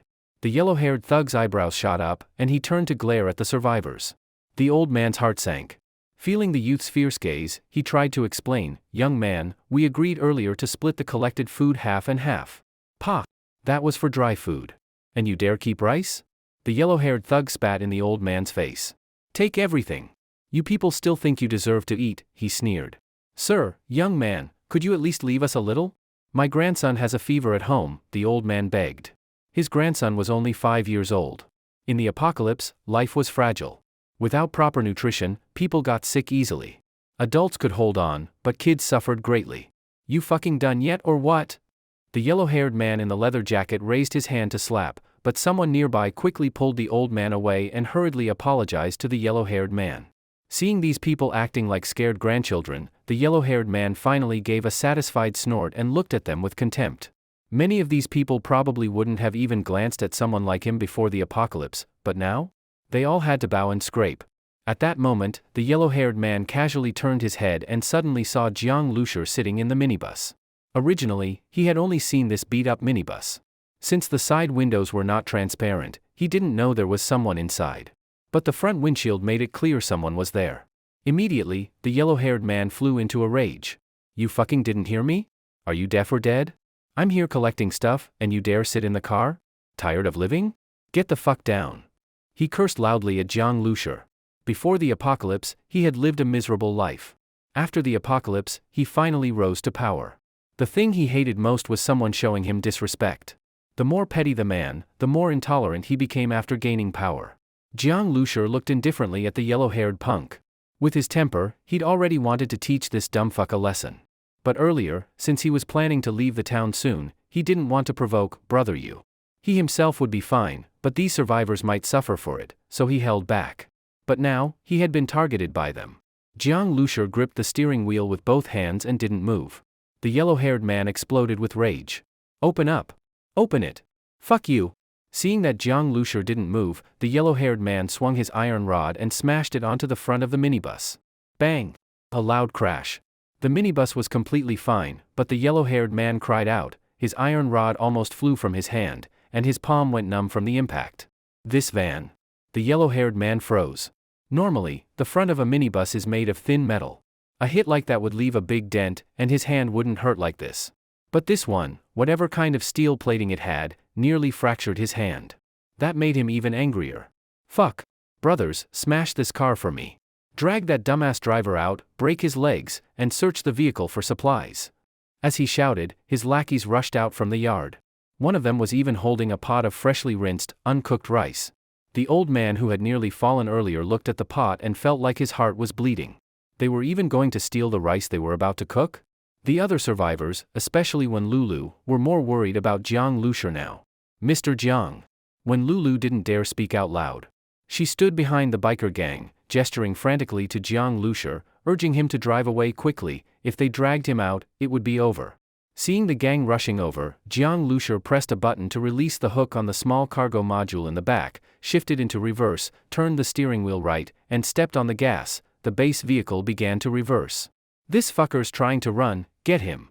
The yellow-haired man jumped on a motorcycle. The gang started their engines, twisting the throttle hard. The motorcycles roared like mad wolves and chased after Jiang Lushur. Their riding skills were impressive. The motorcycles moved like hungry wolves from all directions, closing in on the minibus. Brothers, puncture this shitty van's tires. With the yellow-haired man's shout, the gang members pulled out welded spike traps from their backpacks and threw them under the minibus's tires. These were homemade tire shredders, just a few nails welded to metal plates. Even heavy-duty trucks would get stopped by them. Watching all this, Jiang Lushur sneered. He had reversed only to avoid hurting the survivors. Now that he was about 100 meters away and had reached a narrow asphalt road, narrow because one side was piled with cars, allowing only one vehicle through, he slammed the brakes, shifted into drive, and hit the gas. Vroom. The minibus roared like a sports car, charging forward like a wild beast, smashing over the spike traps. The poorly welded parts shattered under the weight, but the tires remained completely undamaged. What the fuck? The yellow-haired man was stunned. He couldn't figure out how this beat-up-looking van had driven over the spike traps without damage. And just then, the minibus was heading straight for him. Speed increasing, Jiang Lushur floored the gas. The yellow-haired man turned pale with fear. The minibus had accelerated too quickly, from reversing to braking to flooring it forward. It only took a few seconds. And it was somehow faster than their motorcycles. In the blink of an eye, the gang couldn't react. With a deafening boom, the minibus slammed into the motorcycle the yellow-haired man was riding. Ah! A scream. Man and bike flew like a baseball hit out of the park. Boom boom boom. The motorcycle hit the asphalt hard, sliding over 10 meters. The front wheel was completely smashed. The yellow-haired man was covered in blood, lying on the ground, wailing. One leg was pinned under the bike, clearly broken. Fuck. Motherfucker. He screamed. Jiang Lushur's expression was cold. Flung more than 10 meters, leg crushed, multiple fractures, bleeding heavily, in this apocalypse, that was a death sentence. For scum like this, people who committed crimes even in peacetime and went on killing sprees after the apocalypse, Jiang Lushur had no sympathy. Keeping them alive only meant more victims, more innocent people and young girls suffering. He had already started killing, so he no longer worried about whether it would bring trouble to the survivors. Kill one? No going back. Kill many? Still no going back. The base vehicle was at full power. Jiang Lushur kept his foot on the gas. With another turn of the wheel, he knocked over 2 more motorcycles. Ah? More screams. The collisions were brutal. Anyone hit either died on the spot or would soon die from injuries or infection. The rest of the biker gang turned pale with fear. They had robbed many vehicles before, even some trying to escape the town for the military. Their spike traps had always worked. But now? They were all crushed, the tires fine. What the fuck kind of armored truck is this? Run! The gang panicked. They didn't care about the yellow-haired man or their comrades on the ground anymore. They had liquor, meat, and women to enjoy, but when trouble came, they all looked out for themselves. Who the hell would risk their life to save others? A group of biker gang members scattered like frightened birds and beasts, fleeing in all directions. They had been terrified by Jiang Lushur's ramming, and many of them darted into small alleys. On those narrow streets, of course, the base vehicle couldn't chase them. But just after a few punks ran into the alleys, several dark figures suddenly jumped out and knocked over their motorcycles. Zombies! Several zombies pounced on the punks and started tearing them apart. The screams became even more tragic. These cries quickly attracted more zombies, who all swarmed the unlucky bastards. Indeed, many zombies in the town had been lured away, but that only meant the main roads had fewer of them. There were still plenty hiding in residential areas and narrow alleys. Usually, survivors avoided those places. But the panicked punks had blindly run in, and ran right into a pack of zombies. Many of them instantly became zombie food, dying miserably. Seeing this, Jiang Lushur frowned. While the zombies were busy tearing into the punks, he eased off the gas and drove the base vehicle away. He wasn't afraid of attracting zombies, but the survivors would be in danger. If a horde of zombies rushed into the courtyard, the survivors probably wouldn't make it. So, Jiang Lushur quietly drove the base vehicle back. The dozen or so survivors in the courtyard were all stunned by what they had just witnessed. They were shocked by the minibus Jiang Lushur was driving. How could such an old, beat-up-looking van be so powerful? It crushed the spike traps, smashed so many motorcycles, and the front wasn't even dented. Not even the paint was scratched. What the hell was this thing? After the shock came fear. He killed so many of the biker gang, what was going to happen to them now? Before, people had been slaughtered just for refusing to hand over food or hitting a gang member. Brother Yu had shown up himself and killed everyone, even chopping them up. Now their fate would surely be worse. As Jiang Lushur slowly drove the van back, the survivors went pale with fear, not knowing how this would end. The old man who had been holding the pot of rice earlier was shaking. Xiaolu, we. The old man had no idea what to do. He was an old man, if he got beaten to death, so be it. But he had a grandson to take care of.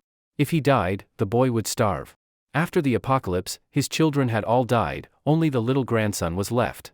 He was the only reason the old man was still holding on. When Lulu clenched her teeth and said, "Grandpa Wang, don't think about it too much. We already ran them over, if it comes to it, we'll just hide, or fight back. There's always a way." When Lulu and when Xiao Tian were sisters, but when Lulu was much stronger in personality. She'd had enough of the biker gang long ago.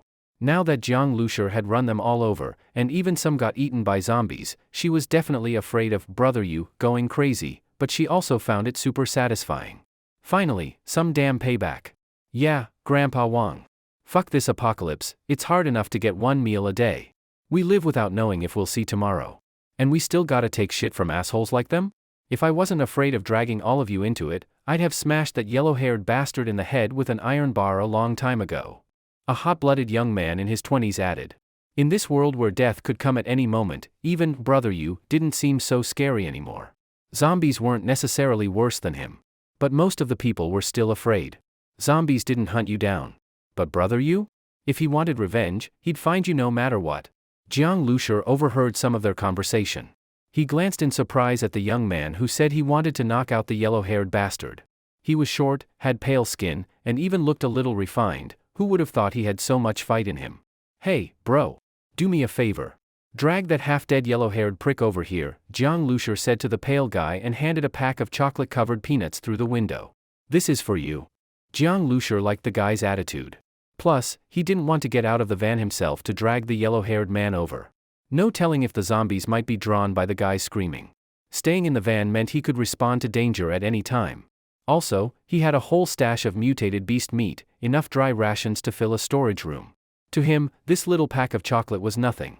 Giving one away didn't matter at all. But in the eyes of the survivors, this tiny pack of chocolate made their eyes light up instantly. Chocolate. They hardly had any food to begin with, and most of it was trash, like it had been pulled from a dumpster. The better stuff always got taken by the biker gang. A high-calorie, great-tasting food like chocolate? They didn't even dream of it.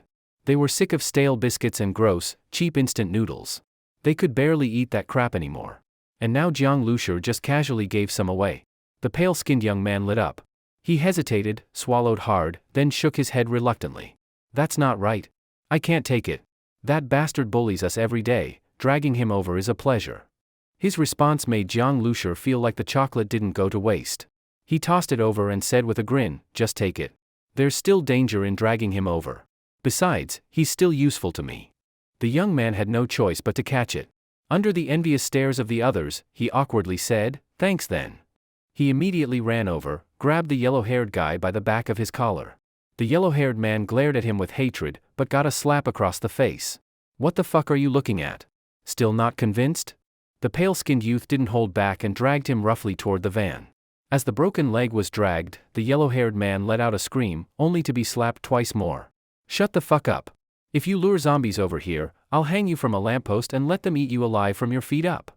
After getting Jiang Lushur's chocolate, the guy was suddenly all business. The yellow-haired guy felt a chill. This dude wasn't messing around, clearly getting revenge. After 3 slaps, his mouth was bleeding, his face swollen. He couldn't even scream anymore, just groaned. With no medical care, his leg was basically done. Even if it didn't rot or get infected, in the apocalypse a broken leg meant death anyway. That's why he looked so bitter and hateful, he didn't beg for mercy.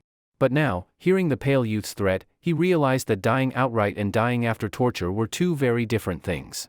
Jiang Lushur watched from the van and clicked his tongue twice. Damn, this guy's good at scaring people. Fine by him, saves him the trouble. The yellow-haired man was soon dragged to the front of Jiang Lushur's van, leaving a long trail of blood on the ground. He had done plenty of brutal things, but never had he ended up like this. Thrown in front of the van, he looked up at Jiang Lushur in the driver's seat, and felt a chill go down his spine. Forget feeding him to zombies, even just running him over a few times with that terrifying van would be enough to make him wish he were dead. The pale-skinned guy had only made threats, but Jiang Lushur, who looked like an ordinary young man, wouldn't hesitate for a second if he decided to hit the gas.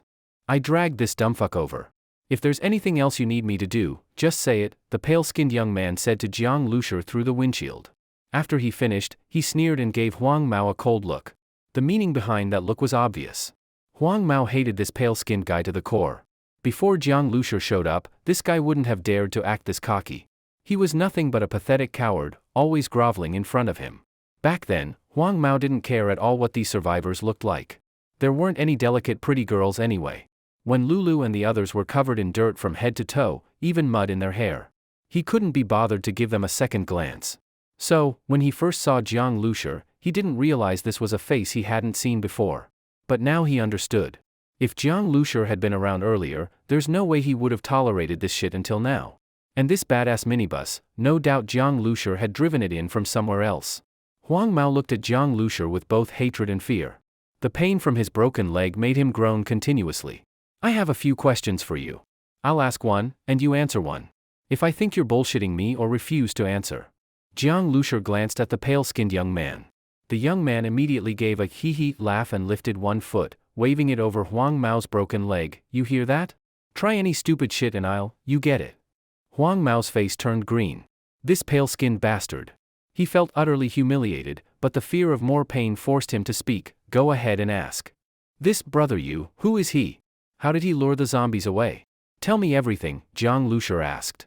He knew he'd already made an enemy out of brother Yu. Since this guy was said to be so dangerous, Jiang Lushur needed to learn as much as he could in advance to be ready. Brother Yu? Heh. Huang Mao grinned when he heard the question. So this guy had heard about brother Yu too? Clearly, he was scared.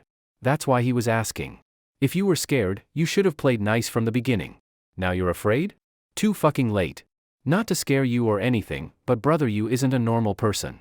He's way tougher than your average zombie. Back then, Brother Yu used just one motorcycle to lure all the zombies in this area away. Alone.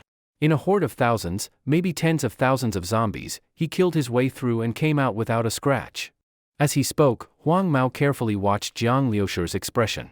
But he was disappointed. There was no panic on Jiang Liushi's face. He just looked thoughtful, as if deep in thought. Seeing this, Huang Mao sneered inwardly, thinking, what the fuck are you thinking about? Like thinking will help you beat Brother Yu. He figured Jiang Liushi was just putting on a brave face. Or maybe he didn't really understand what it meant to lead zombies away like that. A lot of people didn't want to bow to Brother Yu. They all ended up the same way. He's got a temper. If someone resists, he doesn't just kill them, he makes sure they die ugly, Huang Mao continued, his face twisted and eyes gleaming like he was enjoying the idea. He was doing his best to scare Jiang Liushi. Dismemberment, right? I've heard about that, Jiang Liushi said calmly. His response left Huang Mao stunned, and a bit confused. How could someone stay this calm? Did he really think he could take on Brother Yu? It's not that Huang Mao looked down on Jiang Liushi. He was just absolutely convinced that Brother Yu wasn't human anymore. Normal humans weren't even in the same league. They were on completely different levels. How could you even fight that? Even without the motorcycle, Brother Yu can lure zombies just with himself. They can't catch him. Not even Olympic sprinters could beat him. He's fast enough to race a motorcycle like it's nothing, Huang Mao added. Despite being powerless before Jiang Liushi, talking about Brother Yu's strength gave Huang Mao a weird sense of pride, like he was strong himself. It was because he couldn't get revenge on Jiang Liushi, so now he was hoping Brother Yu would. He's that fast? Jiang Liushi understood now. If his speed was really that insane, then yeah, normal people wouldn't stand a chance. If you couldn't even see him move in time, how would you fight him? By the time you realized he'd attacked, you'd already be bleeding. If he could race a motorcycle, that kind of speed was terrifying. Jiang Liushi was sure Huang Mao wasn't lying. Without that kind of speed, no way could one man lead away all those zombies. And not just that, what Jiang Liushi had been thinking about earlier was the virus data given to him by the Star Seed. What Huang Mao said, that Brother Yu wasn't a normal person, was literally true. In fact, Brother Yu and that mutant wild boar were the same type. When the virus hit them, their bodies mutated. But instead of turning into zombies, the virus altered them, turned them into mutants, or rather, superhumans. This was rare. Between a zombie and a mutant, it was heaven and hell. The power of that mutant wild boar had already proven how terrifying mutants could be. Mutants had way better survival odds in the apocalypse. Normal zombies couldn't even threaten them.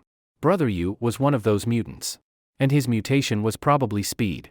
Using that ability, he had become a tyrant in this town. Besides speed, does he have any other abilities? Jiang Liushi asked. Huang Mao just kept emphasizing how ruthless Brother Yu was. But that didn't mean much to Jiang Liushi. After a few more questions and realizing he couldn't get anything else useful out of Huang Mao, Jiang Liushi waved at the pale-skinned young man.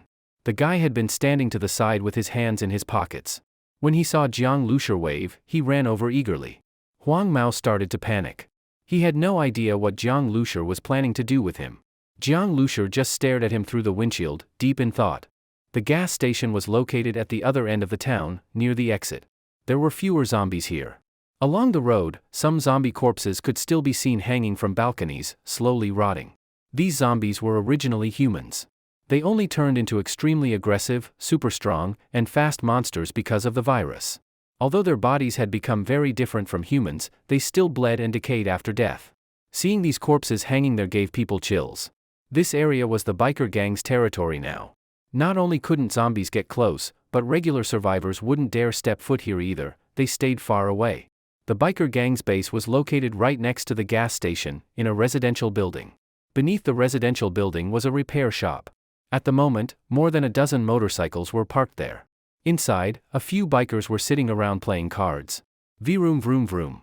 Suddenly, the roar of an engine came as a motorcycle sped toward the building, nearly crashing into one of the parked bikes. Inside the shop, at a wooden table covered in engine oil, the bikers looked up at the noise. One of them, seeing who had just arrived, got up in surprise when he recognized the guy who jumped off the bike and rushed over. "Isn't that Qiangzi? What the fuck are you in such a hurry for?" Seeing Qiangzi's panicked face as he ran straight over, the biker tried to ask, but Qiangzi shoved him aside. "Move." The biker stumbled and cursed, "Fuck. You in a rush to die or what?"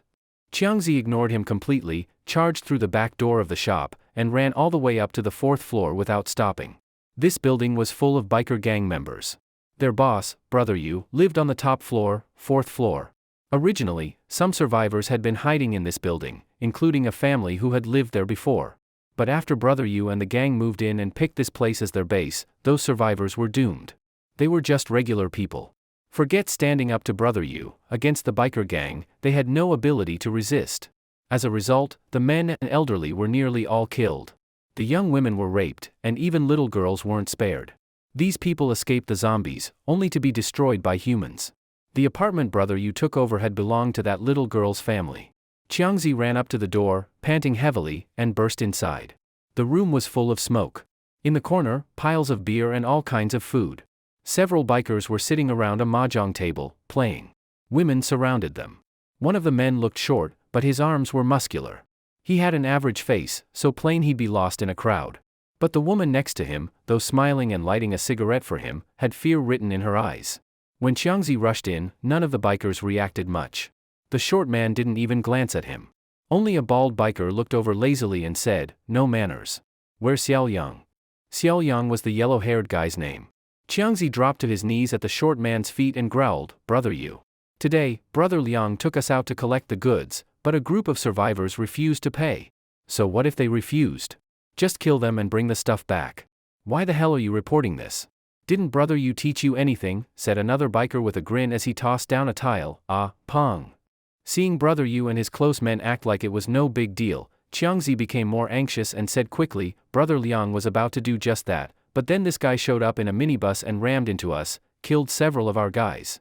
Even Brother Liang was taken out. Brother Yu, you have to get revenge for him and the brothers." The table suddenly went silent. Brother Yu's inner circle all had that. "Did I hear that right? Look."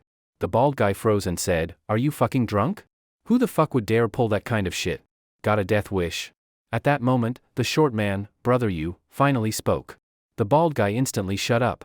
"You serious? I swear on my life, Brother Yu." Xiangzi blurted out. He wouldn't dare lie about something this big. Though, to be fair, he didn't actually know if Huang Mao was dead. He only saw him get sent flying. Whether he died or not, well, with injuries like that, he wasn't making it. Since Brother Yu asked, Xiangzi immediately told him every detail, adding plenty of exaggeration along the way. He had barely escaped being run over himself by diving into a side alley. Now, he just wanted to see Jiang Lushur die miserably at Brother Yu's hands. That's the only way he'd feel better. After hearing the full report, Brother Yu's crew exploded. "Fuck, someone really dared mess with us? That motherfucker's got a death wish. Does he not know what the word dead means?" Then Brother Yu stood up. The sudden movement startled the woman next to him. He kicked the chair aside and glared at Xiangzi. Then, without warning, he slammed a kick into Xiangzi's chest, sending him flying into a nearby tea table. Xiangzi screamed in pain like a ghost being tortured. "They're all dead, so how the fuck did you make it back alive?" Brother Yu's voice was raspy. His cold stare made Xiangzi tremble and bite down his cries of pain. Brother Yu ignored him and turned to his men. "Get the cars. We're going now. If we're late, he'll run." This guy stirred up serious shit. He'd probably try to drive off in that minibus. That's not something Brother Yu was gonna let happen. Hearing the order, his men all stood up and ran off to get ready. Just then, a loud boom echoed from outside. The sound was so sudden that even the women and the crew flinched. "What the fuck was that?" the bald guy yelled. That bang was way too loud. Brother Yu quickly walked to the window, pulled the curtain, and looked down. After staring for a few seconds, he asked without turning around, "That minibus, what color was it?" Xiangzi froze, then quickly answered, "It was white. Parked right in front of that family's house. You'll see it the moment you get there." "No need," Brother Yu cut him off, turning around slowly. His face was calm as still water, but his eyes were full of killing intent. "He's already here." "What?" Brother Yu's words left his henchman, and Xiangzi, in disbelief. "That loud bang just now, it came from that minibus?"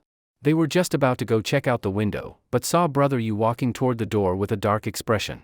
He was carrying a loose bag, and with each step, the sound of glass bottles clinking could be heard from inside. Inside the bag were bottles of gasoline.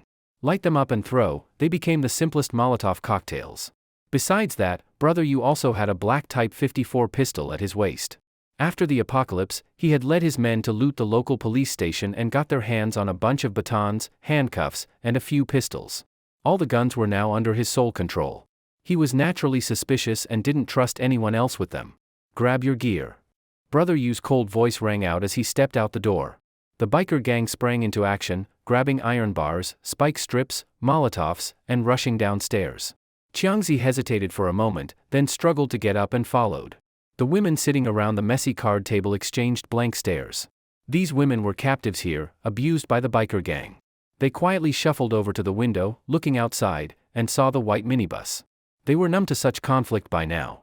Maybe soon they'd see molotovs flying, the minibus engulfed in flames, the driver dragged out, tortured, and hacked to pieces. Since the apocalypse, girls who used to cry over a dying kitten now watched humans live and die without blinking.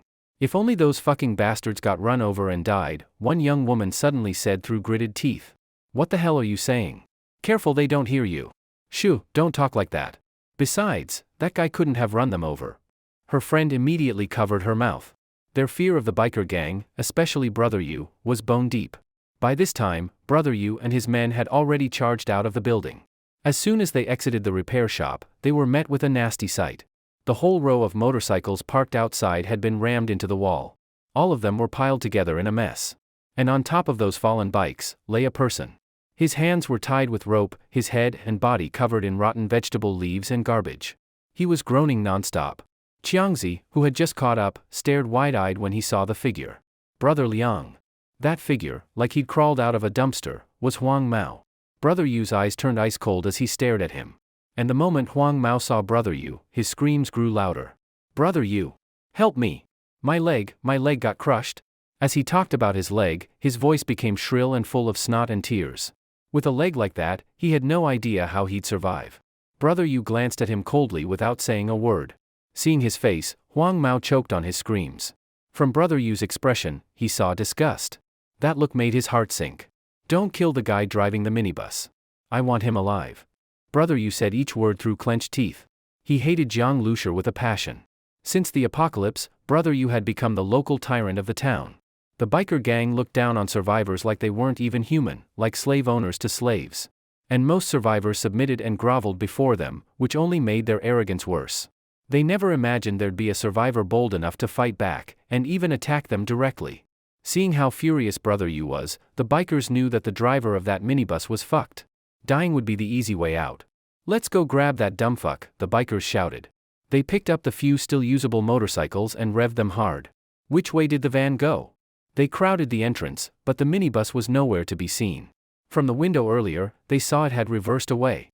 In their minds, the minibus must have fled after pulling such a suicidal stunt. A chase scene was about to begin. That's their specialty, toss a bunch of molotovs, and it's over. But just as they were about to chase after it, another loud boom erupted. This one came from the gas station. Screams followed. They had people stationed at the gas station, and clearly, their base had just been attacked. He rammed my gas station? Brother Yu's eyes glinted with murderous rage. The gas station was less than 200 meters away. That guy didn't even run, he attacked the gas station instead? Fucking suicidal. Suddenly, Brother Yu broke into a sprint. Like a cheetah, he leapt over the motorcycles and charged toward the gas station. His men snapped out of it and followed, engines roaring behind him. At the gas station, Jiang Lucia had already connected the minibus's automated fuel intake system to the pump. Gasoline was steadily flowing into his nearly empty tank. The biker gang had collected nearly all the fuel in town and stored it here. Jiang Lucia couldn't even use it all. At the same time, his eyes were fixed on the direction of the building, waiting for Brother Yu to appear.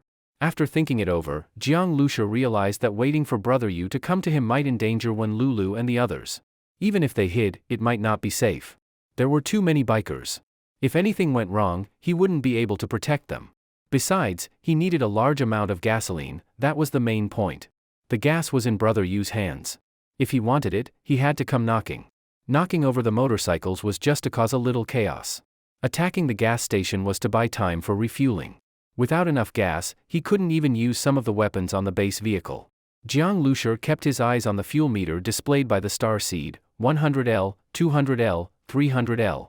Ever since the fuel tank was upgraded, refueling was ridiculously fast. The numbers jumped by the hundreds. When it hit 600L, a figure appeared by the flower bed outside the gas station, rushing toward him. The moment this person saw the minibus, he didn't hesitate, just charged straight at it. So fast. Jiang Lucia blinked. That must be Brother Yu. Seeing the minibus parked there refueling, Brother Yu instantly exploded with rage. This bastard, not only had he killed his men and provoked him, but now he actually dared to openly refuel here? Brother Yu lunged at the base vehicle like a leaping leopard, moving at a speed no ordinary person could match. Since this was a gas station, Brother Yu couldn't use Molotovs or risk firing a gun. Instead, he reached behind his waist and pulled out a three-edged military bayonet. He'd also found this bayonet in the police station, probably confiscated as an illegal weapon, lucky for him. Just then, the fuel nozzle suddenly detached, and the minibus let out a sharp screech. The vehicle suddenly started up and then accelerated sharply, shooting backward like a giant shell, heading straight for Brother Yu. Jiang Lushur didn't activate the instant acceleration, but the performance upgrade from the modified fuel system had already boosted his starting speed significantly. The heavy minibus now moved like a sports car, its rear end crashing toward Brother Yu with a screech. Even though Brother Yu had heard Xiangzi's description of the vehicle, in his own mind, he still couldn't believe a minibus could be that powerful. But now, the moment it started moving, it shattered all his assumptions. This wasn't a minibus, it was a damn racing car. And the driver was cunning as hell. He didn't start the vehicle until he was close enough to strike. Brother Yu was forced to stop his charge and dove to the side. Vroom. The minibus brushed past him. As it passed, Brother Yu spun around and threw a spike strip behind its tires. His spike strip was way better than the crude ones the gang used. This one had been dismantled from official police gear and modified. Once a tire rolled over it, the sharp spikes would pierce through. If the driver stopped in time, the tire could be saved, if not, it would burst after 20 meters. But the minibus rolled right over it, and the spikes didn't even pierce the tires. Brother Yu had heard the spikes wouldn't work on this van, but he threw it anyway, just to try. He didn't even bother checking the result. His eyes locked onto the door handle of the driver's seat. As the van passed by at high speed, he jumped. Brother Yu was fast. Jiang Lushur only saw him dodge via the rearview monitor, and then the van jolted. The next moment, he heard a bang at the door, and a face suddenly pressed up against the window. At the same time, vroom vroom, several motorcycles appeared on the road. Jiang Lushur had pulled out of the gas station. The bikers were swarming in from the street, and more were flooding out of their base. Although the earlier collision had slowed them down, it hadn't really crippled their mobility. But Jiang Lushur didn't have time to worry about these scavenging biker dogs, because Brother Yu was now hanging on his door. Jiang Lushur turned his head, and the two locked eyes. Brother Yu grinned viciously and jabbed the three-edged bayonet into the window seam. That seam was the window's weak spot. Many cars came with emergency window breakers to escape after a crash. Thieves often used crowbars to pry windows. The bayonet wasn't a crowbar, but it was strong enough to do the same job. But Jiang Lushur wouldn't just let him pry the window open. Even if he couldn't break it immediately, Brother Yu was a mutant. And the vehicle had just been repaired. There was no way Jiang Lushur was letting this gang leader damage it. He yanked the steering wheel hard, the tires screeched on the concrete, leaving 4 long skid marks as the vehicle spun. He floored the gas. The van exited the gas station, pulling a sharp, almost overturning drift. The damn thing was drifting, a minibus. The bikers were stunned.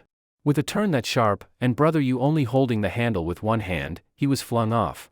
Normally, that would have injured someone. Jiang Lushur looked back through the window, and saw Brother Yu tumble skillfully to the ground without a scratch. Then Jiang Lushur noticed something new in Brother Yu's hand. Brother Yu looked pissed. He hadn't expected the van to perform so well, better than Xiangzi had said. But now that the van had left the gas station, he no longer needed to hold back. Steadying himself, Brother Yu pulled out several homemade Molotovs and hurled them at the minibus. The bottles shattered on impact, igniting massive flames that wrapped around the vehicle. The van was fast, but Brother Yu's throws were faster. There was no time to dodge. Brother Yu shouted as he threw the Molotovs. At the same time, he pulled the Type 54 pistol from his waist, aiming at the flaming driver's side window, where Jiang Lushur was clearly visible. They were less than 10 meters apart. Brother Yu wasn't a sharpshooter, but after training in the apocalypse, his aim was decent. At that range, he aimed to shoot Jiang Lushur in the shoulder. If the shot veered a little and hit his neck or head, well, then Jiang Lushur would just die quicker. Normal police handguns were made to stop, not kill. But the Type 54 was different. Nicknamed the Black Star, it was a military pistol built for lethal damage. It could punch through 2 bodies at close range with no problem. It could also pierce body armor or a brick wall. This gun had served in police departments for over 20 years before being phased out due to excessive power. It was replaced by the Type 64, but some places still used it. Xiangzi said they tried all sorts of weapons on the minibus windows and couldn't leave a mark. But brother, you didn't care. A metal rod's impact was nothing compared to a Type 54 round. Die, motherfucker. Brother, you pulled the trigger without hesitation. From the moment he landed, threw the Molotov, and fired, it all took just 1 second. Jiang Lushur was probably still celebrating, shaking him off, when the bullet hit. Bang! A gunshot rang out. Yuga was indeed fast.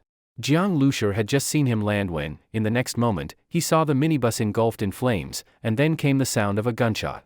But even faster than the gunshot was the bang coming from the driver's side window beside Jiang Lushur. Jiang Lushur instinctively dodged a bit, and at the same time, the voice of the starseed sounded in his mind: base vehicle surface damaged. Damage level, 10%. Window damaged. Damage level, 1%. Base vehicle outer shell intact. Damn it. Even though the damage was minimal and could be ignored, just thinking about how troublesome it was to find materials to repair the vehicle made Jiang Lushur want to curse. He turned to look and saw a spiderweb-like dent left by the bullet on the window, clearly visible. The bullets from the Type 54 pistol could penetrate brick walls and other obstacles, but there was still a limit to their penetration depth. Moreover, Jiang Lushur's base vehicle was equipped with bulletproof glass. Bulletproof glass is a type of laminated safety glass with 3 layers. The first layer is a load-bearing layer that breaks the bullet head and changes its shape, making the bullet lose its forward momentum.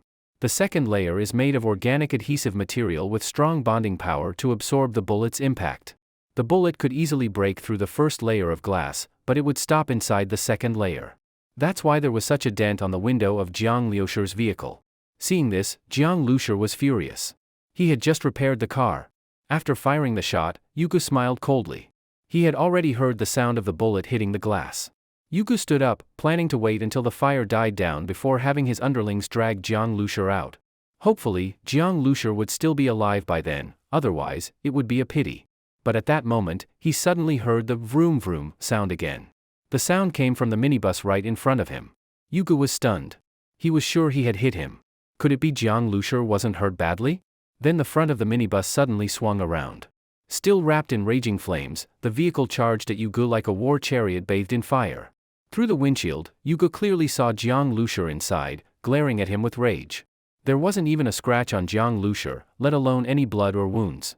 The bloody mess Yugo had expected never happened. Yugo, holding the Type 54 pistol, froze. What the hell? As the minibus charged forward, Yuji's face twisted in rage. He raised the gun again and fired several shots at Jiang Lushur. All the bullets hit the windshield, but were completely stopped. Each bullet left a visible dent, but behind the glass, Jiang Lushur remained unchanged, even his expression didn't flinch. Boom! The minibus charged ahead. Jiang Lushur looked out the side window and saw that Yugo had dodged to the side and wasn't hit. Yugo had evaded the hit, but inside, he was on the verge of losing it. This damn minibus was actually equipped with bulletproof glass. Was this some kind of tricked-out budget car? Who the hell was this driver, driving a monster like that? Just then, Yugo saw the minibus change direction and speed toward a group of 7 or 8 motorcycles. These bikers had been circling around the minibus, tossing Molotov cocktails at it. When Yugo was firing, they were attacking the rear of the vehicle. They had all assumed that since Yugo himself had acted, they only needed to support him from the sides. There was no risk at all. But unexpectedly, after the gunshots, not only did the minibus not go down, it became even more furious. And Yugo hadn't managed to stop it either. So the minibus changed targets, to them. The bikers felt like their scalps were about to explode. Faced with a flaming minibus, they twisted their throttles like crazy. But the minibus turned far too sharply and accelerated like a sports car. Although they reacted immediately, they were still overtaken quickly. Some tried to swerve off the road. One crashed into a flower bed while turning, launching the rider over 10 meters. Others didn't have time to react and were directly hit. Those who were thrown into the air weren't dead yet, but were set on fire, rolling on the ground in agony. Seeing this, Yugo was absolutely furious. Jiang Lushur had failed to hit Yugo twice. His speed was just too fast, especially in short distances, where his agility was insane. The second time Jiang Lushur tried to ram Yugo, he wanted to use the air cannon, but Yuji's reflexes were too fast, even if he fired it, he'd miss. And the air cannon needed charging time, during which Yugo could dodge a dozen times. But for these bikers, there was no need for any high-tech weapons, just ramming them was enough. They kept circling him, tossing Molotovs, increasing the vehicle's damage level, and Jiang Lushur was pissed. He didn't want to let them keep swarming him like flies. So he left Yugo alone for the moment. He had no intention of sparing them either. Yuga was brutal, but so were they, scumbags through and through. After knocking over several motorcycles, Jiang Lushur didn't stop. He had just refueled, so he didn't care about the gas. After a sharp turn, the minibus, like a steel beast, charged at another group of bikers. They were terrified out of their minds. This minibus was completely savage. They scrambled to escape.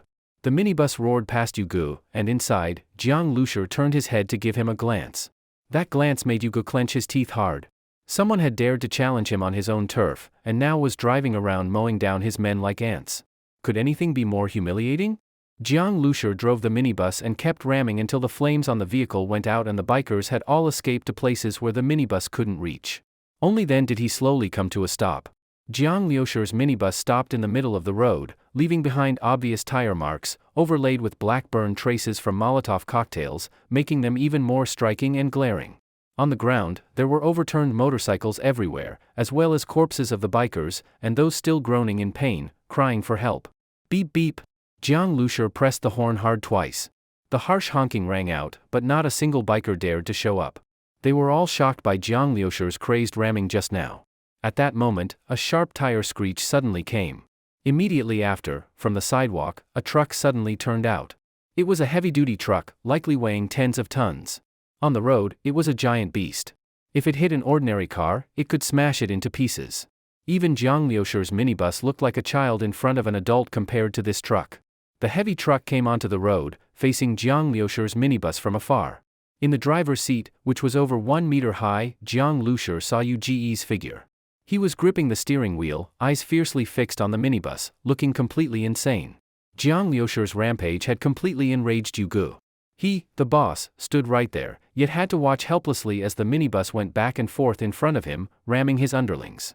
The groans of the wounded bikers lying on the ground pierced Yuji's ears like needles. Ever since the apocalypse began and Yuga discovered he had mutant powers, he had been undefeated. The zombies in the town weren't many. After leading them away, nothing could threaten him. The survivors were like ants before him, to be crushed at will. All the bikers feared and revered him. Yuga used to be a low-level thug. Although he was vicious, he didn't have the guts to go all out. So even as a gangster, he didn't do well. His boss beat and scolded him, and even fellow thugs looked down on him, always calling themselves his big bro, which made him feel humiliated. So he was actually quite satisfied with life after the apocalypse. He felt like the apocalypse was made for him. He used to be frustrated, but now he thrived. But just when he was enjoying his success, a minibus ran him over multiple times right in front of all his men. Yuga felt like his face was now covered in filthy tire tracks. If he didn't kill Jiang Lushur, Yuga felt he could never lift his head again. So while Jiang Lushur was still gleefully ramming around, Yuga ran off and drove over this heavy-duty truck that had been left at the gas station since the apocalypse and later taken by the bikers. This minibus liked ramming? Then he'd ram Jiang Lushur to death. No matter how strong the minibus was, it couldn't outram a heavy-duty truck. Vroom vroom vroom. Yuga slammed the gas pedal. Seeing Yuga driving the heavy truck toward him, Jiang Lushur's heart skipped a beat. This truck really was a steel monster. Charging at full speed like that, the visual impact was overwhelming. If the truck really hit, Jiang Lushur wouldn't die, but his base vehicle would definitely be badly damaged. But thinking he could hit him just like that was too naive. Jiang Lushur's base vehicle had instant acceleration, enough to let him escape. Dodging or changing direction would be no problem. However, Jiang Lushur didn't press the instant acceleration button. Escaping was easy, but that would mean his mission here would fail. On the contrary, Jiang Lushur stared hard at the oncoming truck and stomped on the gas pedal. In fact, although the moment was dangerous, it was also an opportunity. A perfect chance to kill Yuga. Jiang Lushur locked his eyes on the rapidly approaching truck while Starseed continuously reported the changing distance. Seeing the minibus not only refusing to flee but charging back at him, Yuga let out a cold laugh. "Ha! This guy is way too arrogant. I'll crash you to death. Crash you to death." He couldn't wait to turn Jiang Lushur into minced meat. Just imagining the minibus's front end crumpling, Jiang Lushur mangled like ground meat, blood pouring from the cracks of the vehicle, made Yuga feel incredibly excited and even a bit tingly all over. He had floored the gas and was laughing wildly inside the truck. The bikers were also watching the scene. They all thought this minibus had gone completely mad. This was suicide.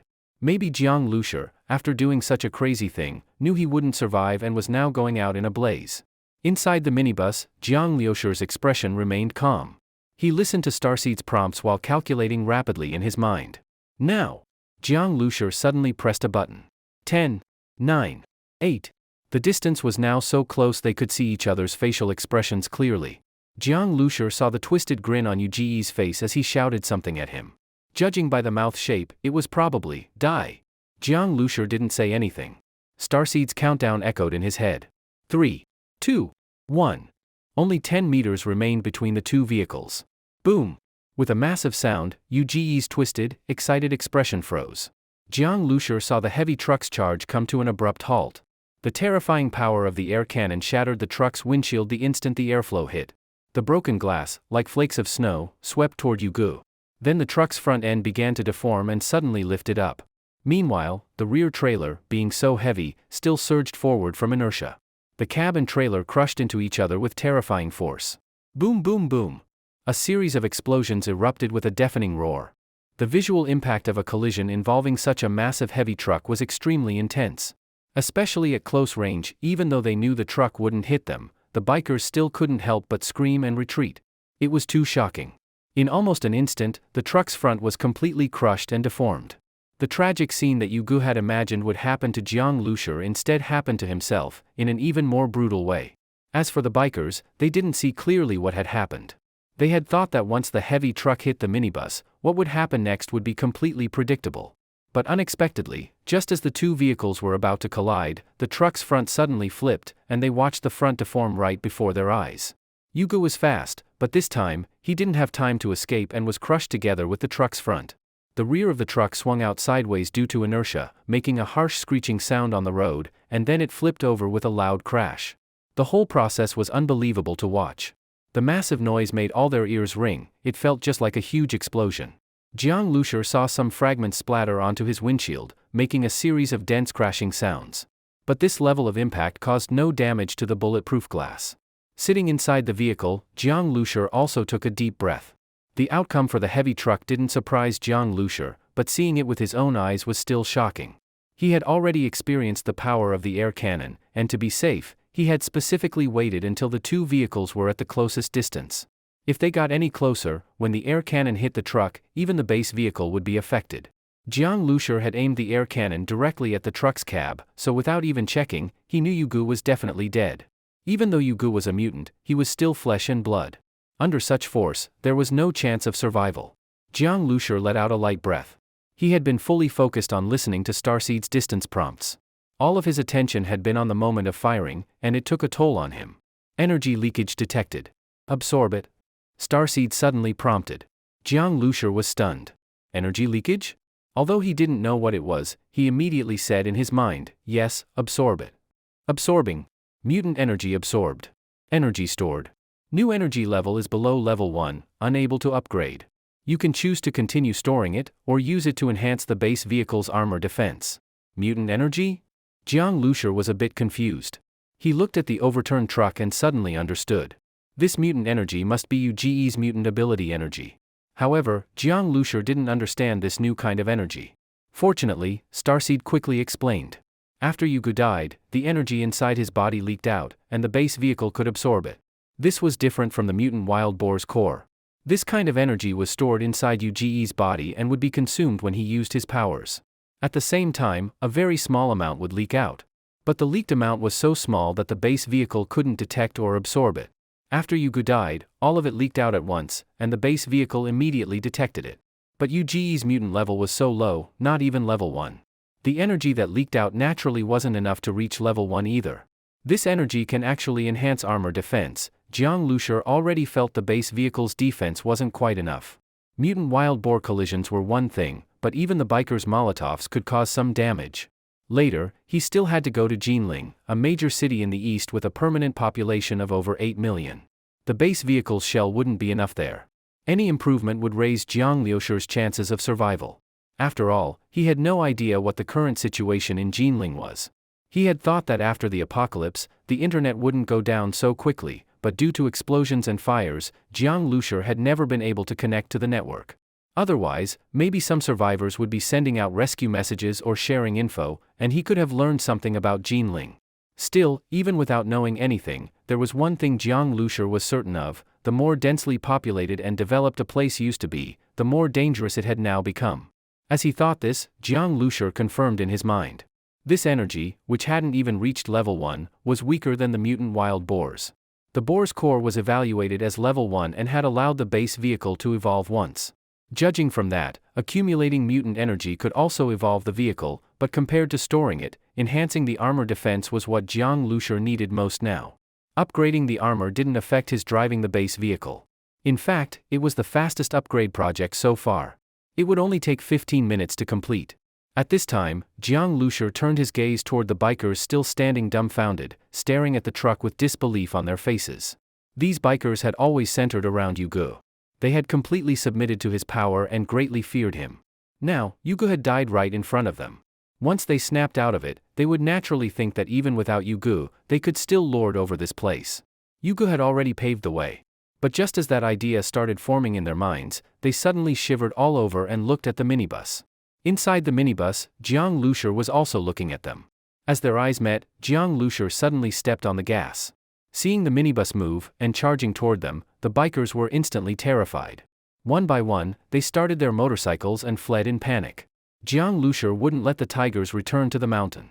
These bikers had committed countless atrocities and had already tried to attack him twice. Jiang Lushur was not someone who showed mercy. Since they attacked him, he wouldn't go easy on them. Hearing the roar of the minibus behind them, those biker gang members were scared out of their wits. Even a heavy truck had been taken down. Riding motorcycles, they had absolutely no sense of safety. "Get into the alley. He can't follow us in," some of the bikers shouted. They rushed into the alley, but not long after entering, zombies suddenly lunged out, knocking them off their motorcycles and starting to tear them apart. There were quite a few zombies. Many of them appeared on the streets. They were already fast runners, had no fear of injury or death, and were agile in their reactions and jumping ability. The bikers were taken down one after another, or were directly blocked head-on by the zombies, unable to break through, and were soon overwhelmed by the zombies amidst their screams. The sudden appearance of so many zombies was clearly due to the earlier explosion sound that had attracted them. However, most zombies had already been drawn far away. These remaining ones were hiding inside buildings and numbered only about 100, not a threat to Jiang Lushur. But the bikers were out of luck. Jiang Lushur was chasing them from one side, and zombies were attacking from the other. Very quickly, they were either knocked down by Jiang Lushur or killed by zombies while trying to flee. Some zombies turned their attention to Jiang Lushur. At first, he ignored them. Only after confirming that all the bikers had been dealt with did he suddenly turn and start ramming into the zombies. Bang bang bang. A series of bloody crashes rang out. Jiang Lushur drove the base vehicle around the street several times, honking the horn a few times to attract all the zombies that were still feasting on corpses. These zombies desperately pounced at the base vehicle, their outstretched hands and ferocious faces barely touching the glass before being flung away or crushed under the wheels. Soon, there wasn't a single standing zombie left on the street. Outside the gas station, the main road was littered with overturned heavy trucks, corpses, and motorcycles. It was an extremely tragic scene. Jiang Lushur, the one who caused all this, looked at the scene and let out a breath. This was the apocalypse. He had always heard that human life was worth nothing, but only now did he truly understand what that meant. Zombies eat people, and people eat people. If you don't kill, you'll be killed. After waiting for a while, Jiang Lushur slowly drove the minibus back to the spot where the heavy truck had crashed, then parked it next to the deformed cab. After ensuring the angle made it impossible for others to ambush him and that he could jump back into the base vehicle at any moment, Jiang Lushur opened the door and carefully got out. In fact, the spot where he exited was a blind spot formed by the cab and the base vehicle. Even if zombies appeared, they couldn't squeeze in. Once off the vehicle, Jiang Lushur was directly facing the cab of the heavy truck. But now, it had been completely compressed into a twisted block of metal, unrecognizable. Some blood was seeping out from the cracks. Jiang Lushur looked carefully and saw a hand through a gap at the bottom. As an ability user, the boss of the biker gang, and the local tyrant of the town, Jiang Lushur figured Uge must have had a lot of good stuff on him. But now it seemed impossible to drag Uge out of that wreckage. Those good things were now lost. Just as Jiang Lushur was feeling regretful, he suddenly noticed a lump of black beneath that hand. Jiang Lushur reached out with his foot and pushed Uge's hand aside. It was the handgun. The gun, being relatively small, hadn't been crushed and had actually fallen out through a crack when the truck overturned. Delighted, Jiang Lushur quickly picked it up. He was very careful while picking up the gun to avoid accidentally firing it. After confirming that the gun hadn't been damaged at all, Jiang Lushur finally showed a faint smile. It was a Type 54 pistol. Jiang Lushur had never used one before, but as a child, he'd held onto toy guns tightly and had been taken to a shooting range once before his parents passed away. Of course, after all this time, he felt very rusty, but he still remembered some basics. Even when a bullet is loaded into the magazine, it doesn't enter the chamber on its own. You need to chamber a round for the bullet to be ready to fire. And a gun has a safety. After chambering a round, you have to release the safety to put the gun into firing mode. The gun Jiang Lushur picked up already had a round chambered and the safety was off. He ejected the bullet and turned the safety on before safely playing with it in his hands. Finding the Type 54 pistol gave Jiang Lushur a bit of renewed hope. He continued searching patiently, but unfortunately, aside from blood and fragments, he didn't find anything useful. Restarting the base vehicle, Jiang Lushur drove the minibus to the gas station. Finally, no one would interrupt his refueling. UGE and the bikers had gathered all the town's fuel and stored it here. Now, it all belonged to Jiang Lushur. Once the base vehicle was parked, the automatic refueling system activated, the fuel hose extended, and connected to the pump. Immediately, large amounts of gasoline began pouring into the base vehicle's tank. The tank was like a giant mouth, swallowing the fuel whole. The fuel used up during the battle with UGE was quickly replenished, and then 1000 litres, 1500 litres, 2000 L. Eventually, a full 10,000 liters. A 10 cubic meter tank, completely filled. All 10,000 liters of gasoline were now inside Jiang Lushur's base vehicle. For someone who had been fretting over 20 or so liters before, this was incredibly satisfying. Finally, a full tank. If he had to gather this much fuel from individual cars, who knows how long it would have taken. With a full tank, there was no more anxiety. The base vehicle could now accelerate freely and use all its functions without worry. Jiang Lushur now felt much more confident about entering Jinling City. Still not satisfied, Jiang Lushur searched the gas station and, sure enough, found a small fuel tanker. The tanker was full of gasoline with no leaks. Laughing, Jiang Lushur hitched it directly to the minibus. With the tanker attached, Jiang Lushur had no other way to carry more fuel, so he reluctantly left the rest behind. The town wasn't far from Jinling. If he couldn't find fuel there, he could always come back. After all that was done, Jiang Lushur drove to the biker gang's base, the small building. Outside the repair shop, several corpses were lying on the ground, with their chests split open and stomachs ripped apart, even their limbs were incomplete. Jiang Lushur immediately saw Huang Mao among them. These people had stayed at the base. After the explosion sound attracted the zombies, they were suddenly attacked. Later, the zombies that were eating them were lured away by Jiang Lushur's car horn, and then all got run over by Jiang Lushur. Jiang Lushur parked the base vehicle at the entrance. Earlier, he had been focused on refueling and only now noticed that the vehicle's shell upgrade had been completed. With the addition of mutant energy, the shell of the base vehicle didn't look different from the outside, but when Jiang Lushur knocked on it with his hand, there was a faint sense of elasticity. Actually, the shell was still hard. This feeling came from the shell's inner layer being able to absorb some impact force, making it feel like hitting cotton. But the feeling wasn't strong, it was very weak.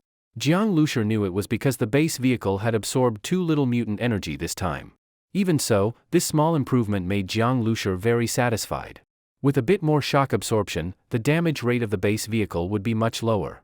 He picked up a wrench, raised the Type 54 pistol in his hand, chambered a bullet, turned off the safety, and took his finger off the trigger. Then, Jiang Lushur got out of the vehicle. Stepping over the corpses, Jiang Lushur entered the repair shop and carefully walked toward the stairway. Jiang Lushur had already heard from Huang Mao about the situation inside the building. The small building had 4 floors. The lower 3 were where the biker gang lived, and the 4th floor was UGE's personal space. All the supplies they had gathered were also on the 4th floor. Although it was expected that no biker gang members were left inside, Jiang Lushur was still very cautious. On the 4th floor, the women who had previously looked out the window were now huddled together, holding hands, with nervous and uneasy expressions. They all heard Jiang Lushur's approaching footsteps. He was getting closer. Earlier, they had seen the entire scene through the window, Jiang Lushur driving that minibus, charging around. Finally, in a thrilling crash accompanied by an explosive sound, UGE's heavy truck was smashed into scrap metal. Seeing that, the women couldn't believe it. That beat-up-looking minibus actually crushed the cab of a heavy truck? Crushed like that. UGE, who was in the driver's seat, must have been squashed like a meat patty. They kept staring at the ruined cab and the blood flowing from it, unable to accept the fact that UGE was dead. That once overbearing, powerful man who ruled the entire town, who could cruelly kill anyone who made him unhappy, UGE, had been killed today. Was this a dream? They hadn't recovered from the shock when they heard more crashing sounds and the roaring of the engine. That little minibus's engine thundered like lightning, shaking their eardrums. Like a furious beast, the minibus charged around, crashing into the remaining biker gang members. Like a tiger among sheep, sweeping everything before it, the bikers were terrified and ran in all directions. In the end, they were either run over or bitten to death by zombies. This scene felt like a dream to the women. Those hateful and vicious biker gang members, like a pack of wolves, were wiped out in just a few minutes? These women had all been forced and taken by them. They hated the biker gang, especially UGE, to the bone. Now, seeing UGE and the bikers die such miserable deaths, even worse than what they did to their victims, the women couldn't believe it. After running over all the zombies and bikers, the minibus returned to the heavy truck. They saw Jiang Lushur get out of the car. He wore a simple black t-shirt and jeans, looking clean and very young. Based on the earlier scene of the minibus ramming through everything, they thought the driver must be brutal and fierce, but it turned out to be such a young man. Then, they saw him climb into the cab of the truck and take a pistol from UGE's hand. That moment confirmed for all of them, UGE was really dead. Killed by this young man. It's him, he ran over UGE, he looks about the same age as you, Xiaoro, a slightly older woman said in a trembling voice. Among them, Xiaoro was the youngest, only 18. After the apocalypse, her parents died. She lived with her 12-year-old brother. But later, they couldn't survive anymore. Both Xiaoro and her brother were weak, tormented by hunger and disease, and fell into despair. Eventually, they were captured by the biker gang, forced, tortured, abused. With her brother's life hanging by a thread, Xiaoro finally endured the humiliation, for a bite of food, a box of medicine, for herself and her brother. She sold her dignity. She felt dirty. Many nights, she woke up crying from nightmares. But, she had no choice.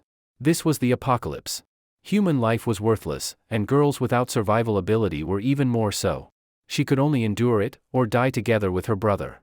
She had lost all hope, had even thought of suicide several times, but couldn't leave her brother behind. And today, she saw UGE crushed like a cockroach. Her feelings were indescribable. She hugged her shoulders, tears flowing uncontrollably. She didn't know whether it was joy or sorrow. She tried to wipe the tears away, but they kept coming. She looked toward the door, listening to the approaching footsteps. She knew, it was that young man coming.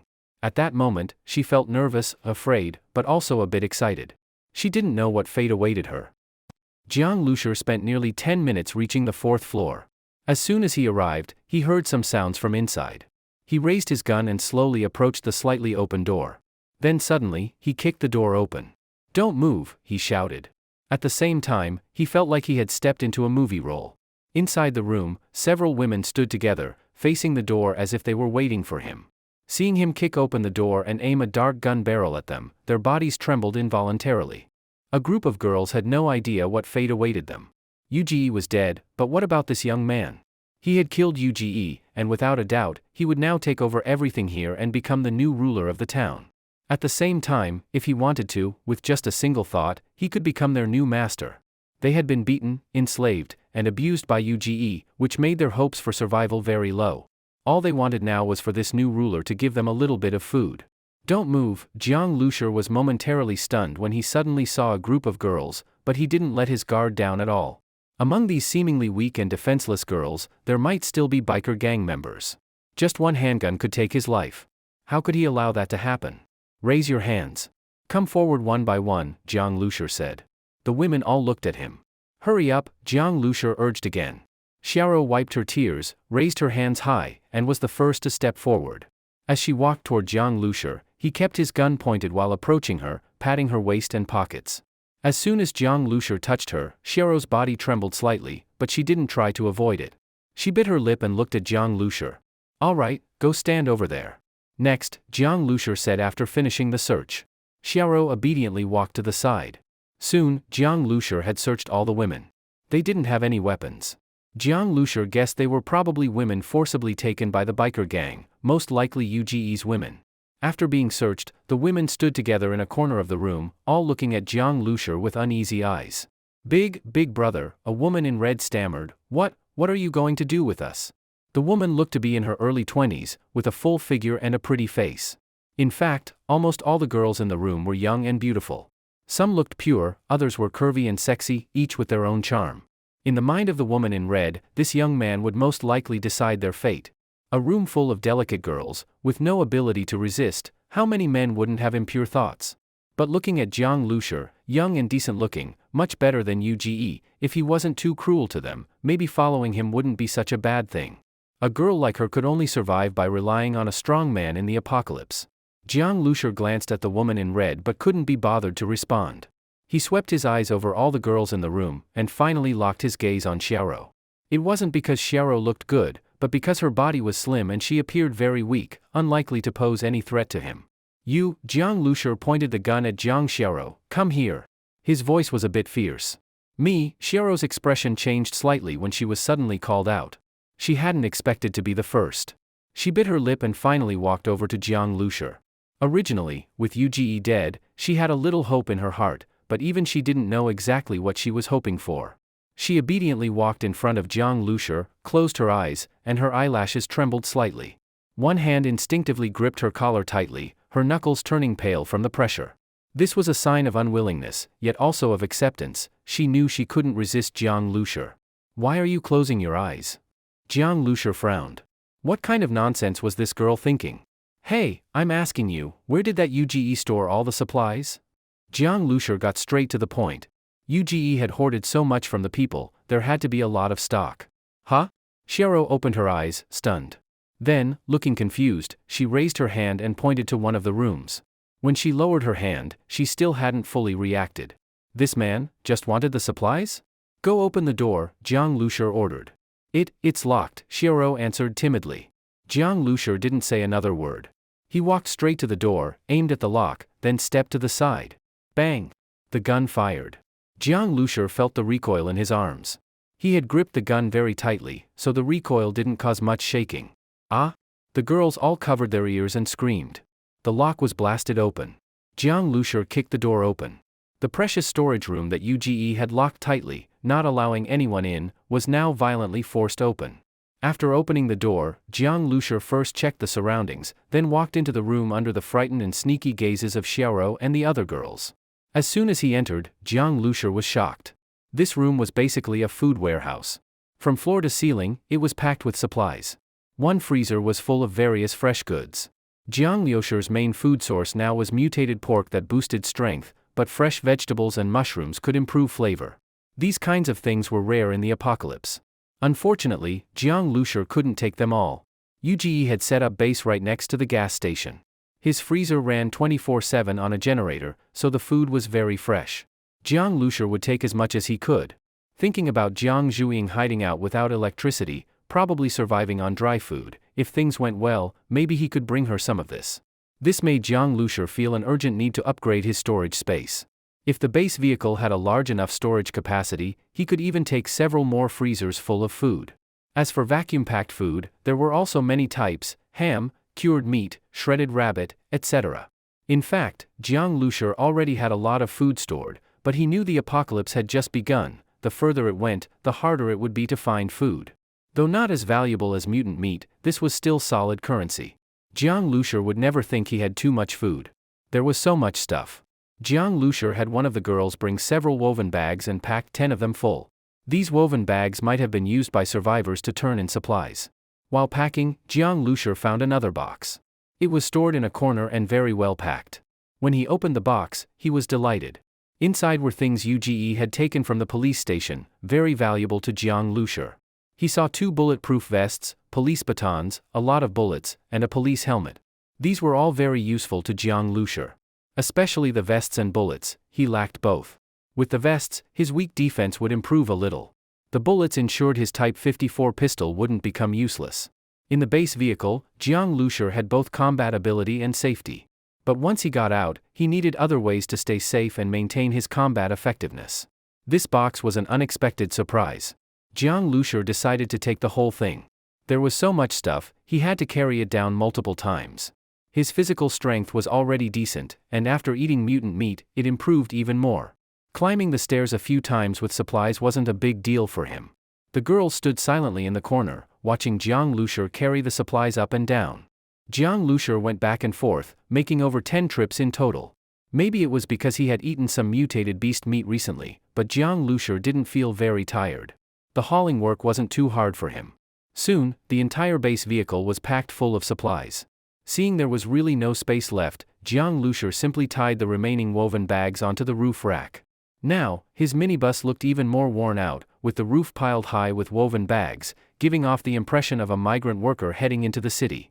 In the end, he had used every space available to store supplies, but there were still some leftovers that he simply couldn't take with him. Jiang Lushur could only pick out some small, high-calorie foods like chocolate to carry with him. He looked at the storage room with regret, then walked out. Seeing that this time Jiang Lushur came out empty-handed, without carrying any more stuffed woven bags, the girl's eyes couldn't help but glance toward the storage room. Took it all? Xiaoro clutched the corner of her clothes and felt a bit of despair in her heart. When UGE was around, they didn't even dare go near the storage room. Not even the biker gang members were allowed near it, only his trusted followers could enter. So they had no idea how many supplies were actually in there. But seeing how focused Jiang Lushur was on collecting the supplies, they thought he had probably taken everything. Without food, they didn't know how they would survive. After coming out of the storage room, Jiang Lushur searched the living room and UGE's bedroom again. Seeing that there was nothing useful, he walked straight toward the door. At this moment, Xiaoro bit her lip, gathered her courage, and called out to Jiang Lushur, Please wait." Jiang Lushur turned his head and looked at Xiaoro. The girls in the room all looked uneasy. Xiaoro looked at Jiang Lushur, not knowing how to begin. They all knew Jiang Lushur had no obligation to leave them any food. But without food, they would starve to death. And to ask him to leave even a tiny bit for them, that was asking too much. Even if Jiang Lushur flatly refused, it would be perfectly reasonable. We. Seeing Xiaoro stammering, Jiang Lushur lost his patience. He stepped outside and was about to go downstairs when he turned back. When they saw Jiang Lushur step out, Xiaoro and the others felt hopeless. But seeing him return, hope lit up on their faces. Some of the girls even wanted to ask if they could follow Jiang Lushur. Honestly, Jiang Lushur was young and good-looking. If they could follow him and get food to eat, most of the girls were willing. But they didn't dare say it.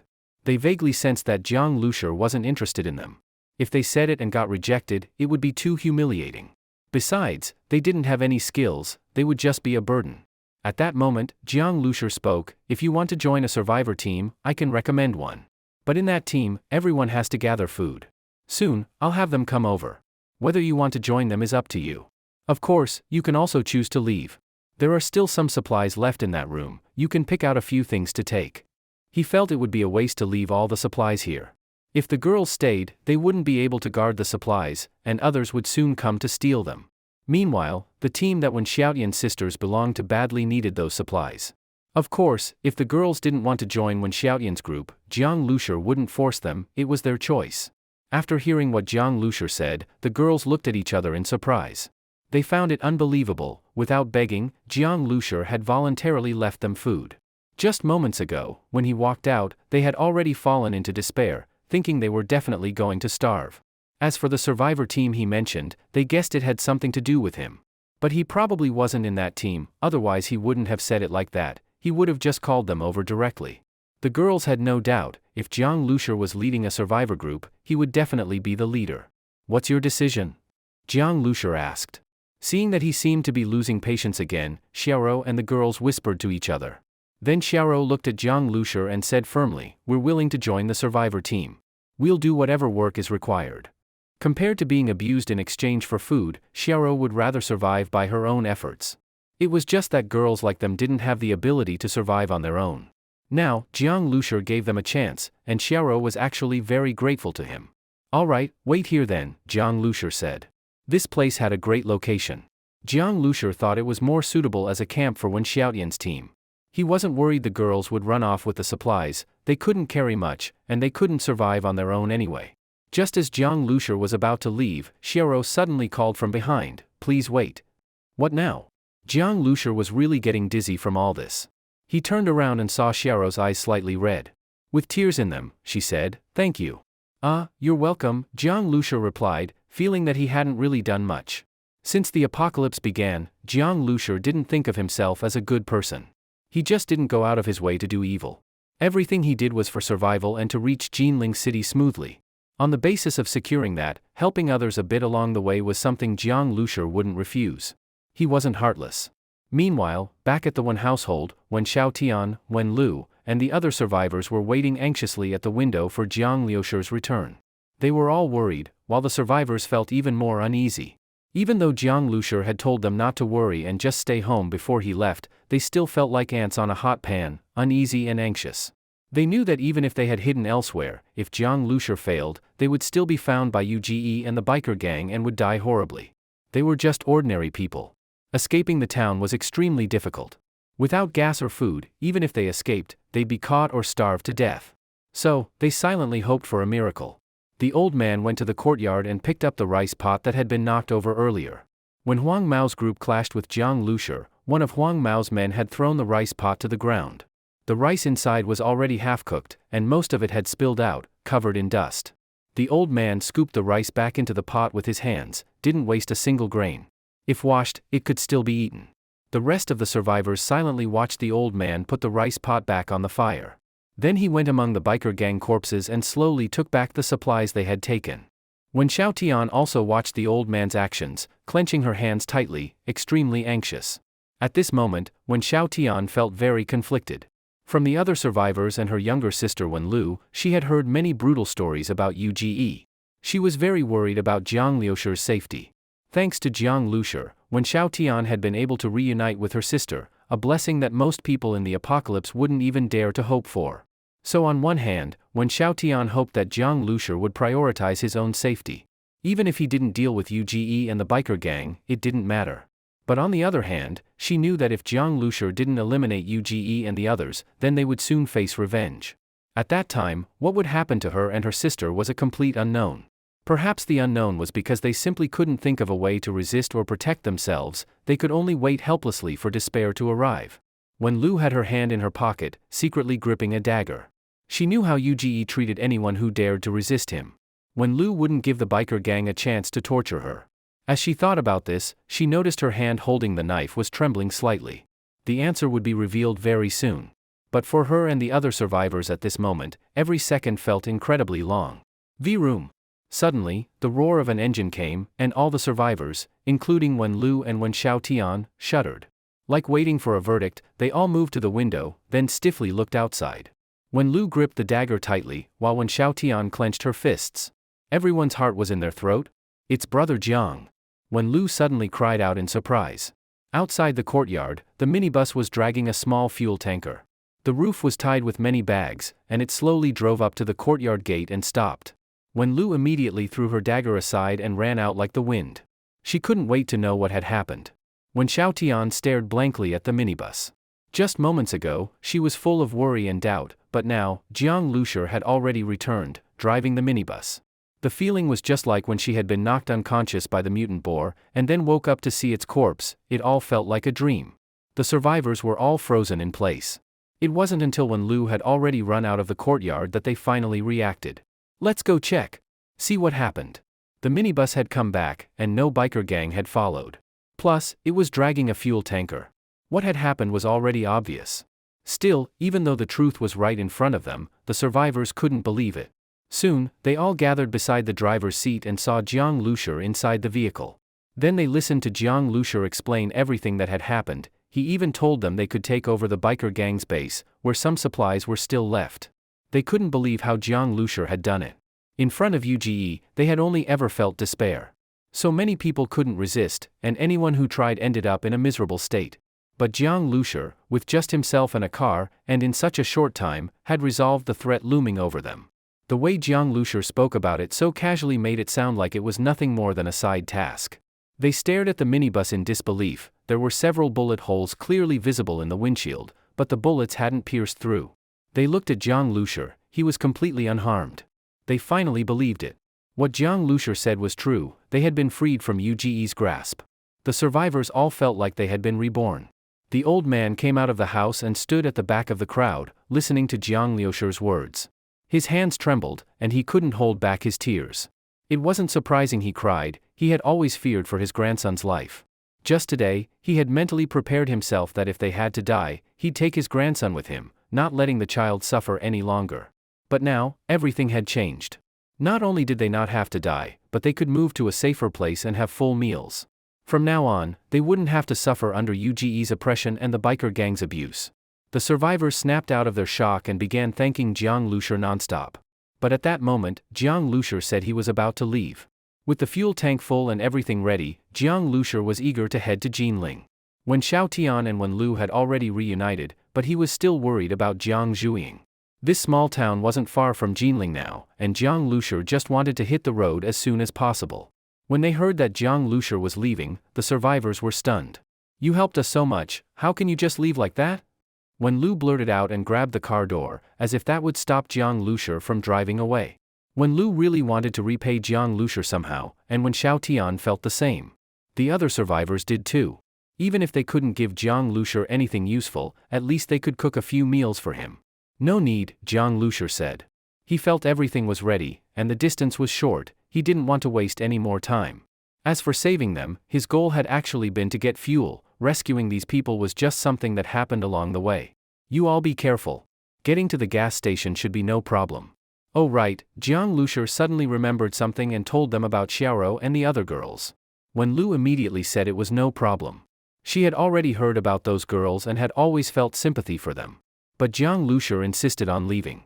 Before he did, he marked the location on the map. That gas station, if he couldn't find fuel later, maybe he could come back. In Jinling, the fuel might have all been taken by the military. Once he arrived, he could face a fuel shortage, even though he had brought as much as he could. This small town was hidden. Once the survivors moved next to the gas station, they could also help watch over it for him. Seeing that when Xiao Tian, Wen Lu, and the survivors all wanted to repay him, Jiang Lushur made this request. The survivors immediately agreed. Being able to help Jiang Lushur, even in a small way, made them happy. When Xiao Tian and Wen Lu kept waving at Jiang Lushur's car. Although they hadn't spent much time together, watching the minibus, now loaded with a tanker, cargo, and supplies on the roof, drive away, when Xiao Tian couldn't help but feel a bit reluctant. Inside the car, Jiang Lushur reached out and opened the map to Jinling. The distance from the small town to Jinling wasn't far, and Jiang Lushur kept moving forward at a steady pace. The closer he got to Jinling, the more abandoned vehicles appeared on the road. Jiang Lushur rammed a small car that was blocking the road off to the side. He saw the half-eaten, disfigured remains of the driver, still hanging halfway out of the window, swaying as the car was pushed aside. Inside and outside of these abandoned vehicles, corpses and large patches of dark brown blood were everywhere. A foul, rotten smell filled the air along the road. Although he had seen many corpses already, this desolate and grim scene still gave Jiang Lushur a strange, indescribable feeling. What he had seen before were mostly terrifying moments when the apocalypse first broke out. But now, it truly felt like the end of the world had fully arrived, and humanity could only struggle to survive. What weighed on Jiang Lushur's heart even more was that most of these cars were facing toward the small town. They were all fleeing from Jinling. Yet, even after escaping this far, the people inside were still dragged out and eaten by zombies. So many vehicles all ended the same way. It wasn't something a small number of zombies could do. This must have been done by a fairly large group of zombies. This meant the situation ahead was definitely not good. Originally, Jiang Lushur thought he would only face serious danger after entering Jinling. He didn't expect that even before reaching the city, he would already need to be on high alert. Seeing how bad things were outside, Jiang Lushur had even less hope for the situation inside Jinling. The minibus kept pushing away the vehicles blocking the road. On the silent streets, only the occasional crash could be heard, each sound making the heart tremble. Soon, Jiang Lushur saw some houses appear along the road. He cautiously watched them while slowly moving forward. The street-front shops were all broken and deserted. The glass windows were shattered, and blood was everywhere. The door of a small restaurant was still swinging, creaking back and forth. But no zombies appeared. Soon, a train station came into Jiang Lushur's view. It was a small station, not large, and he could immediately see a high-speed train stopped on a bridge. Not far away, another train had partially derailed and was hanging off the bridge, with one end already crashed onto the road below. Looking at the train cars, they were all filled with tanks. The flatbed rail cars behind them were loaded with military trucks. It was clearly a military train. Jiang Lushur had only seen such trains on the news before. He never expected to see two of them here at once. Thinking back to how Jiang Zhuiying hadn't been able to buy train tickets before the apocalypse, Jiang Lushur suddenly understood. These trains had been used to transport military supplies in preparation for the upcoming apocalypse. The same was likely true for roads and airplanes. At a time like that, even if it caused public suspicion or dissatisfaction, it didn't matter. As long as the news of the apocalypse didn't spread, the unrest from people's complaints wouldn't be enough to change anything. These two trains probably encountered the outbreak while transporting supplies and ended up stopping here, becoming part of the apocalypse scene. Jiang Lushur kept driving, his eyes fixed on the cold tanks and military trucks on the train. All of this was good steel and valuable materials. Looking at this stuff, Jiang Lushur couldn't help but drool. His base vehicle was like a giant mouth that devoured high-quality materials. The more it ate, the faster it grew. The materials used on tanks and military trucks were obviously top tier, probably the best in the country. But he had no way to dismantle them. All he could do was stare. At that moment, Jiang Lushur suddenly heard a bang from inside one of the train cars. This whole area, including the train station, had been deathly quiet. The sudden noise immediately made him tense up. Jiang Lushur's attention snapped away from the tanks and trucks and locked onto the car where the sound came from. Bang! Another sound. Then, suddenly, a face pressed up against the train window. A pair of bloodshot eyes stared crazily at the minibus. This zombie was dressed in military uniform, probably one of the soldiers being transported or someone in charge of guarding the train. Roar, roar, roar. A huge wave of zombies suddenly burst out from the train doors. They rushed out like a tidal wave, jumping straight off the bridge, then charging wildly toward the minibus without stopping. Seeing the massive horde closing in fast, Jiang Lushur felt his scalp tingle. He had just been wondering where the zombie group that had killed all those fleeing people was hiding. He didn't expect it to be in these train cars, and with so many of them. Just this wave alone, Jiang Lushur estimated there were several hundred zombies. He wasn't too worried that they could break into his vehicle, but on top of the bus and behind it were food and fuel. If the zombies damaged that, he'd be heartbroken. So before the zombies got too close, Jiang Lushur slammed the gas pedal. Vroom. The minibus suddenly accelerated, jumping forward with agility that didn't match its size. A zombie at the front had already leapt several meters, lunging at the bus, but was immediately knocked away by the sudden acceleration. Bang, bang, bang. A series of impacts rang out from the side of the vehicle. More zombies poured out of the train cars. Jiang Lushur initially managed to shake off some, but eventually had no choice but to keep the pedal down and ram his way through. He was the only car moving on the entire road, with zombie hordes pressing in from front and back. Many times, it looked like the minibus would be swallowed up by the zombies, but Jiang Lushur kept his foot on the gas. Whether it was zombies or cars blocking the way, he never stopped. Only after rushing more than 1,000 meters did Jiang Lushur finally break through the zombie horde. The zombies were still chasing behind him, but at this distance, they were no longer a threat. Jiang Lushur glanced in the rearview mirror. With that many zombies, even if he had a way to dismantle the steel, he wouldn't have been able to do it safely. Luckily, he had only looked from the vehicle and never got out. Places like this, public facilities, should be avoided unless absolutely necessary. They were basically giant zombie nests. From this experience, Jiang Lushur realized that these zombies tended to hide. Although many still roamed the streets, there were plenty hiding in unseen corners. Once a person entered buildings or enclosed spaces, they might suddenly find themselves surrounded by zombies. This made Jiang Lushur even more worried about Jiang Zhuing.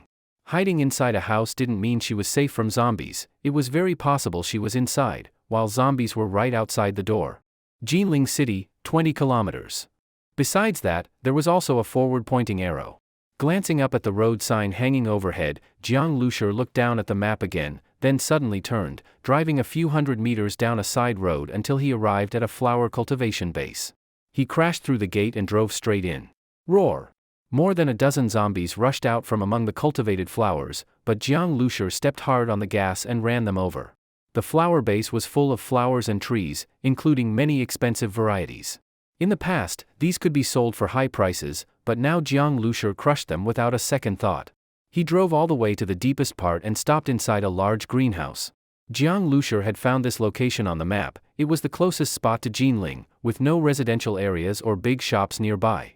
It had no value for searching, and even if survivors passed by, they wouldn't come in. Jiang Lushur slowly drove the minibus into a hidden corner and pressed the corresponding button. With a clack, the small fuel tanker detached from the minibus. His minibus was carrying way too many things. The small cargo trailer looked old and shabby, and even if it attracted attention, no one would care. But the fuel tanker was too eye-catching. Earlier, Jiang Lushur had guessed it would be hard to find gasoline inside Jinling. In that case, dragging a fuel tanker would be like tossing a piece of juicy meat into a pack of wild beasts. Better safe than sorry, caution first. Jiang Lushur filled up the fuel tank before driving out of the flower base. Back on the main road, not long after driving, Jiang Lushur saw another sign pointing toward Jinling City. He was getting closer and closer. Xiaoying, wait for me. Jiang Lushur switched the map to an address he had saved earlier. It was the place he and Jiang Zhuiying had agreed on as a hiding spot. Then Jiang Lushur tried to send a text message to Jiang Zhuiying. After the apocalypse began, his phone had no signal back in Jiangbei City. Since then, he'd been driving on mountain roads, where signal was impossible. He hoped that Jinling might still have reception. However, the message failed to send, and a "no service" message popped up in the top left corner of the screen. Jiang Liushur's face showed a trace of disappointment. Jinling City had no signal either. If he could contact Jiang Zhuiying in advance, he wouldn't be so anxious. He now desperately wanted to find Jiang Zhuiying as soon as possible. At this time, survivors surely avoided Jinling. All the abandoned cars on the road were facing outward, only Jiang Liushur's minibus was heading into the city. At first, there weren't many zombies on the streets. Jiang Lushur could usually pass by before the zombies noticed him. But the deeper he drove into the city, the more zombies there were. Roar! Zombies kept appearing, and Jiang Lushur had to stay highly alert. His minibus was constantly being hit by zombies, but thanks to the defense upgrade with mutated energy, those impacts didn't damage the base vehicle's exterior. There were too many zombies, even those he had shaken off continued to follow the minibus. Jiang Lushur looked at the monitor, feeling like he was moving through a sea of corpses. And ahead, even more zombies awaited. At this rate, no matter how powerful and well defended the base vehicle was, being surrounded by this many zombies was extremely dangerous. Even ants can kill an elephant, let alone these brutal zombies. Roar roar! A female zombie with one high heel still on, torn stockings, and blood all over her body, hands, and face, was hanging onto the front of the minibus, staring straight at Jiang Lushur through the windshield. Her long, claw-like fingernails were desperately scratching at the glass. Her nails should have broken long ago, but after mutating into a zombie, even her fingernails had become incredibly tough, almost like an animal's claws. Jiang Lushur glanced at the female zombie but didn't care. She had clearly been a fashionable urban woman before, but now, she was just a killing monster. He floored the gas pedal and suddenly pressed the horn. The harsh sound blared across the zombie-filled street like a stone dropped into water, immediately stirring up chaos. Jiang Lushur saw the distant zombies, who hadn't noticed him yet, suddenly turn their heads. Those zombies, from far away, locked their gaze on the minibus, and without any warning, they started madly charging toward Jiang Lushur. In every direction, front, back, left, and right, Jiang Lushur estimated there were at least several hundred zombies, maybe even more. Seeing this, any normal survivor would have fallen into despair. Even Jiang Lushur felt cold sweat forming in his palms as he gripped the steering wheel. Bang bang bang. Zombies in front were constantly getting knocked away by the speeding minibus, but more were clinging to the sides, to the doors, and even starting to climb onto the roof. The deeper he drove into the horde, the more zombies ended up under his wheels. Even with the pedal floored, the vehicle felt like it was moving with effort, but Jiang Lushur didn't stop. He stared straight ahead, ignoring the female zombie still clawing at the windshield. Just a bit more, almost there. As the base vehicle was nearly unable to move forward, Jiang Lushur pressed the instant acceleration button. With a boom, the zombies around him were flung away, and the vehicle forced open a path through the crowd with its massive power. That earlier stretch of road had drawn most of the nearby zombies to him. Now, after pushing through, Jiang Lushur temporarily broke out of the zombie swarm. But instead of speeding away, he suddenly made a sharp turn. Screck! A piercing screech sounded, with even one of the tires lifted off the ground. Immediately after completing the turn, Jiang Lushur pressed the air cannon button. 10, 9, 8. Bang bang bang bang. Zombies kept leaping onto the vehicle. Very quickly, the windshield was filled with snarling zombie faces. They slammed the glass over and over, their eyes locked on Jiang Lushur, eager to tear him apart. Sitting in the driver's seat, feeling the vehicle shaking under him, Jiang Liushur's face turned slightly pale. He muttered under his breath along with the starseed countdown, 3, 2, 1. Bang! A loud explosion. Jiang Lushur saw a sudden burst of blood mist in front of his vehicle. The zombies clinging to the windshield disappeared in an instant. The power of the air cannon cleared nearly 20 meters of space in front of the vehicle. Even zombies farther away were injured. As soon as wounds appeared on their bodies, they were immediately torn apart and eaten by the zombies behind them. Phew! Jiang Lushur let out a breath, turned the steering wheel, and kept driving. He had made such a big commotion that zombies from farther away would likely be drawn in soon. But by that time, he would have already driven off. The zombies would stay behind, attracted by the corpses all over the ground, fighting over the remains. This would help reduce some of the pressure on Jiang Lushur as he moved forward. After getting through this unavoidable main road, Jiang Lushur turned into a small side street. These side streets used to be lively and crowded, but now only a few zombies wandered about. Their numbers were much lower than those on the main road. Base vehicle exterior undamaged. Glass undamaged. Windshield cleaning completed. A spray of water shot from the wipers, washing away the bloodstains on the windshield. Behind the minibus, 2 long streaks of blood were left on the road. After spending the whole day navigating through Jinling City's small streets, Jiang Lushur was mentally exhausted. But when he saw a residential complex, the tiredness on his face disappeared in an instant. Lanyuan Residential Complex, the address Jiang Zhuiying had told him about, it was here. The complex was right next to the university where Jiang Zhuiying studied, separated only by a narrow alley. It was an apartment complex for university teachers. The campus was a high-risk zombie area. So, the number of zombies in this residential area was likely not low. Jiang Lushur slowed down and carefully drove into the complex. Seeing the guardroom covered in blood, with bloodstains and drag marks on the ground, Jiang Lushur grew even more tense. He had seen scenes like this countless times along the way, some even bloodier. But none had made him feel this uneasy. Like other places, the complex had clearly gone through the chaos of the apocalypse. It was quiet and tragic. All the windows in the buildings were dark, lifeless, with debris and blood everywhere. Jiang Lushur drove slowly and quietly. The buildings looked silent, but were surely full of hidden zombies. Since he was close to Jiang Zhuiying's hiding spot, he didn't want to attract any of them. Thump! A zombie suddenly leapt out from a nearby flower bed and was immediately crushed under Jiang Lushur's wheels. The car shook slightly. Jiang Lushur continued driving while watching the buildings on both sides cautiously. His eyes searched for the building Jiang Zhuiying had mentioned. Building 17. Building 17, Jiang Lushur looked at the numbers on the outer walls. Building 17 was close to the entrance, yet in a relatively secluded spot, exactly as Jiang Lushur had instructed her to choose. Road conditions inside residential areas were usually complex and narrow.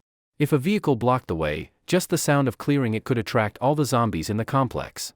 If Jiang Lushur wasn't familiar with the roads, it could become a serious problem. So far, near the entrance, everything was still fine. Jiang Lushur had already planned to pick up Jiang Zhuiying and leave as quickly as possible. Soon, he saw the silhouette of Building 17 appear in the distance. Jiang Lushur glanced at the phone placed beside him. The screen was on a music player, and the volume was set to a low level. He had calculated and prepared this in advance. He even did a short test while on the road. Once he reached the building, he rolled down the driver's window, pressed play on the phone, and tossed it to the entrance of the apartment building. Then he reversed the vehicle a bit, foot on the accelerator, ready to floor it once the zombies showed up. To pick up Jiang Zhuiying, Jiang Lushur had to get out of the vehicle. But a bulletproof vest, helmet, and handgun weren't enough to guarantee his safety, let alone protect her. So Jiang Lushur had already come up with a plan to lure out and deal with the zombies inside the building using the phone. The phone's volume was just right, enough for zombies within about 20 meters to hear. The volume was so low that if he tapped once more it would be muted. In an open area, humans might not hear it, but zombies could. After waiting about 10 seconds, a staggering figure appeared at the building entrance. The zombie rushed out of the unit door but didn't attack the phone. Although attracted by the sound, it was only interested in living things. Seeing the zombie appear, Jiang Lushur didn't immediately hit the gas. The zombie locked eyes with him and charged, clawing at the vehicle. Still, Jiang Lushur didn't move. He was waiting patiently. But after a while, no more zombies showed up at the door. Only this one zombie kept trying to attack the car, alone. Huh? Was this the only zombie in the building? Or were the others locked inside and unable to get out? That would be ideal. Jiang Lushur waited a bit longer to be sure that this was the only threat. Then he suddenly drove forward and rammed the zombie. Bang! The snarling zombie was pulled under the car and crushed. Jiang Lushur carefully parked the vehicle sideways at the apartment entrance. The door of the vehicle was nearly touching the building's entrance. He put on his helmet, grabbed his pliers and Type 54 pistol, then opened the door and stepped out. The music might not draw out zombies from the 5th or 6th floors, so Jiang Lushur picked up the phone, left the music playing, and walked inside. This way, if any zombies appeared, he'd be ready, and could retreat back into the car. The elevator was long out of service. As soon as he approached, he heard a loud bang. A zombie inside was hitting the elevator door.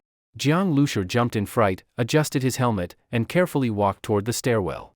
Although he hadn't seen any zombies yet, he stuck to a cautious approach. The staircase was dimly lit, and only the sound of his own footsteps echoed around him. Jiang Zhuing lived on the top floor. Jiang Lushur slowly climbed the stairs. At the 4th floor, he placed the phone on the ground and went back down to the 3rd floor, nervously aiming his handgun at the stairwell. After waiting a while and seeing no zombies appear, he returned, picked up the phone, and turned off the music. The stairwell was indeed zombie-free.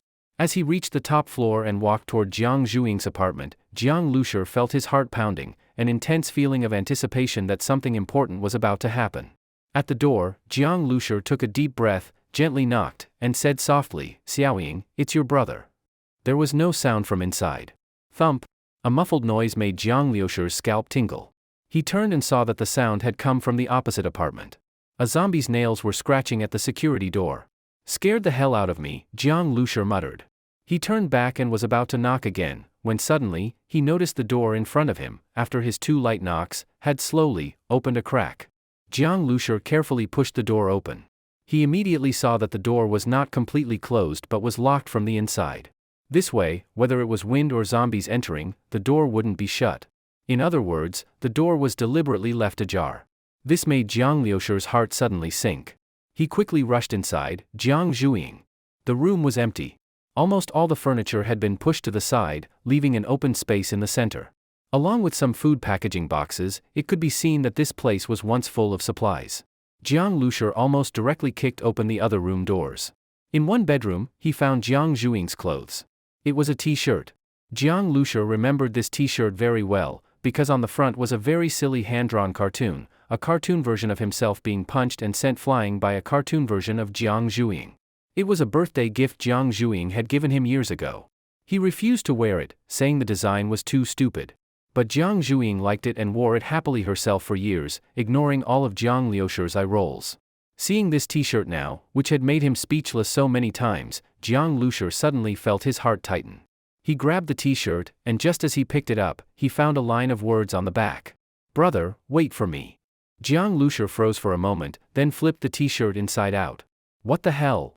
Jiang Lushur clenched the t-shirt tightly. Since Jiang Zhuing left a message, why couldn't she write a few more words? Just these 3 words, so vague and incomplete. Of course, Jiang Lushur wasn't truly blaming Jiang Zhuing. He was just worried and anxious. The supplies in the house were all gone, but Jiang Zhuing shouldn't have left without a good reason, especially since she knew he would come here. If nothing special had happened, she should have waited. But despite all the reasons to stay, she only left 3 simple words, and then disappeared. What happened? Jiang Lushur was extremely worried. He searched the room again but found no other messages from Jiang Zhuing. He could only take the t-shirt and go downstairs back to the base vehicle. Maybe because of the bloody smell from the crushed zombie, a few other zombies from nearby buildings had wandered out and were circling the base vehicle. Jiang Lushur carefully got back into the vehicle and moved to the compartment. He hadn't found Jiang Zhuing, and aside from that one word to wait, she left no clues. Jiang Lushur planned to wait here for some time. Even though he was anxious, Jinling City was huge. He couldn't search blindly. If she didn't appear in a few days, then he'd go out to search nearby. Killing the zombies outside might attract more, so Jiang Lushur decided to ignore them. He closed the door between the cabin and the driver's seat. The cabin lit up, becoming a warm, sealed room. Zombies wandered outside, but inside, Jiang Lushur could cook, eat, watch shows, and rest. As long as he didn't make too much noise, the zombies wouldn't notice. Even if they heard something, they'd only bang on the outside a bit, and if they didn't find anyone, they'd leave. The way that zombie ignored the phone earlier confirmed this for Jiang Lushur. And the base vehicle didn't fear a few zombies hitting it. Jiang Lushur felt completely safe inside. His only worry was still Jiang Zhuing, and how to find her if she didn't return. Searching house by house was impossible. Maybe he would need to find other survivors to ask around or record a message and play it somewhere. Jiang Lushur thought over many possible plans, his eyes on the t-shirt lying on the sofa. He knew his sister's personality well. Outside, she was playful, but at home, she was very sensible. Since he had always taken care of her, Jiang Zhuing deeply valued his words and always came to him with any troubles.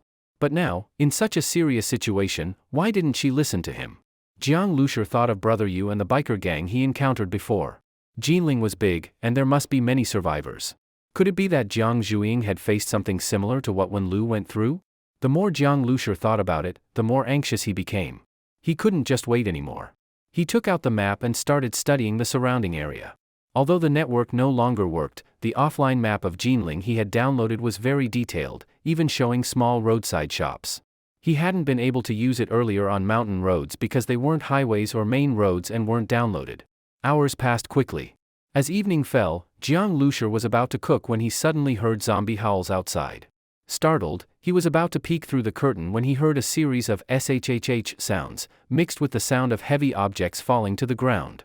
Jiang Lushur quickly moved to the window and just then heard voices outside. "Boss, you're getting stronger again. Killing zombies is like stepping on ants. Look at this corpse, crispy outside, tender inside. Smells kind of strange too," a male voice said. Then a slightly sweet and sticky female voice replied, "You're so annoying. If you want to flatter the boss, don't make it so disgusting." "I'm not flattering. I'm speaking the truth. When did this car get here?" The sweet female voice changed topic, clearly noticing the minibus. Even a blind person could notice it parked there. Jiang Lushur wasn't surprised by her words. He still didn't know who these people were, but from her tone, they had clearly been here before. Maybe they were connected to Jiang Zhuing's disappearance. Jiang Lushur touched the pistol at his waist and slowly moved toward the driver's seat. These people could easily kill zombies, they were definitely strong. Jiang Lushur didn't know whether they were enemies, but he had to be ready for anything. Especially their so-called boss. At that moment, the man's voice spoke again. "No way a survivor came here to hang out, right? Who could it be?" Jiang Lushur heard the male voice getting very close. Clearly, he had approached the front of the vehicle and was curiously examining the minibus. "Can't see anything. No one in the driver's seat, no idea where they went," the male voice said. At that moment, the sweet, sticky female voice spoke impatiently. "Why do you care where they went? Maybe they were eaten by those zombies just now. I'm just curious. Who would drive such a big vehicle around?" the man said. "It's just a broken car. What's there to be curious about?" The sweet voice was full of disdain. Though she spoke mostly to spite the man, her opinion about the minibus was actually accurate. Jiang Lushur's car was indeed very run down. Not to mention its appearance, it was dragging a battered little cargo vehicle behind, and the roof was full of snakeskin bags with a certain odd style. Before the apocalypse, a vehicle like this wouldn't attract any attention. But now, it just looked even more wrecked, like a pile of junk that would fall apart if a zombie horde swarmed it. "Where's this license plate from?" The man didn't seem affected by the woman's tone and continued to observe. "Looks like Jiangbei," he answered himself. Then suddenly added, "Hey, what do you think's inside the little cargo trailer and those bags on the roof? Should we open them? What else could it be?" "Must be junk," the woman said with even less patience. "Let's at least take a look. Maybe there's something useful," the man replied. When Jiang Lushur heard them talking about opening his trailer, he couldn't just keep listening anymore. Just as he was about to open the compartment door, he heard a familiar voice. It really is a Jiangbei license plate. That voice carried a hint of surprise. And when Jiang Lushur heard it, he froze. He suddenly pulled open the compartment door, rushed to the windshield, and looked outside. Outside, there were 5 or 6 people standing. Among them, Jiang Lushur immediately saw Jiang Zhuing. She was wearing simple denim shorts, an oversized denim jacket, and a plain white t-shirt underneath. Her hair was in a ponytail. She looked fresh, youthful, and vibrant. She was holding an iron rod in her hand and was staring intently at the vehicle. The moment their eyes met, Jiang Zhuing's eyes widened. Her already big eyes grew even larger, and her lips opened into an O shape. Then she shouted, "My brother!" The others, who had already been looking at Jiang Lushur with slight surprise when he appeared, immediately looked even more shocked. Jiang Zhuing's brother? They were stunned, and Jiang Lushur was no less surprised. He hadn't expected Jiang Zhuing to be among this group of people. But what shocked him even more was that after Jiang Zhuing shouted, "Brother," that same male voice from earlier exclaimed again, "No way, boss, that's your brother?" That voice belonged to a young man in his 20s with a buzz cut, wearing casual clothes, carrying a long knife, and with a strange armband on his shoulder. He looked a bit theatrical, and his exaggerated expression showed he could hardly believe what he was seeing. Jiang Lushur was even more stunned. He had just been thinking about being cautious with this boss, and now it turned out the boss was his sister. Through the windshield, Jiang Lushur looked at Jiang Zhuing in disbelief, and she looked back at him with wide eyes, equally shocked. The boss's brother actually came all the way from Jiangbei alone, driving this vehicle, the young man with the long knife said, still outside with the others. Since the siblings were reunited, of course they had gone into the minibus to catch up. The young man's face was full of amazement. Among the group, a curly-haired girl rolled her eyes at him and muttered, "You want to die? Talking so loudly, afraid Zhuing can't hear you or what?" "What's the big deal?" the young man said carelessly, still marveling at the minibus. The curly-haired girl didn't look too happy. Earlier, she had mocked the car quite a bit, and Jiang Zhuing had clearly heard her, likely Jiang Lushur too. Now this guy just kept marveling, basically still insulting the car, and acting surprised that Jiang Lushur actually made it here. To be fair, none of them had believed it was even possible for Jiang Zhuing's brother to travel from Jiangbei to Jinling. Even Jiang Zhuing had been preparing to find a way to return to Jiangbei. But unexpectedly, in this beat-up car, Jiang Lushur had really made it. This vehicle seems to have been modified.